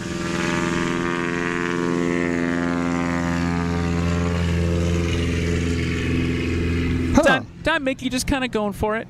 That was interesting. So he's taking off in about 240 feet. He's not doing any technique. It's all power. I mean, he never picked the tail up. He never slicked the plane out. He just kept the yoke back and used all power. Now, you want to talk about a lot of technique. That's with this Jeff Abrams fella right here and Piper Zilla. You know, that plane's been through multiple motors. Here he goes. Jeff Abrams and Piper Zilla dropping those flaps, yanking it up. There he is. So this is interesting because the other thing I wonder about, like watching Don fly that different type of takeoff, is you have the opportunity now to experiment. That's right. Let's see. We've got the crowd. We still have the tension of the crowd. Everybody's watching. The scores don't count. So if you want to try something new, you can try that.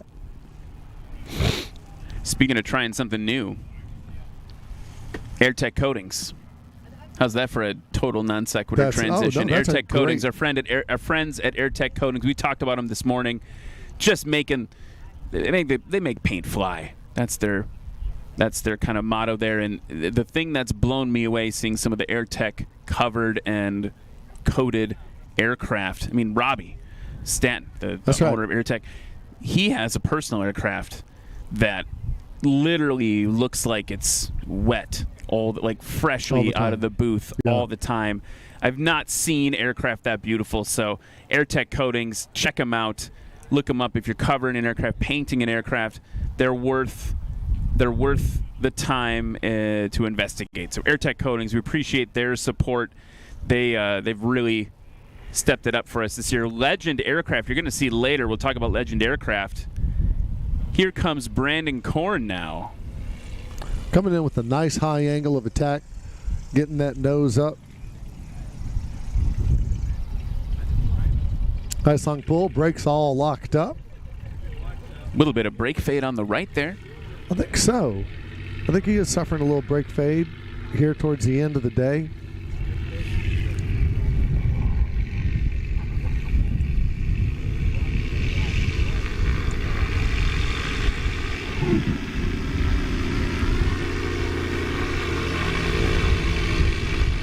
Then coming right behind him, Don Mickey in his beautiful 180 that they flew out here from the West Coast, he and Clayton. Don Mickey, a little bit of trivia, has a nice printing business, prints up a lot of the graphics for the National STOL series. Stickers, things like that. Did my feather flags right here for Swamp STOL. And a scratch. For Don Mickey. Scratch for Don Mickey on that one. That's a bummer for him. And Brazilla coming in, which will give me time to talk about Lift Aviation. I don't know if folks noticed, in the area where you can find the merchandise here at Swamp STOL, I believe they have one of the coveted Lift helmets. Now, folks, you can't see it, but a bird dog is on climb out right here to Ryan and I's 10 o'clock, showing off that impressive performance of the L4 bird dog. We were glad to have him on the field today. And off he goes. You know, I want a bird dog just so I can park in the warbird section at Oshkosh. I'd love to have a bird dog. Here's Piperzilla now. Jeff Abrams. And as safely. Always, Jeff coming in solid, just digging a furrow. Plowing the field. On a day like today, do you have to do a lot of repair on the field here, or is it kind of absorb it? It's funny you should say the substructure of this grass runway is solid. It lands, 10,000-pound crop dusters all the time. But we are going to come back through here after it's all over with a set of rollers and roll these fields out flat, get all the little divots out, and any of the kind of ant piles or anything like that we may have dug up. We're going to make sure we get all of that quote unquote repaired.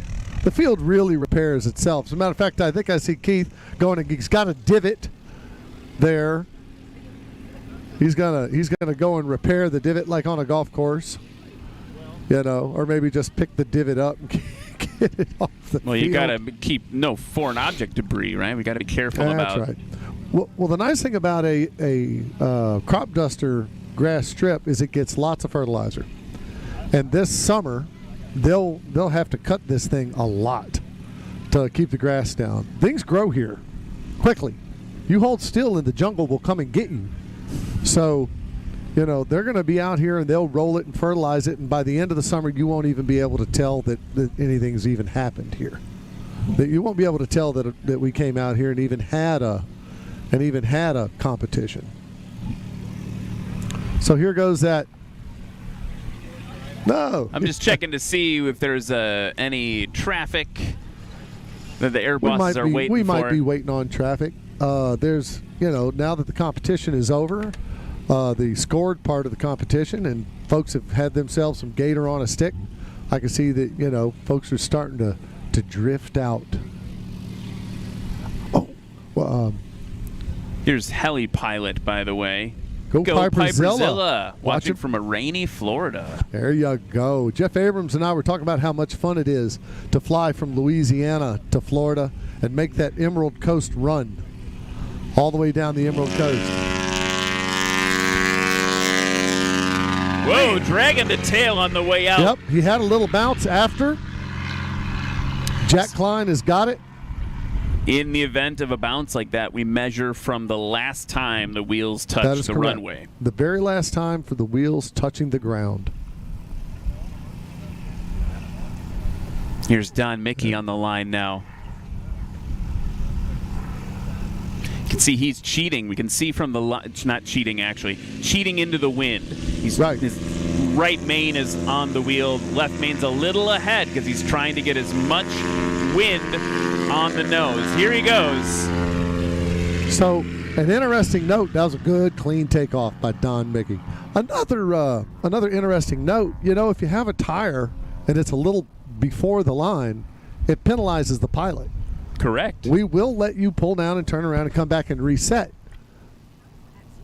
But it doesn't actually. It only injures you. So it is in your best interest to pay attention to Lexi and let her pull you up to the line exactly correctly. And there goes Jeff Abrams, ladies and gentlemen, and Piperzilla.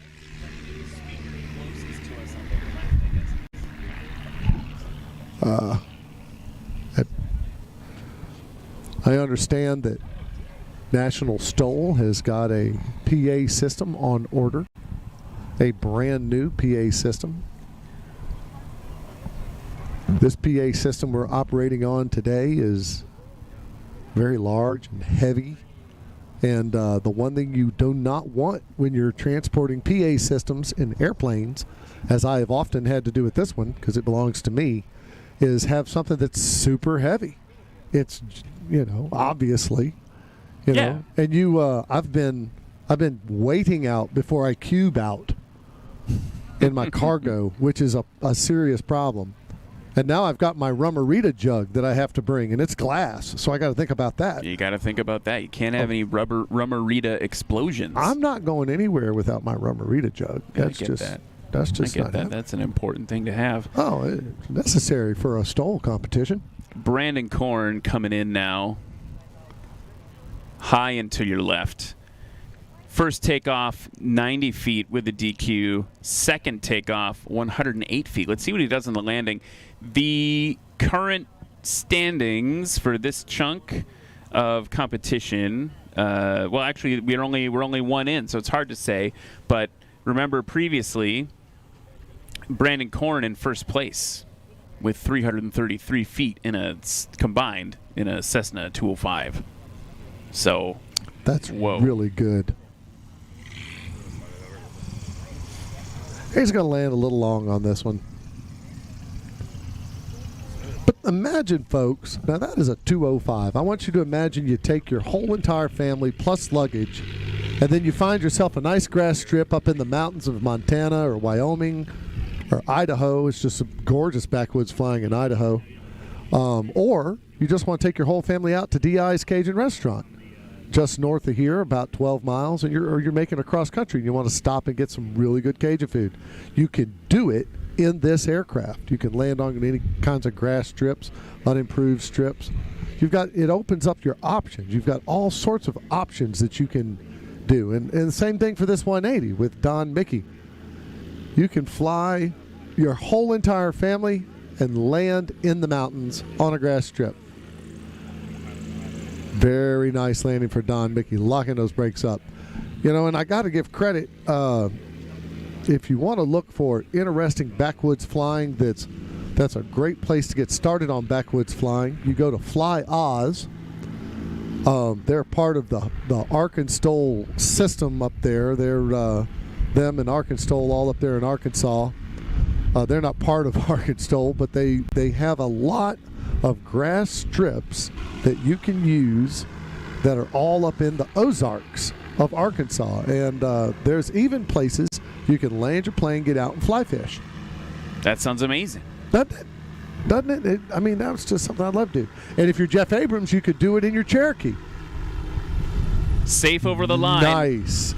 That's nice. Really compressing that front gear leg. Yes, indeed.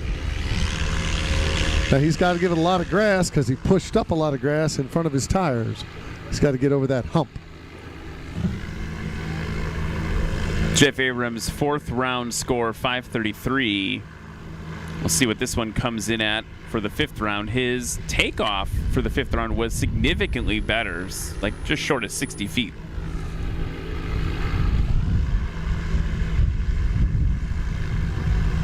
Yeah, 442 for Jeff Abrams there. That is amazing. Amazing performance out of Piperzilla.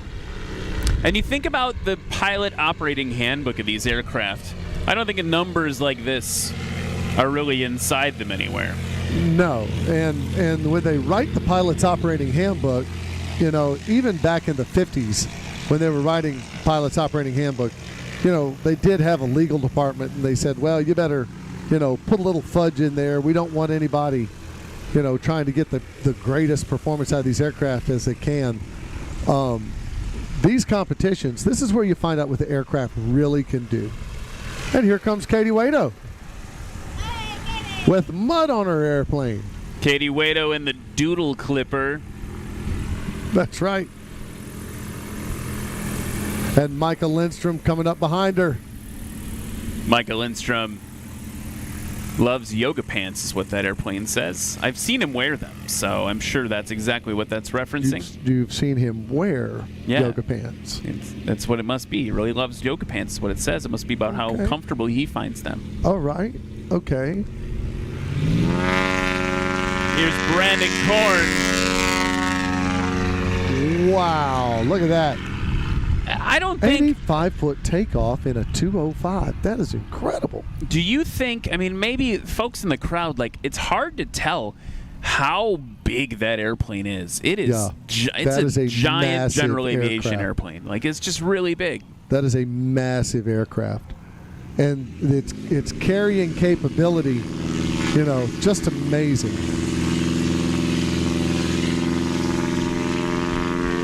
There's Don Mickey on the roll. Here goes Don. There we go. Dropping aggressive. that right wing a little bit. Nice. He's got it sorted out, though. Yeah, nice aggressive pull by Don Mickey.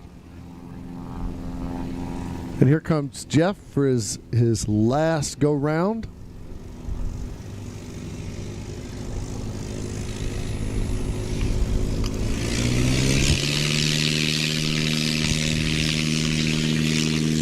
There he goes.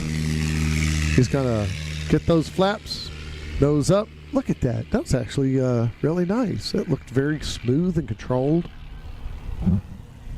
There's a song they wrote about him. Like a professor, like a professional. About the song they wrote about him? About Jeff Abrams? Yeah.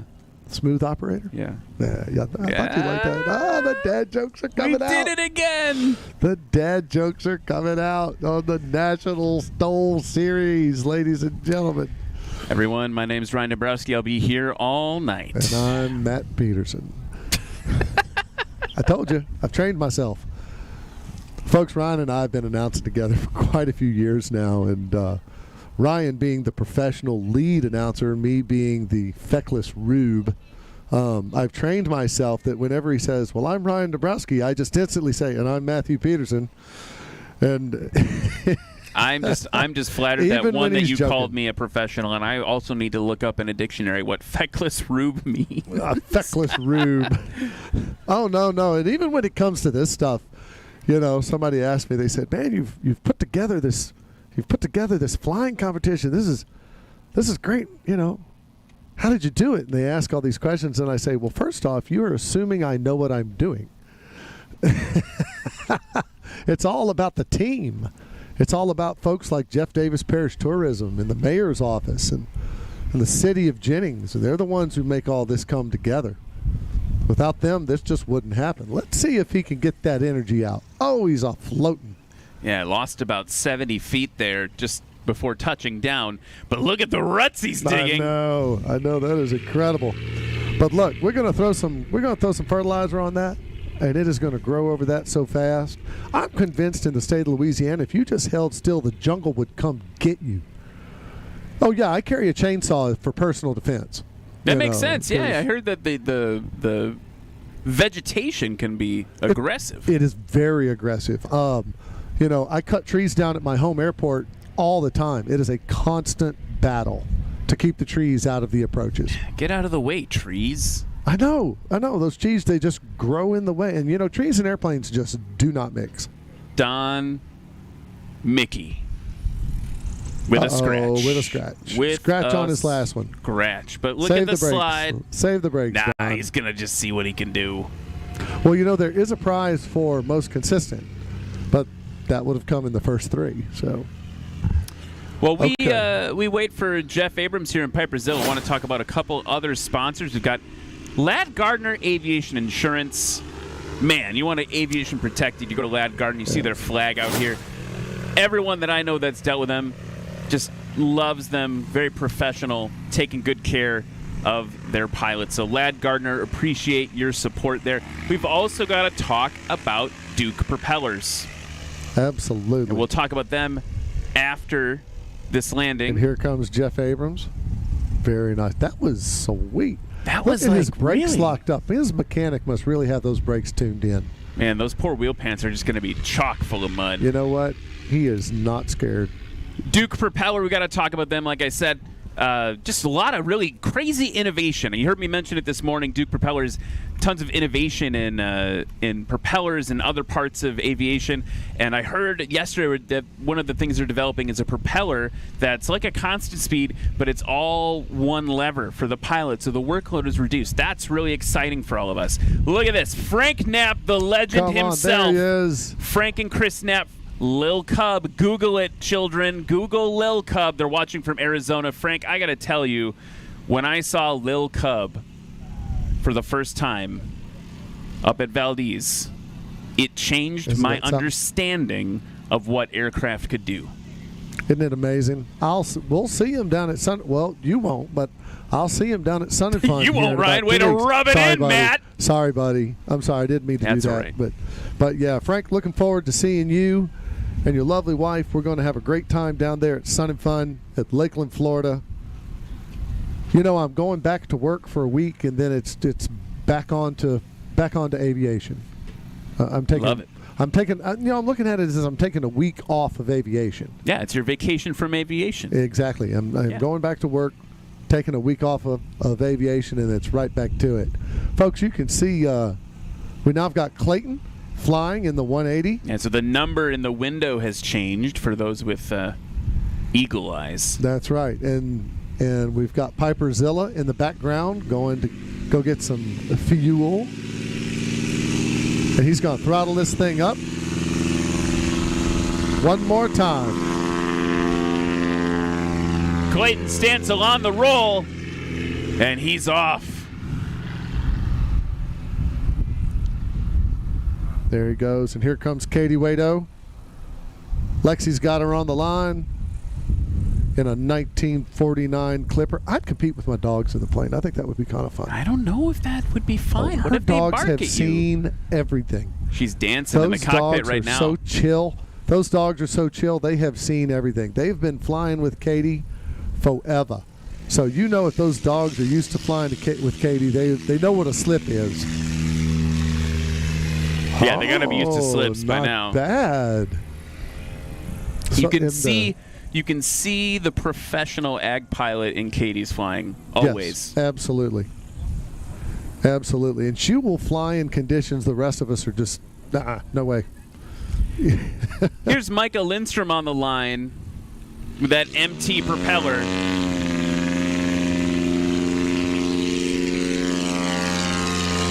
There he goes. About an 85-foot takeoff. Not bad at all from Micah Lindstrom. If you remember back to this morning when the 170s started flying, I did a lot of yelling. You got very animated. It was you were very really excited, exciting. Ryan. You were incredibly pumped up. Yeah, it was something else. And I don't think I've seen flying like that ever. So let's talk about what makes it exciting for Matt. Okay, what makes it exciting for me? Let's talk about you. When we have, but hear me out. I'm the hearing planes you. are very close. And in that class, the 170s, all the planes were close. Yeah, it's like a formula class. Right. Yeah. Right. It's like a really formula about the class. pilot. Exactly. Yeah. It's really and truly about the pilot. All right, come on, Clayton. She says it's good. Good. It's good. Oh, that's smooth. That guy flies smooth. He flies for a living, folks. So what do you expect? But so, yeah, what do you do when you have so many different aircraft? Like when we've got Legend Cub out there and it's 1, 2, 3 Legend Cubs. There's minor differences. The Legend Cub is one of the most customizable aircraft you can buy. You go up there and talk to Darren and figure out what you want. There comes Katie with a bounce. Katie with a nice bounce, getting that stick back. Don't forget that stick back, not only does it keep the tail down, it also provides aerodynamic braking, helps slow it down. Right? You want to expose the bottom of that wing. But, so that's why the Legend Cub shootout was so exciting. Because you had 3 planes that were roughly the same. All right, and 3 very top-notch pilots. And you knew you were going to see some really good competition. And I think that's what the new class is. I think that's the goal of the new classes in the National STOL Series. I think the new classes gets everybody kind of closer to their somebody that's closest to their competition level. Here comes Micah, dropping the tail, getting that nose up, but... Scratch for Micah. Well, shoot. I want to go back to the scores real quick for the touring class, because we've got Clayton, who's finishing out the touring class. Remember, he's sharing that aircraft with Don. That's right. And everybody has improved their scores in the touring class. That's not really all that surprising, don't you think? I mean, look at Brandon Korn now. His best this morning was 333, and that felt insane in a Cessna 205. And his best run this afternoon, 298. That's bonkers. I've been saying bonkers a lot today. Here's Clayton Stansel. Here's Clayton coming up.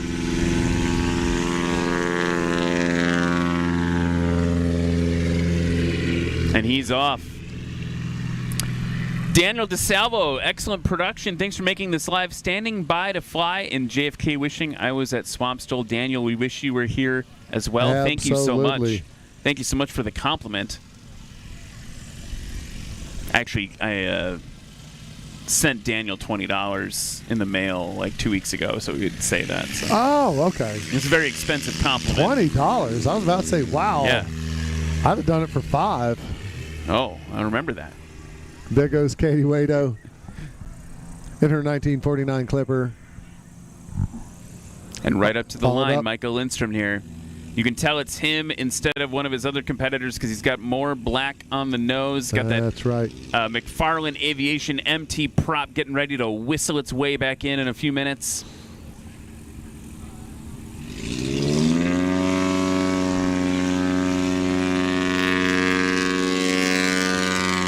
Nice. The other folks we have to talk about and thank are our friends over at FlightHelmet.com. Are you familiar with FlightHelmet.com, Matt? I am. And I am also familiar with the fact that helmets are about to become required equipment on all National STOL Series events. They aren't yet. I think we're giving everyone tuned. some time to get the right helmet, get it That's fit right. right. FlightHelmet.com, they specialize in the sales and service of flight helmets and the flight helmet comms equipment. You got to have the marriage of the two. Oh, Piperzilla's #1 fan in social. We love Piperzilla. Heart emoji. That's our favorite plane. Piperzilla for the win. Way to fly that Cherokee, Jeff. Piperzilla's #1 fan. Great to have you in the stream here. Come on, Here's Clayton Clayton. Stansel now. Coming in a little hot compared to his previous approaches. Had a little more speed in there that time. But he's got it. He's got it, and he's got his score in the books.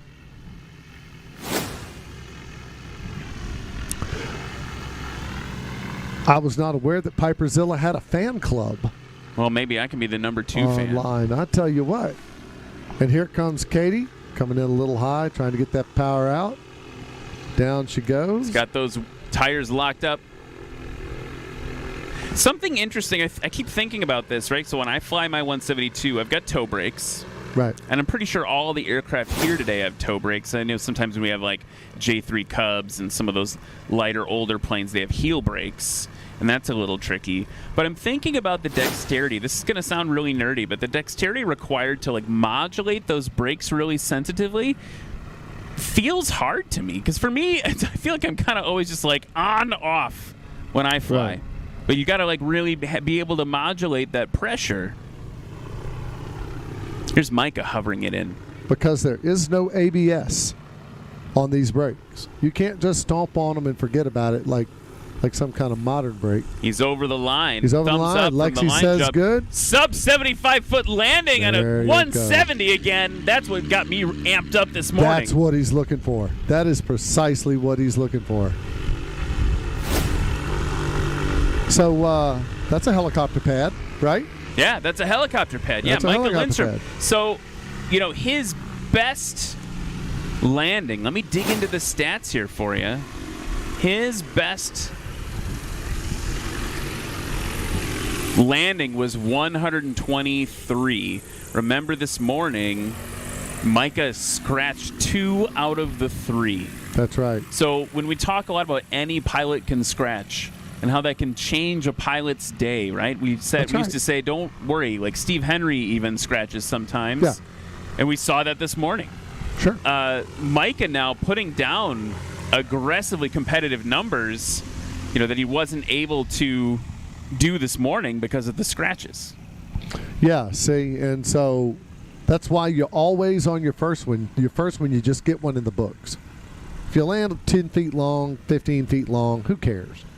Okay, get one in the books, get that mental pressure off, and then when that mental pressure is gone, then you can really start dialing it in the second and third rounds. Oh, here comes John.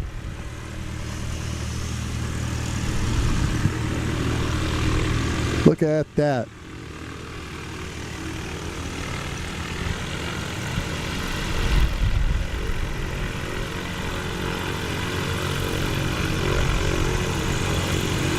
And here comes stickers, John Young with Arkansas written underneath his wing.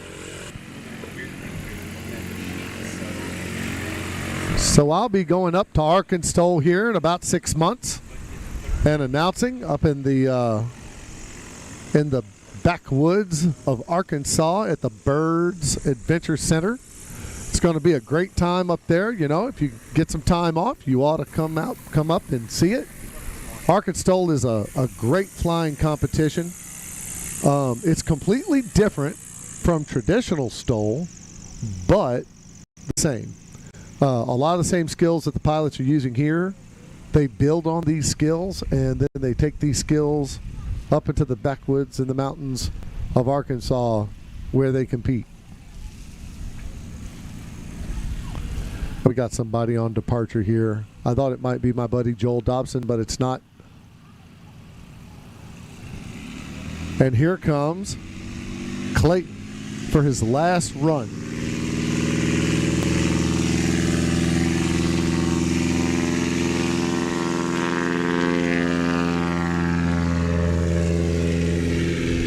Waiting for it to come off there a little bit. A 2-bounce departure. So I'll be seeing a plane almost exactly like that in about a week at Sun and Fun, being flown by Mr. Warren Grobelar. It's still in the shop right now. He's having some improvements made to it, but it has lime green accents on his 180, but it's still silver. And here comes Katie Wado. Tail up, tail down. And she's off. Hitting some of those chunks of sod. Yes, indeed. Well, like I said, I really wouldn't worry about that sod. That sod's going to get grown over so fast. I'm worrying about the sod a lot, Matt. I would imagine up in Illinois, is it, Ryan, or Michigan? Ryan, you from Illinois? I'm from Michigan? Wisconsin. Wisconsin. Okay. Fighting words. Here's Micah now.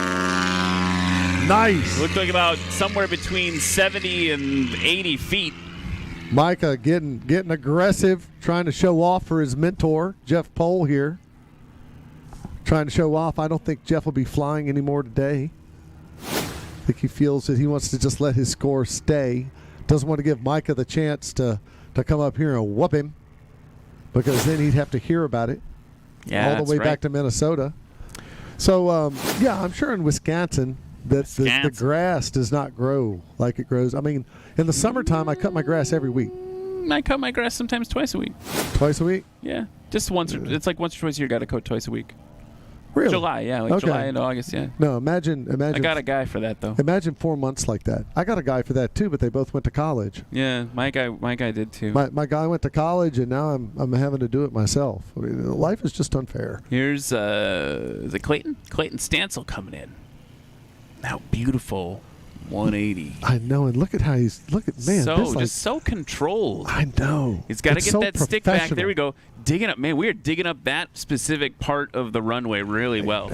Like Dwayne's listening, man. Don't say that. Well, he knows it's on TV. It's on TV, Matt. Everyone knows we're digging up the runway a little bit. Here we go. Katie Wado's going to do her best to leave some ruts And with a scratch for Katie. Oh, she probably knows that's a scratch too. She won't be wearing those brakes out too hard to slow down, but she's still under 275. That's still landing in less than a football field. That's incredible. You know what else is incredible?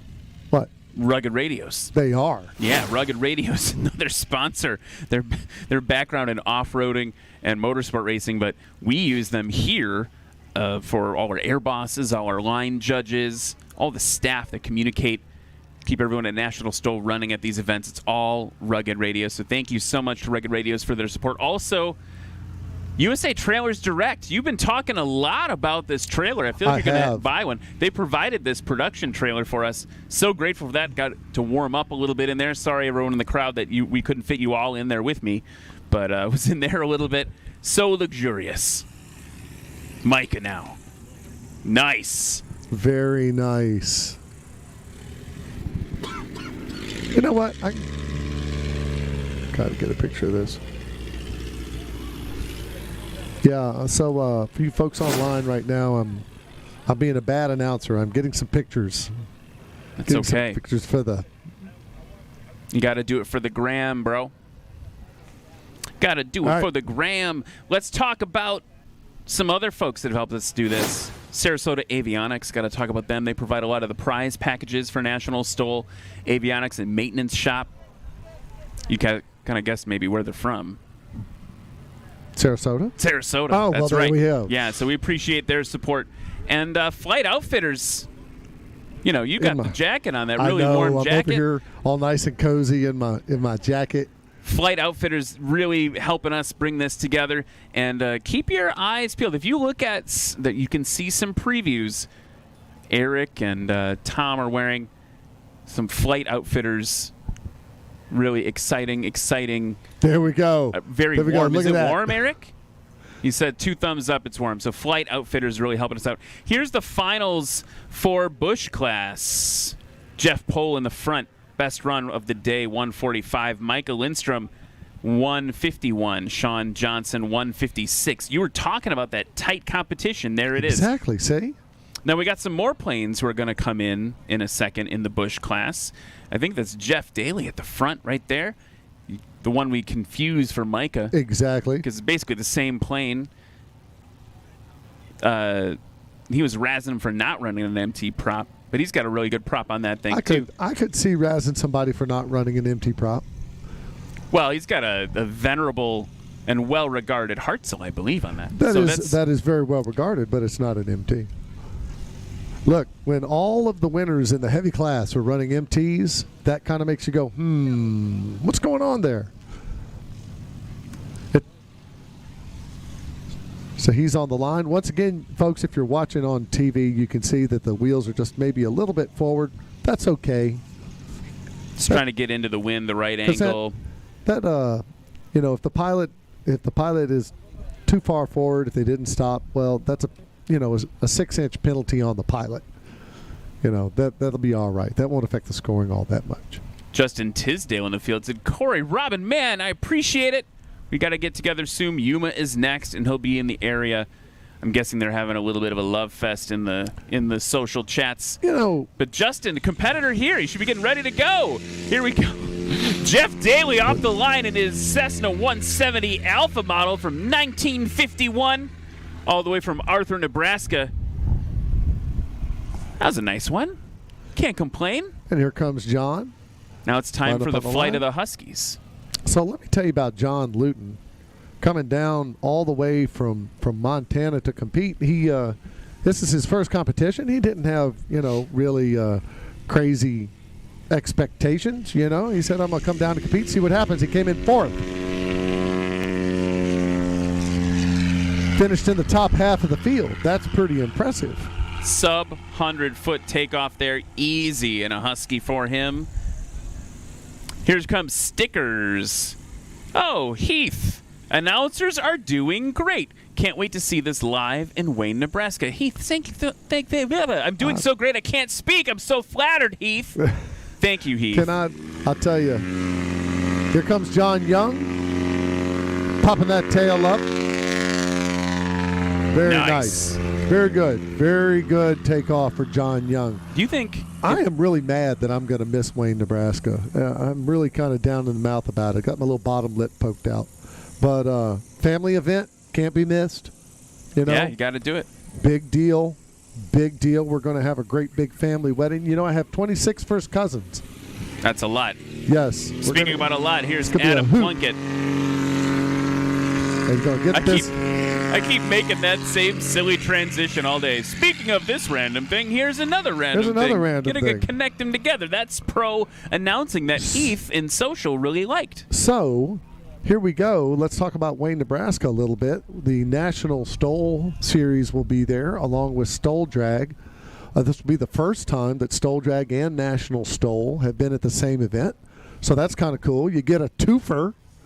If you go to Wayne, Nebraska, you'll get a twofer for your pleasure. And it's just really exciting. And that's the stomping grounds of Colin Caneva, who's here today flying the Legend Cub, chasing after Brian Steck. Don't worry, Colin. A lot of people chase Brian Steck. He's used to it.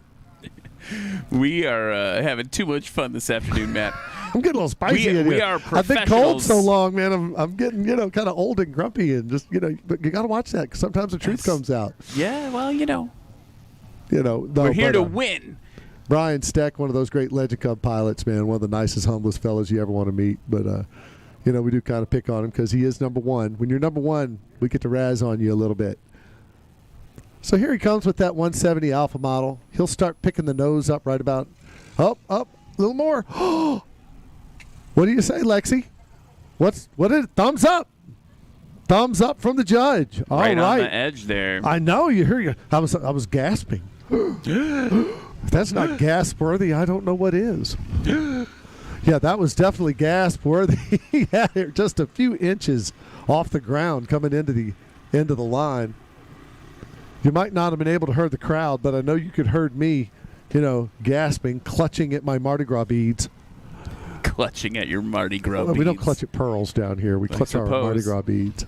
You clutch at crawdad claws. My ticker, here we go. He's scaring me half to death. I think he's going to scratch.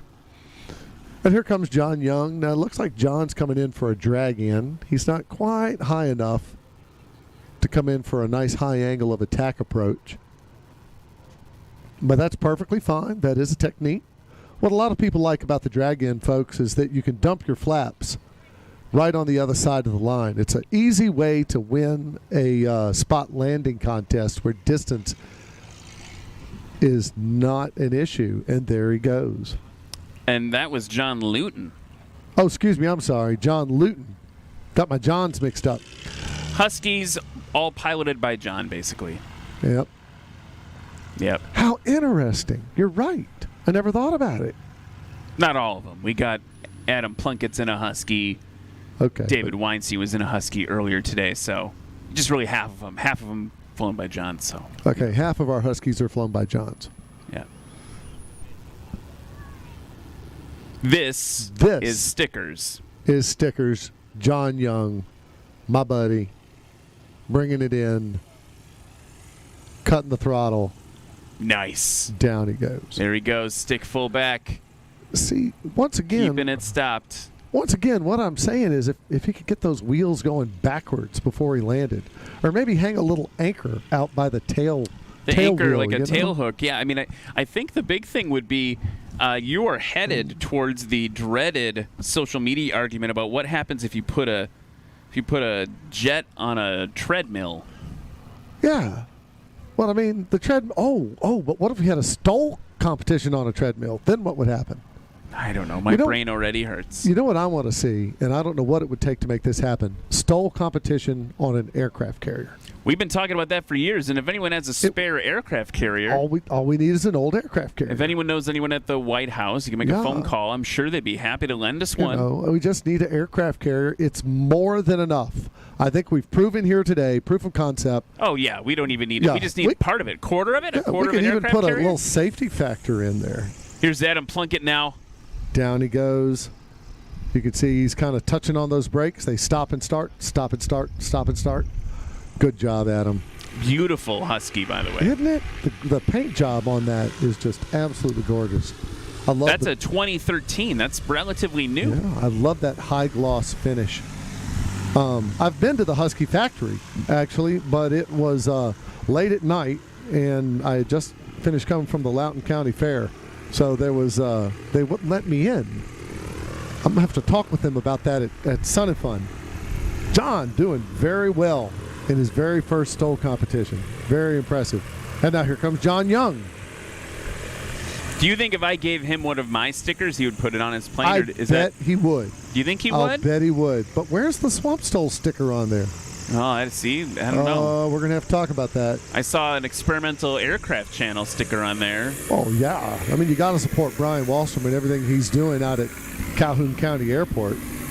And Brian Wallstrom will probably be at Sun and Fun this year. I don't want to assume, but, I'm sure we'll see the experimental aircraft channel out there. That's a fun channel to watch, folks, if you're into experimental aircraft. Brian does a good job. He asks all the right questions. And sometimes the wrong ones. Yeah. Here's Jeff Daly now off in the 170. Like, how many horsepower is powering your experimental aircraft? Well, my non-experimental aircraft. Yeah. There's an inside joke there, folks. We'll leave it alone at that. I'm just saying. All right. So, let's talk about Huskies. We got 3 of them out here right now. Aviat aircraft, the Husky aircraft, kind of one of the quintessential bush planes. And you can see why. There we go, John. Nice.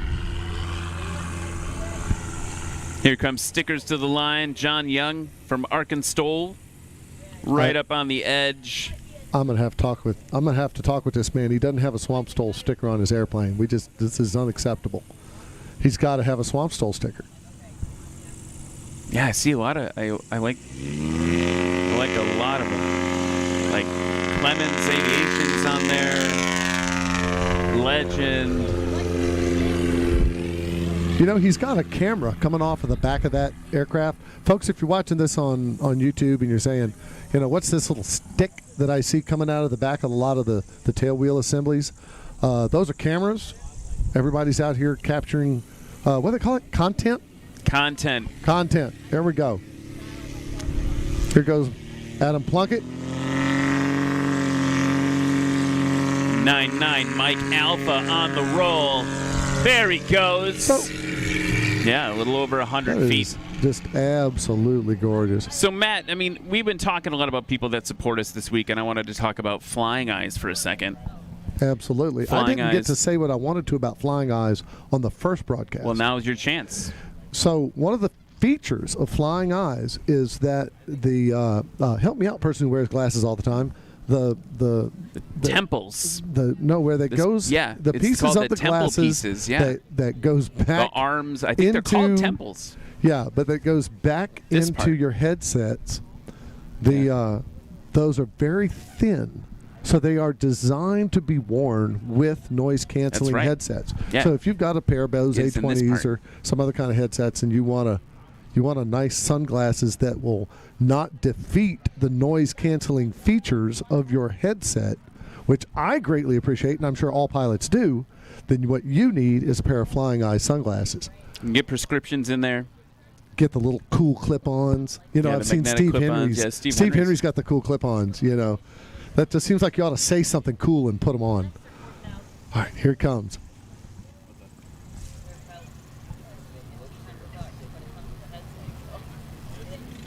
Outstanding. So here comes Jeff coming back in. Yeah, Jeff that was Daly his coming in.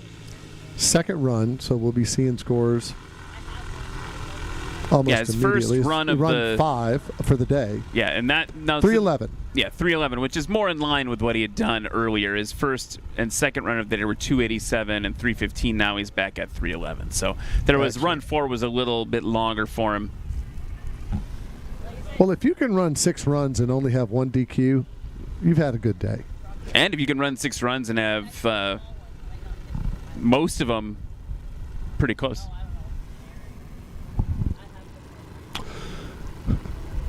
Well, how about that, folks? I don't know if the cameras can see it. We got a yellow cub in the pattern. Yeah, transient traffic. We're not talking to them, but we'll see what they do. Looks like our competitors are going to space it out.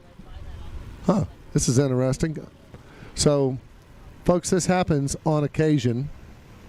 Occasionally, an airplane that is not part. There he goes. Big Come on, bounce John. there Bring for it on in, buddy. And this guy's now turning into 3-1 and making his landing. No problems.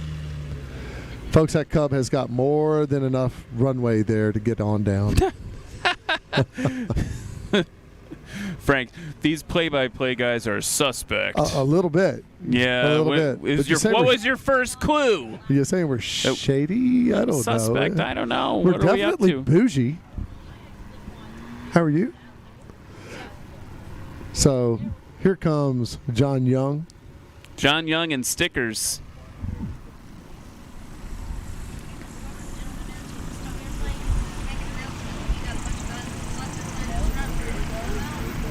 Getting that stopped up there somewhere around 190, let's call it. I bet. Nice, respectable score for John Young from Arkansas. And we have a little housekeeping to do here. Everybody within the sound of my voice, if you know the man with the Cardinal that is currently stuck in the mud, not being the first thing that got stuck in the mud this weekend, Swamp STOL has truly lived up to its name this weekend, guys. But if you know the guy in the Cardinal, if he'll come up and get with Miss Anitra in the safety vest and the fuzzy thing on her hat, we have some volunteers with side-by-sides and straps who are ready to safely and carefully, gently, may I say lovingly, remove your plane from the mud so that you may take off.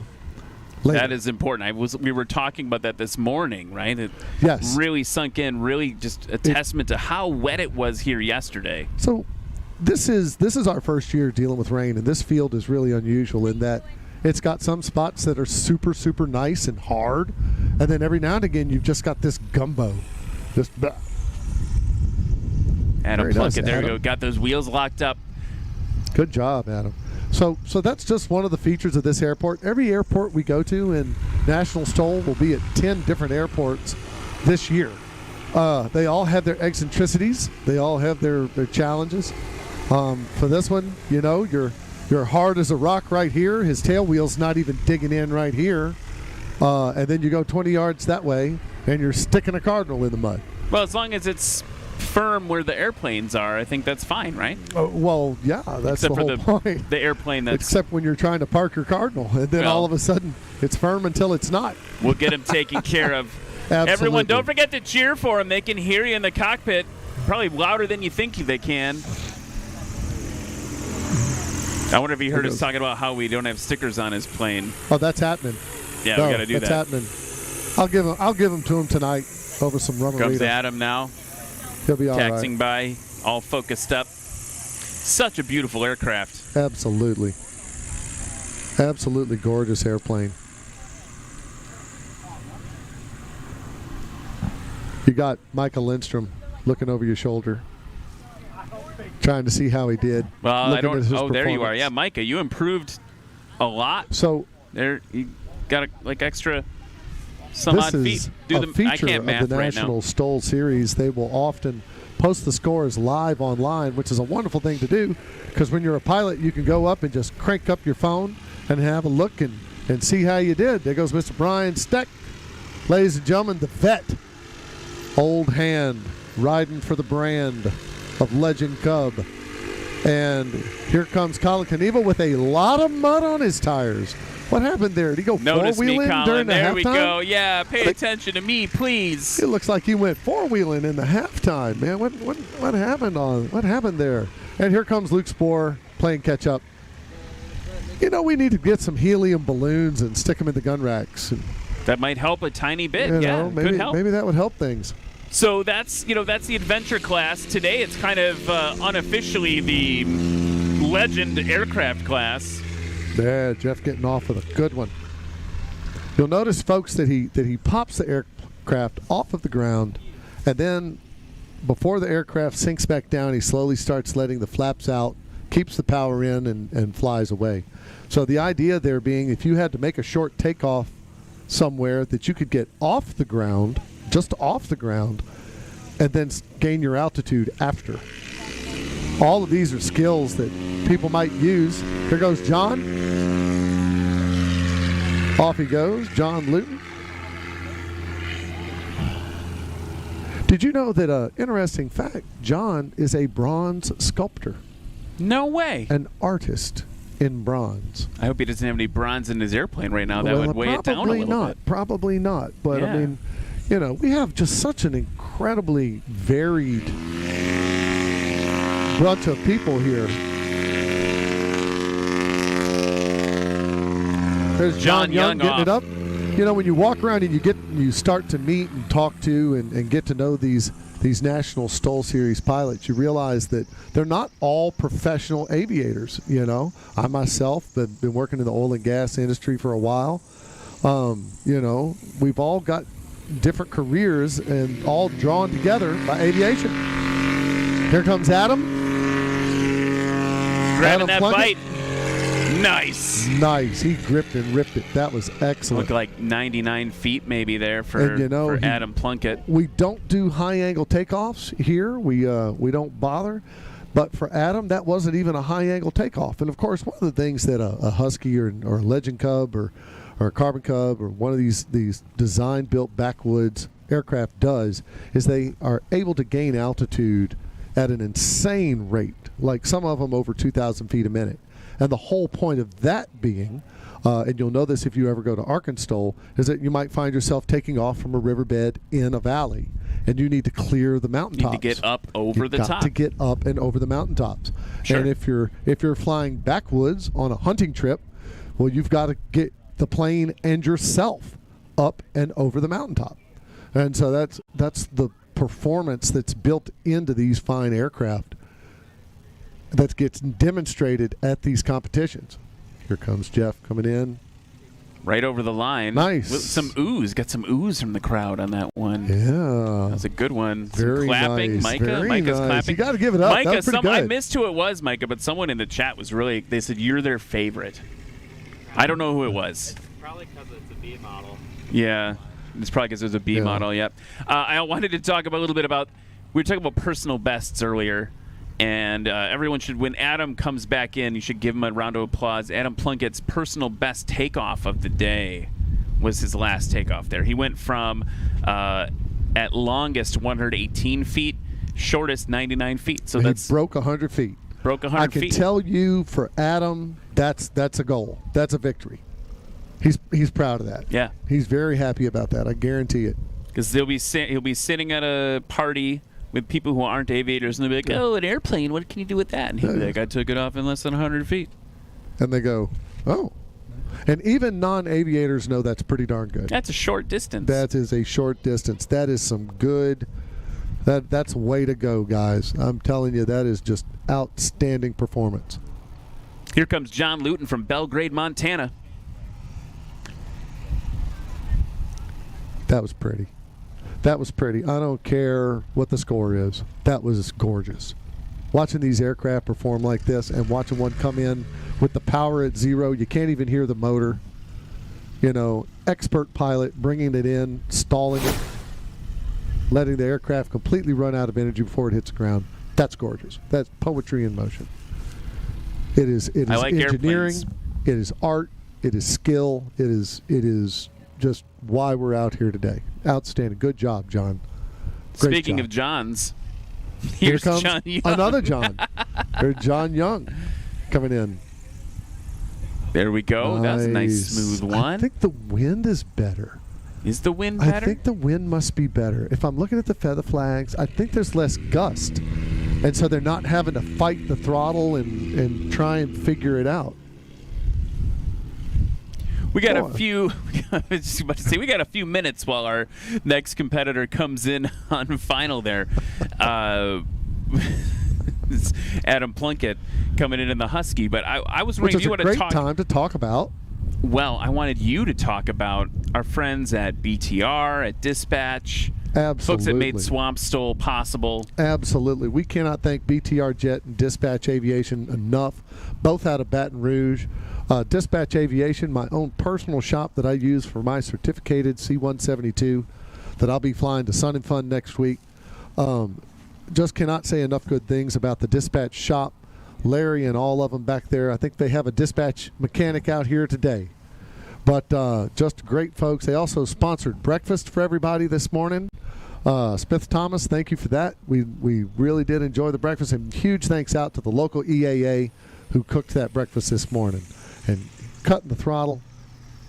Good over the line for Adam Plunkett. Let's see how it is compared to the other landings he's done. So, and I want to talk about BTR Jet, another one of our sponsors. David Weinstein from BTR Jet out here competing today in his Husky. But, of course, they're flying business jet for your private aircraft travel. And I will say that their facility in Baton Rouge is one of the nicest facilities. It's got lots of glass. It's very airy. The staff there is all knowledgeable and wonderful to work with. They are just, now look at all the judges walking to the left, Ryan. Yeah, they're all shortening it up all now. All the judges are walking to the left. They know what's up. As we said, this is the adventure class now. These are where you're going to see someone's doing, we got some donuts going on over there with Luke Spore. Luke's guess he's getting a little antsy. He wants to get into the air over there. He's ready. He's chomping at the bit, man. He's ready to go. He's ready to Oh, no, he's got to even it out. He's got to even go. it out. He's going to go the other way. He's got to even it out. There we go. He's ready Okay. to GEAUX go. He is ready to go.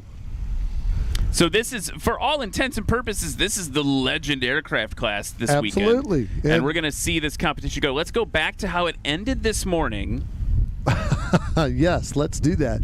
And so, and for those of you who didn't tune in this morning, or those of you who just came up after the lunch break, we have three completely different kinds of pilots here. We have Brian Steck, the veteran, super experienced, STOL flying everywhere, in a plane that is his plane that he's very experienced with. And he had 110 feet was his...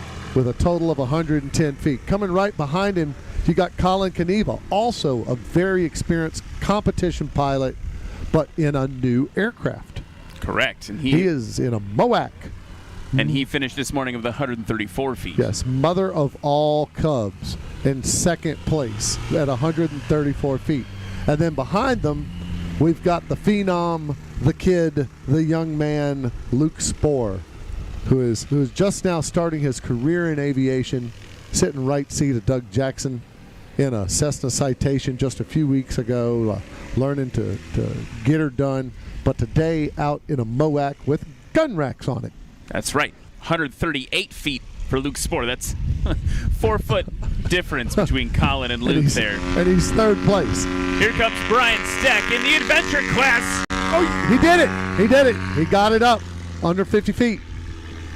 He got it up under 50 feet. That's outstanding, ladies and gentlemen. Now, he's got a couple of good landing with that. And if this wind will not gust on him, it's possible he'll be able to pull that off. Lexi bringing Colin online. Coming back. There he goes. Not quite sub 50 for him. Brian's got him on the takeoffs right now. Colin's best takeoff this morning was 48 feet.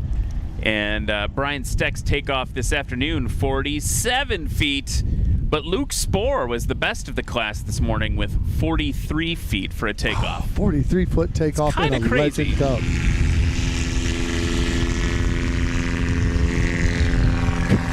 Luke. Outstanding.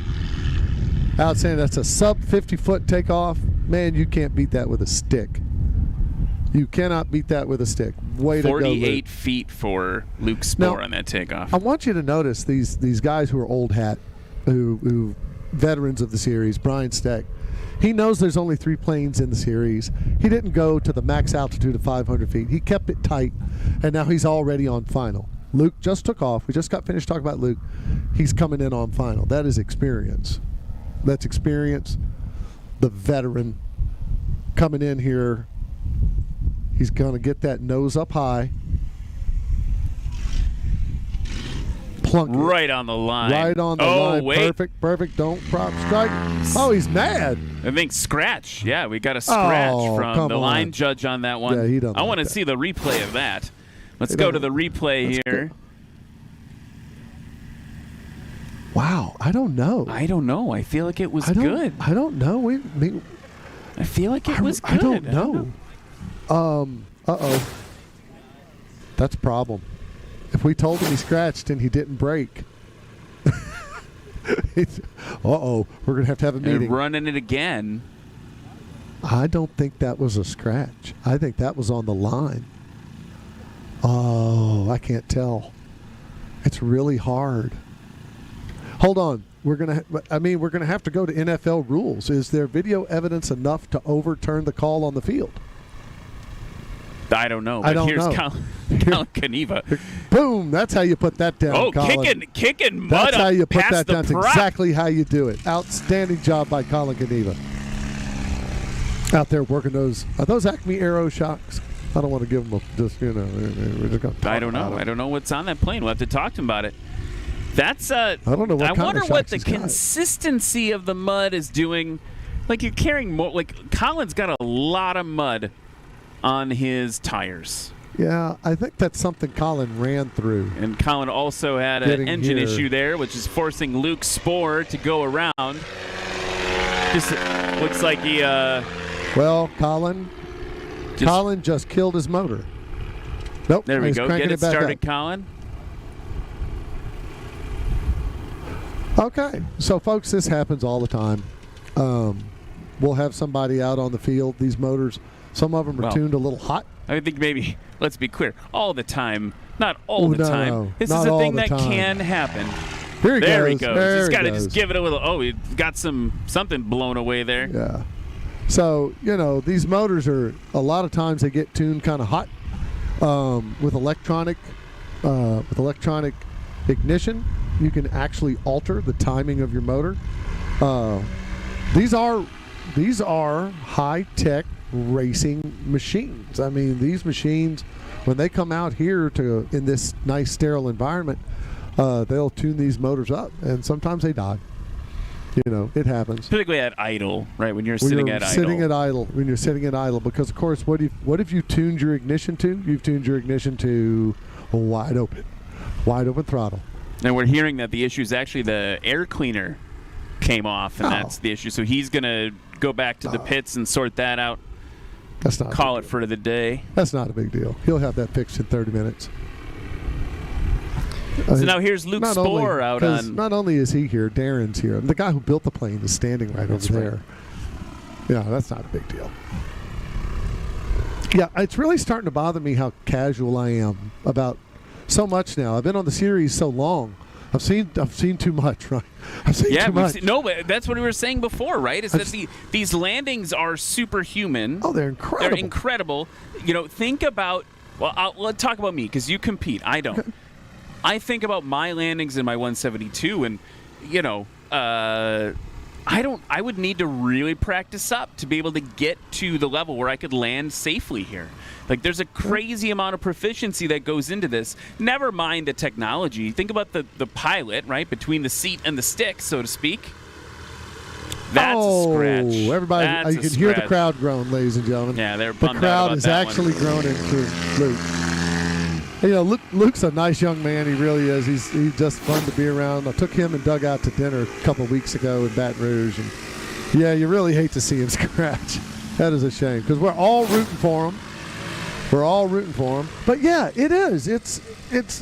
How did we get used to this? When we see a 100-foot takeoff, that's pretty good.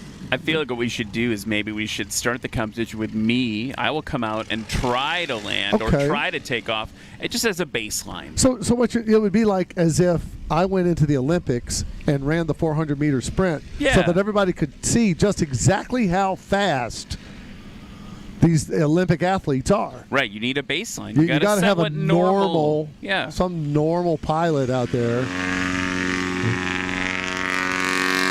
There's Brian Steck. There he goes. Outstanding. I love the double bounce with authority. That is outstanding. That was that aircraft that was in the pattern before. I don't know if it's a Cub. It doesn't look like a Cub to me. Something different. I no longer think that is a Cub. If anyone's got an eagle eye and is good at aircraft identification, look at also the style points of the wheel landing with the balancing it on the one main. That's very exciting. Yeah. Here's Luke Spohr now. Whoa, there we go. That's a short one for you, folks. Look at that. But for a guy who's taken off in 43 feet, he's probably thinking to himself, I could have done this better. I could have done that better. And these guys are constantly pursuing self-improvement. That is what's so admirable about these guys. You'd think that they would reach like they would break 100 feet, and then they would say, okay, well, that was pretty good, but I can do better. They're always looking to improve. They're never satisfied, and that's what gets you to championship status. I think when I get back to my subdivision back home, I'm going to measure the cul-de-sac I live on. Because I feel like some of these pilots could be taking off in and landing in my cul-de-sac. In your cul-de-sac. That's fascinating. Is that fascinating? I'm trying to put it in perspective, how short these landings are. Here comes Brian Steck now. Got a nice nose high, squashed it. Using those shocks, Stopping getting a little sideways. Look at that, about 70. Okay. Measuring from the furthest wheel from the line in that situation. That's right. Just as a reminder. That's right. Furthest wheel from the line. That was not bad at all. Not bad at all. And here comes Luke Spohr to our left. We talk about Legend Aircraft again, just for folks who maybe weren't here this morning. Lots of very purpose-built features on these aircraft for this type of flying. The most notable that you'll see compared to a lot of other Bush planes is they have the slats on the front. That's right. They have leading-edge slats, and they are well known. Wow. All right. How about that? You remember what I said? That's a Dan Reynolds you style take off, landing. You take off for show, you land for dough. Look at that. Even the judges are pumped about that. How short was that? Yes. Right on the line. Unbelievable. That's hard to beat, folks. Yeah, you bet Luke is happy about that one. Now, he had a 48-foot takeoff to pair with that landing, pairing it like a fine wine. And could he have beat 100 feet on that takeoff and landing? I'm waiting for the score to come in. Meanwhile, Brian Steck on the line, ready to go. That's a pretty serious. Now, understand, National STOL Series is not in charge of the gold shoes. If Luke comes out here and gets a better score than Brian Steck, off well, he's going to have to work to do it. They call it 49. So the question is, if Luke comes away, and this is going to be a question for the Hearts, Darren and Randy, the keepers of the gold shoes, the presenters of the gold shoes.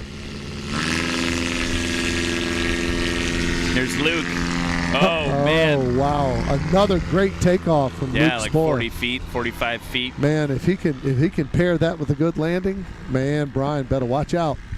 Well, we'll get that landing number 2 for Luke in a second for that 5th run. Man, I tell you, it's a good thing these guys are all friends because they are super competitive.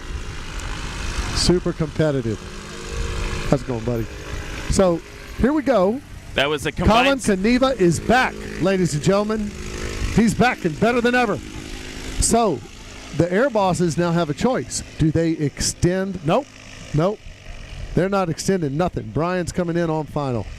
So, I just want to point out that landing for Luke Spohr, so his total score on that run 5, was 88 combined feet. That is unlimited class depending on the day, right? That is really something. That's best. That landing, 43 feet. 43 feet on 44 and 43. Oh, very good job. Up. Get her stopped. What you doing there we go. Brian? Running out of some What brake you doing there, pressure Brian? there.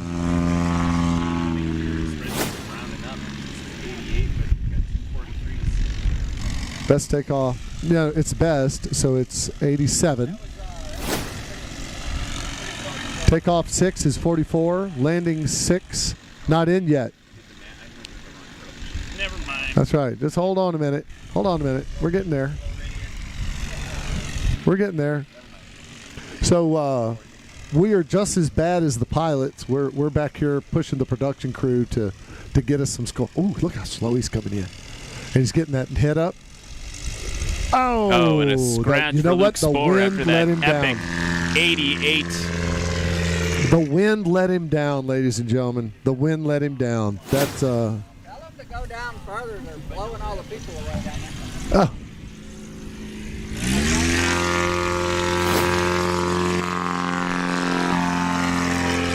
Justin, if you guys can talk to Justin.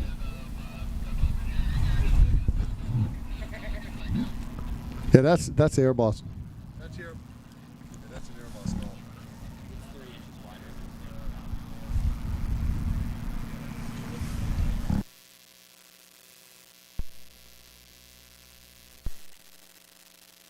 Like the way that the rear window or door opens where it has all the pull-through rods that ties everything together where you're not having to reach back behind. So, folks, we're sorry about all that prop wash down there. Justin's about to pull out, and we're going to fix that prop wash by having a competition.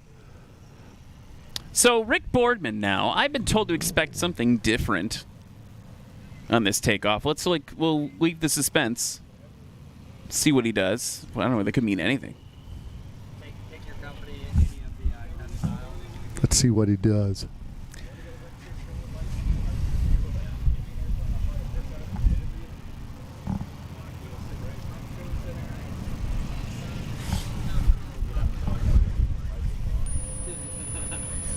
So Rick's on the line, ladies and gentlemen.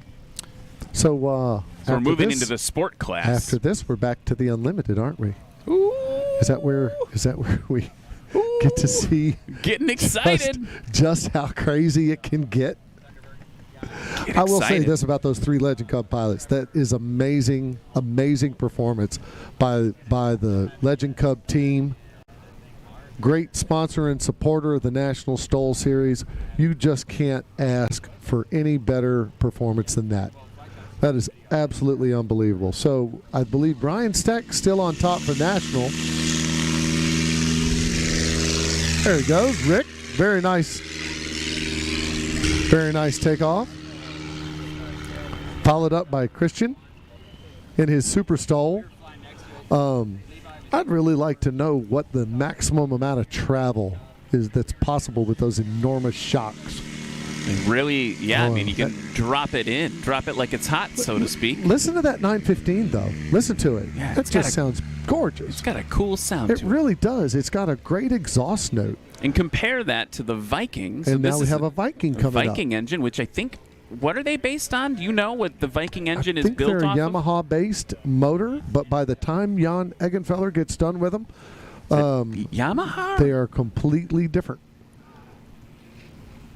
I'm going to look that up now. You might want to look that up. Oh, he's on Google, folks.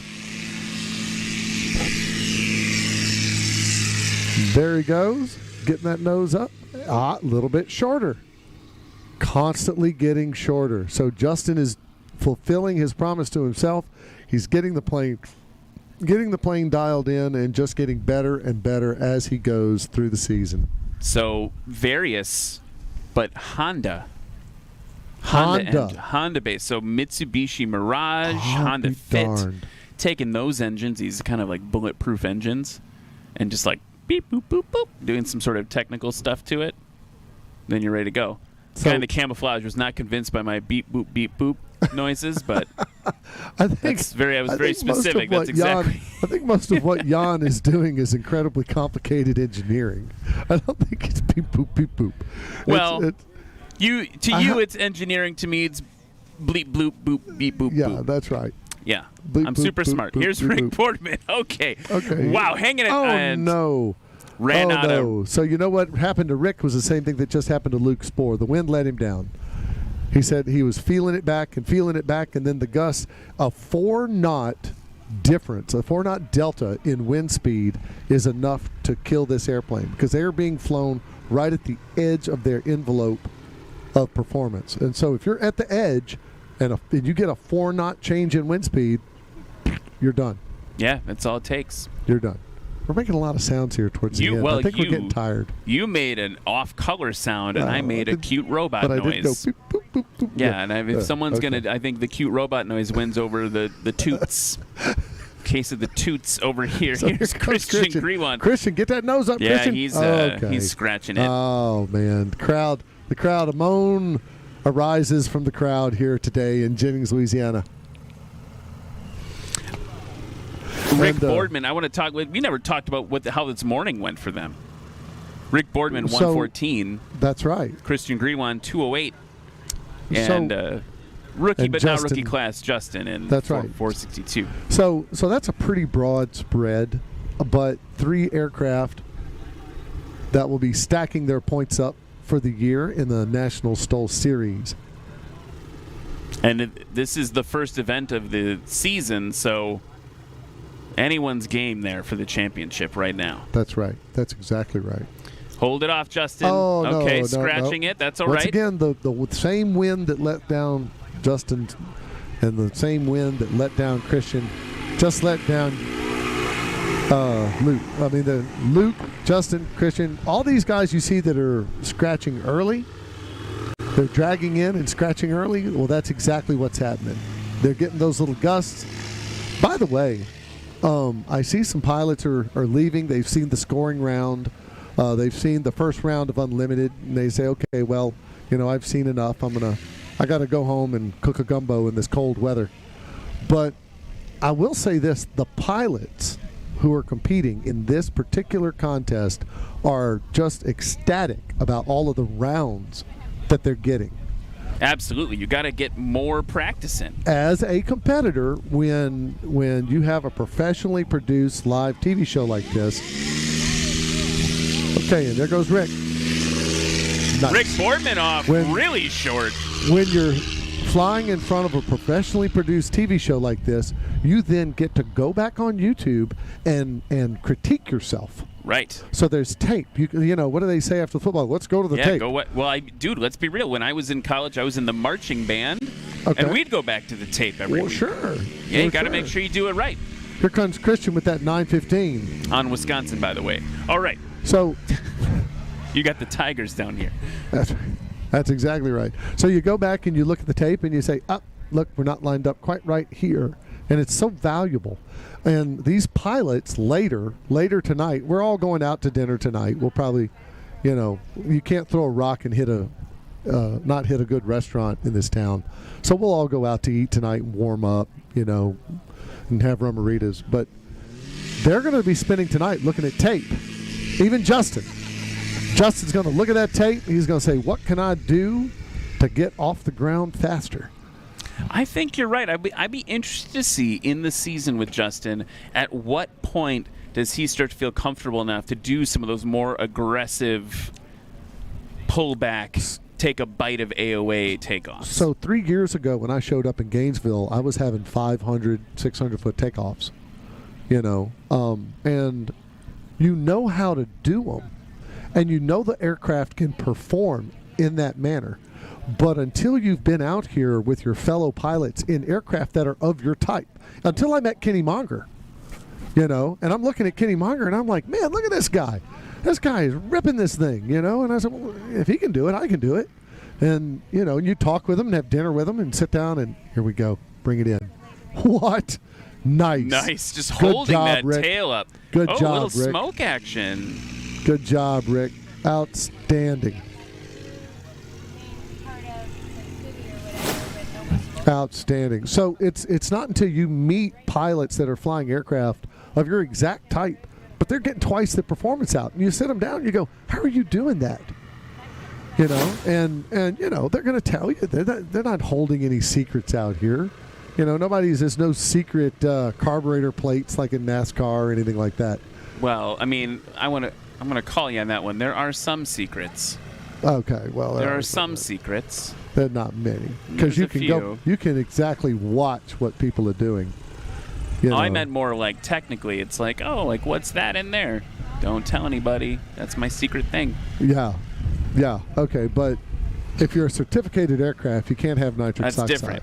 That's different. If you're certificated. You guys are experimental aircraft. You will see the bottle. So, I mean, it's not like anybody's sneaking nitrox out here or anything like that. And And what's fascinating to me is, like Steve Henry sells just aircraft kits. So he's out here competing in a Highlander XL. Is that what it is? It's a Highlander XL? Well, it's a Wild West aircraft. It's so heavily modified. Yeah. But by the way, I think I heard it just fire up. It did one of just them. fire up. Speak of the devil. Is it, though? I mean, is it, though? He's got leading-edge slats.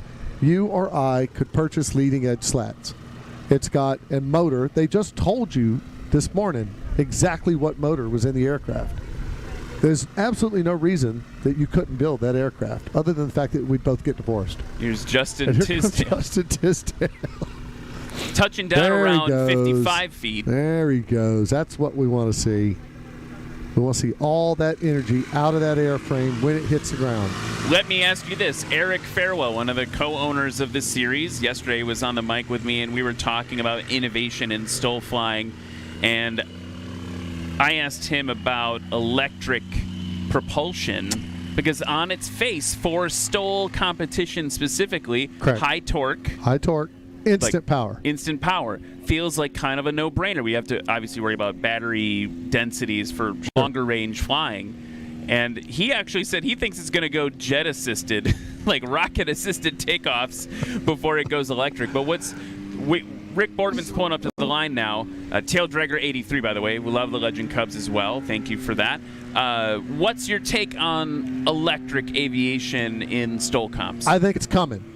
Because if you look at electric assist on automobiles right now, they're able to put the motor generators in the flywheel. And if the motor generator, that means that you can take energy out of the gas motor and put it into the battery, or you can take energy from the battery and assist it to the motor.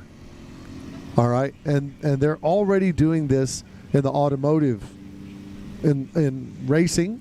Okay, if you look at F1 racing. Sure. Those are, the brakes. When you hit the brakes, it puts energy into a battery. And when you hit a straightaway, you hit the gas, and the energy comes out of the battery back into the wheels.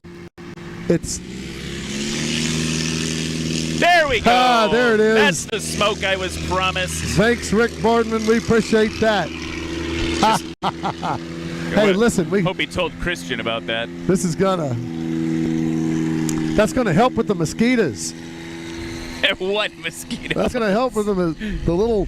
Now, that is one nice part. Look at Steve Henry's knobby as he taxes past all of you in the crowd. Look at those knobby tires just tearing up the grass. Sorry, man. It's just picking up the mud. Just picking up the mud. I want to go back to Justin Tisdale for a second here. Let's talk about him. After Christian takes off, I want to talk about his runs. So here's Christian, best so far, 2:08 this morning. It's kind of nice of them to let the smoke clear.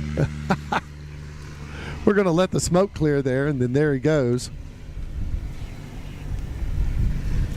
Justin Tisdale. I was just sneaking a hug from Anitra. Somebody got her Justin stickers. Tisdale. Every run, there's been an improvement. 658 to 462, then a little bit further back up to 564, now down to 502. He's adjusting every time. Yes, he's dialing Going to be one to in. watch this season, just from a story of a rookie rising to the challenge. That's right. And if you think he's not going to talk with every Zenith pilot at every competition, so you see, he's going to run into pilots and pick up techniques, advice. Coaching. And proficiency. And he's going to become more and more and more proficient with his aircraft. Until the next thing you know, you're on the STOL demo team at Sun and Fun. Yeah, it happens. You got to watch. You got to watch that stuff. It actually happens. So that is just one of the values of the National STOL Series and STOL competition. People are gaining and maintaining proficiency with their aircraft in low energy environments, short takeoff landings. You never know when you're going to have to put one of these down. God forbid it never happens, but if it does, watch how fast Rick Boardman can put this aircraft down. 65 feet? 65 70 feet. maybe? 65 70. feet. So whereas and I'm not saying that STOL pilots are just by nature better pilots. There's pilots of all sorts and Well, creeds. tail dragger pilots are. Okay, we'll go there. So, but there's pilots. There's some people in the crowd turned and shot me evil looks. Yeah. They're like, "Hey, easy." Don't worry, don't worry. I got this, nose draggers. So, the real thing about being a STOL pilot is that when you're flying cross country and you look down on this beautiful country of ours, some people, they look down and they think, "Oh my goodness, what if my engine quits?" Let's see how Christian comes in with this Super STOL. Nice, it's good. That is very nice. Very nice. So 100 foot. Exactly. So a STOL pilot's looking at 100 feet. Okay? He's looking at a field. He's looking at not even a very big field. Okay? The STOL pilot has more options. All right? When they're flying cross country. They have more options. They don't only have more options of places to land and go get dinner and places where they can go land in a field and get cow poop on their tires, which are all super cool options, and landing on a bank of the Brazos River and dreaming up the National STOL Series, Doug Jackson. You don't just have those options. You're a safer pilot and you have more options as to what you can do with your airplane in case of an emergency. And I wouldn't even take that further. Let's say you can consistently get down at 100 feet, like a lot of these competitors can, but let's say you only have 75 feet. You're still going to be a lot safer. Yeah. You crash into the trees or whatever at the end. Oh, wow. Wow, right on That the was line nice. for Justin. What's up, Slow down, Justin. Get on the Good job. brakes. Yeah, crowd, let's give Get it on up. the That was brakes. great. That was a good That was one for really Jeff. good. Right That's on the line. rookie. There he is, our first starter, the rookie who didn't go into the rookie. We are getting ready to kick off the final bit of today with the unlimited class. Get ready to plug your ears and make some cheers. They're getting out the Going to cameras. get intense. We're going to go to commercial here for a second. We'll see you in a minute.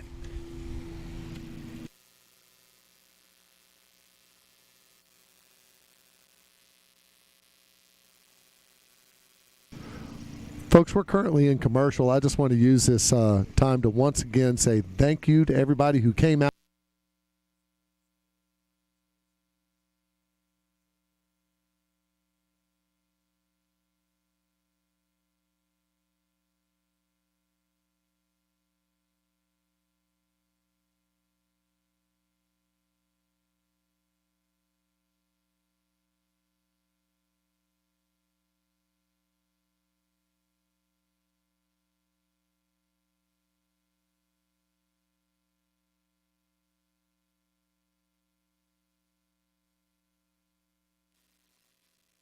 So Steve Henry turning around and letting everybody get a good look at the Yeehaw 8. Trying to clean the mud off the wheels or tires or something. But yeah, folks, we are back here at And once again, Janesville. folks, we should be good and clear now.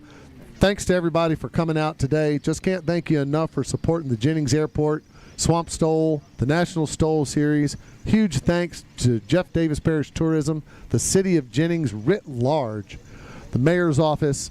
Did I miss anybody? I don't think I missed anybody.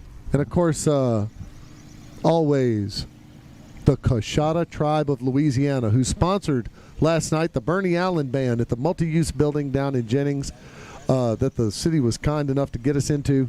Thank you all so much for all your help putting this on. It's been great fun, and we'll talk later about pre-planning for Swamp STOL 4. Cat? Cat. Un, deux, trois, quatre. Swamp STOL. Took a little French in college. Cat. Kind of sounds like cat. Like maybe we should cat theme it. I don't know.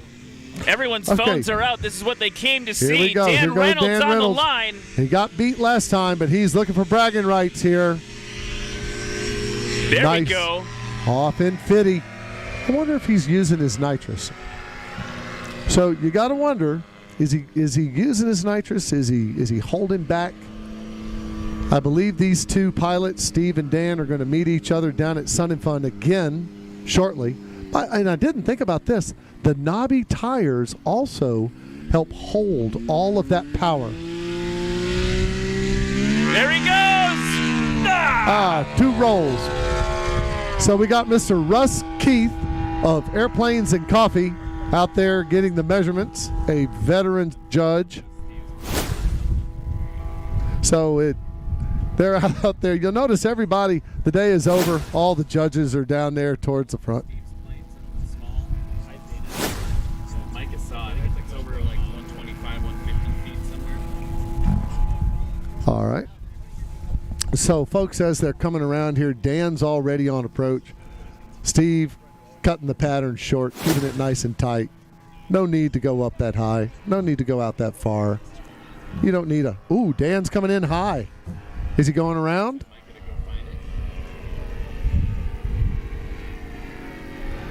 So, folks, we're gonna keep them up in the pattern for just a minute. We think we might have a little something out on the field at 125. On the 125 foot mark. See where it landed? Can you point to him for it? Micah can get it if you're cool with it. Hold on, looks like Andrew's going to get out and get it. Good job, guys. Great job by the judges. They're kind of hopping out there. And we're having a quick FOD check. Steve is now powering up for his go-around. Quick FOD check. Nope, he's got it. We're good. And we're coming back around. Air bosses are in control. Steve's going to cut his pattern short under the control of the air bosses. I gotta point out, did you hear how awesome Steve's plane sounded just then? It yeah, really right? did. It Everybody heard it. sounded cool. We heard cylinder. And, you know, this is going to sound kind of odd. From what I understand, a 3-cylinder makes less vibration than a 4-cylinder, which is an interesting design feature. So I think we're just going to be hanging out while they continue to do that FOD check Just a quick FOD check. Not that they ever use that part of the runway. They don't use that part of the runway. Also a quick SOD check. We're tamping down some divots. Oh, this kind of reminds me of, you know, when they play horse polo at the break in the polo, they all go out and flip over the divots that the horse's hooves have made. And so they're all wandering around. Just a quick FOD check.